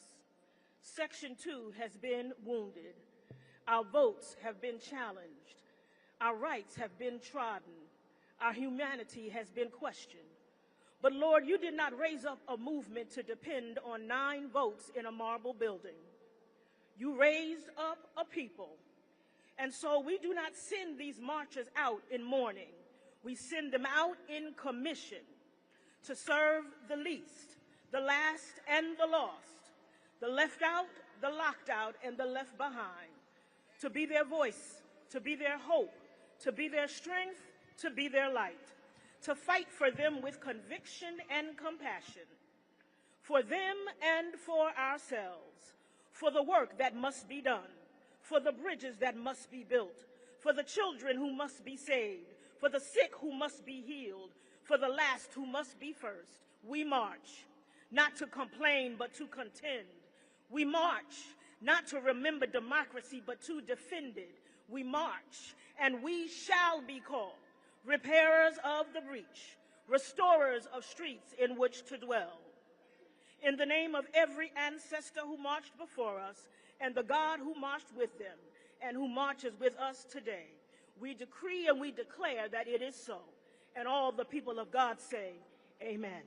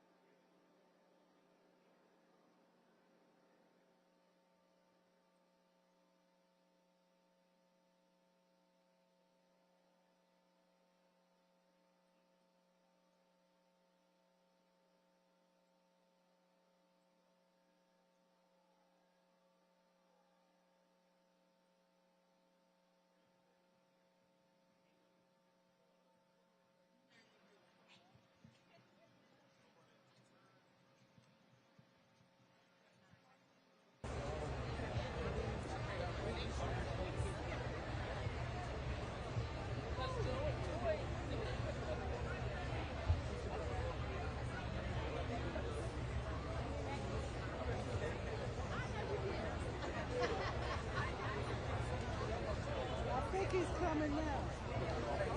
You heard it? I think he's coming now.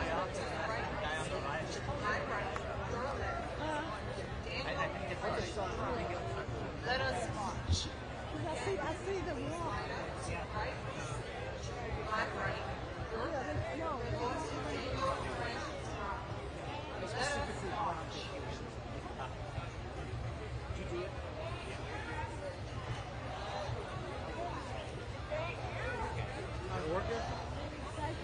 You're welcome.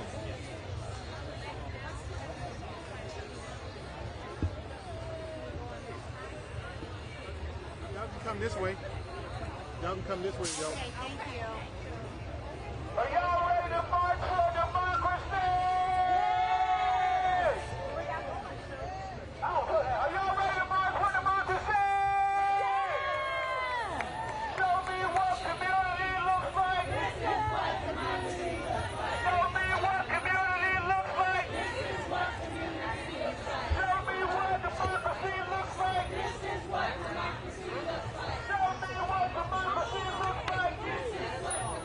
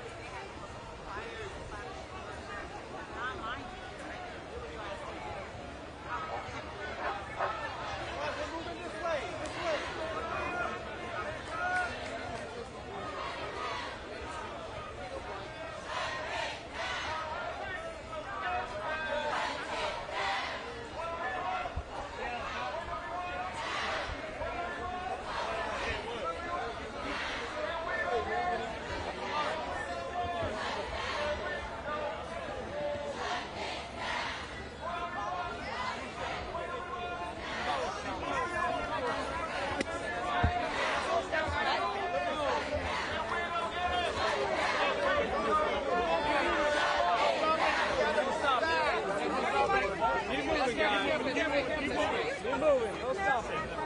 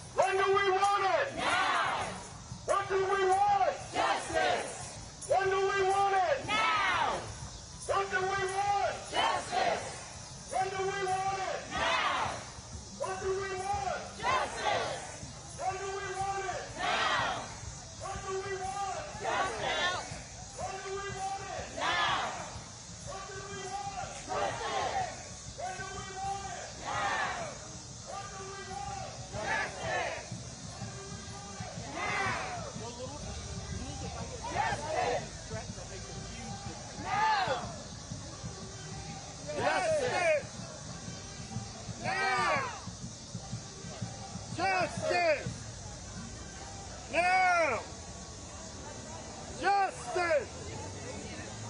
Yeah! Justice!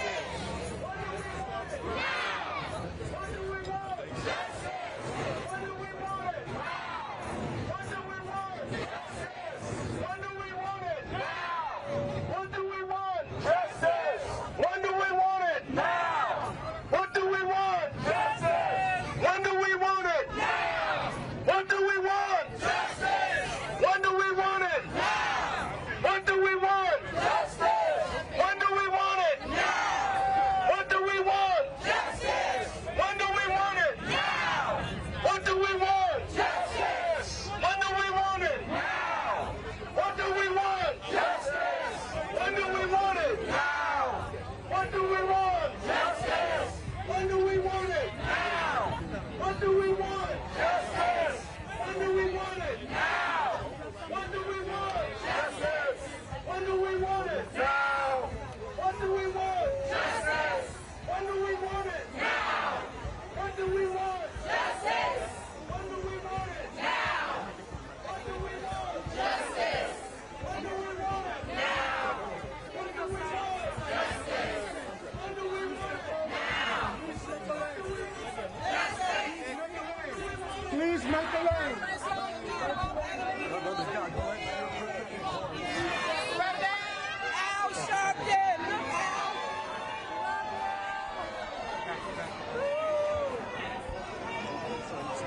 Just a little bit, please. Thank you.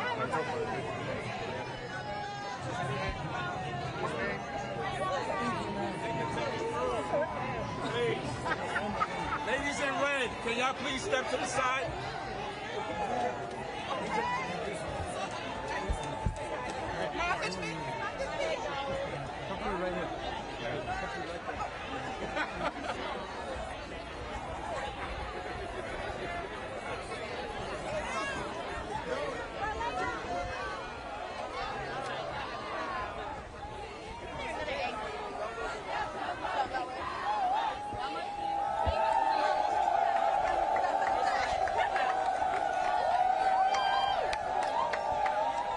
Oh, there you are.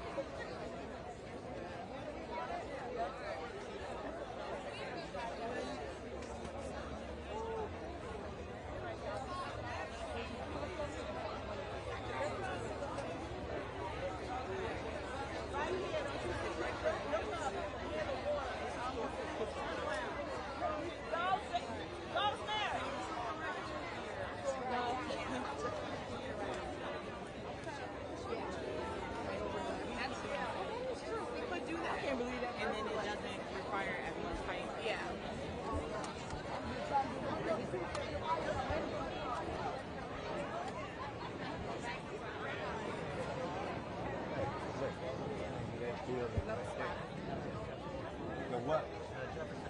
Okay, and this body of water is called what? Tidal basin? Yeah, that's it like that.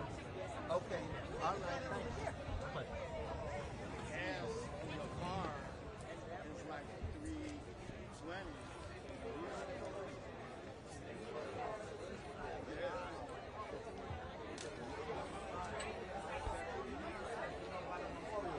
I'm right here by Martin.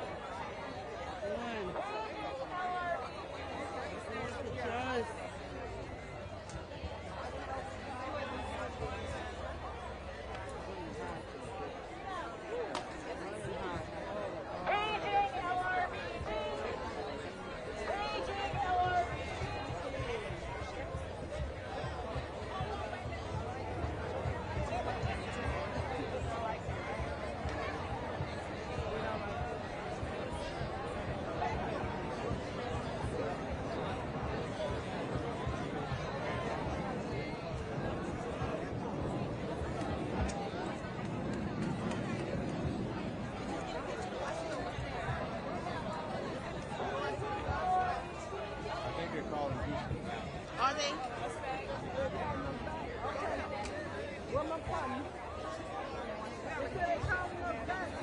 Get the money shot, right? Get the money shot.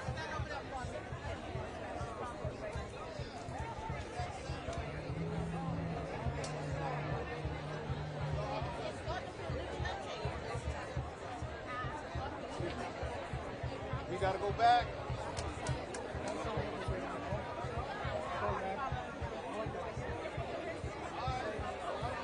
Well, you're welcome. We sprinting right over here yesterday morning.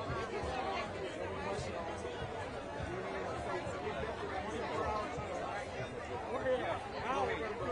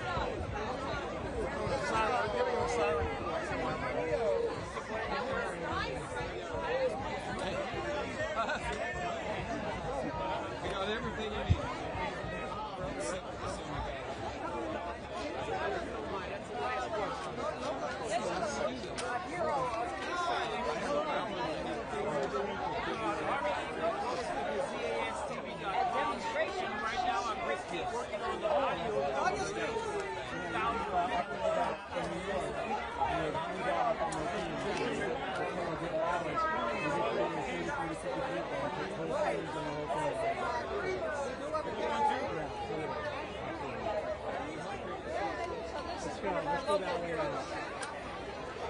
Okay. Guys, we're going to go this way and then out, around and out. All right, take care. Come on.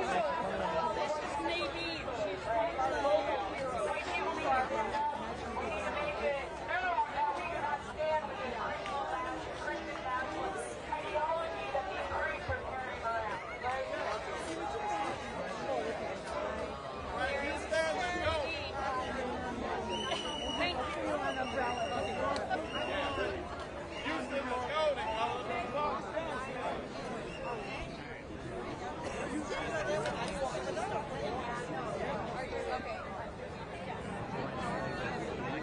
I got you. Oh, you're wound up.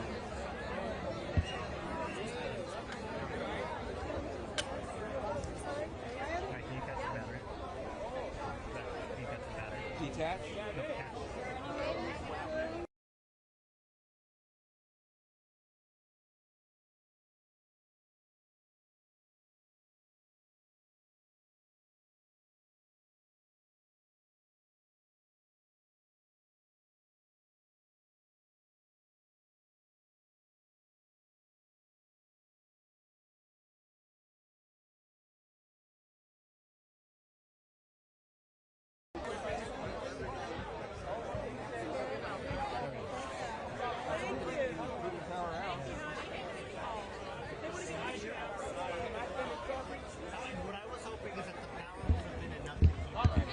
Should have. I've done it with my family.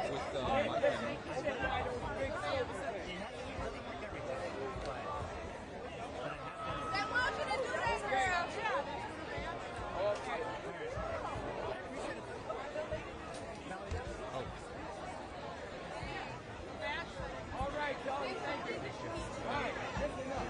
We're going to go to the police room.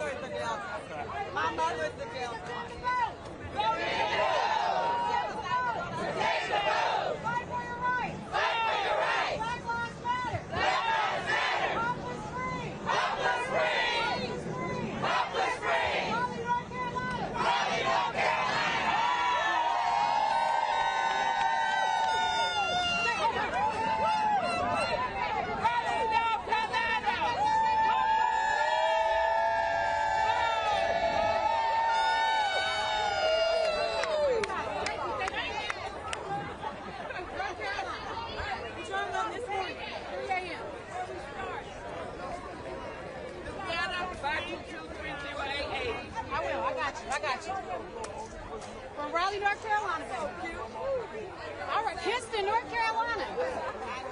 Oh, wow. We know something about it. Yes, thank y'all for coming.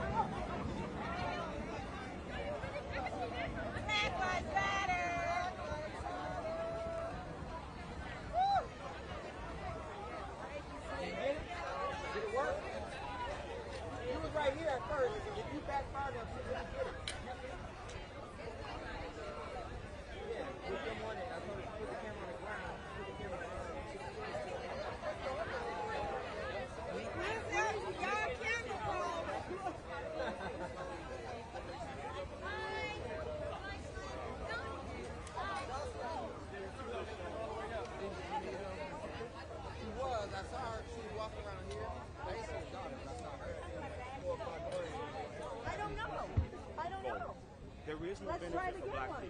Let's try it again. Well, tell me one. I didn't say that there's no benefit. Tell me one benefit.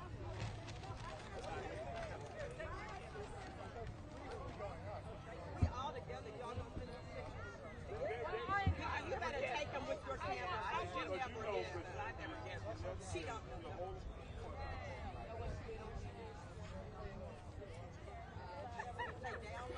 She up there touching it and it's still the little arrow is still pointing down. She ain't never downloaded till I touched it and then it downloaded. And I'm like, they there, you just an operator error. Ready? 1, 2, 3. Okay, I got more. All right. Thank you so much. Thank you very much. Oh, but he actually started. Oh, really? And he got stupid and wants to be a gunner.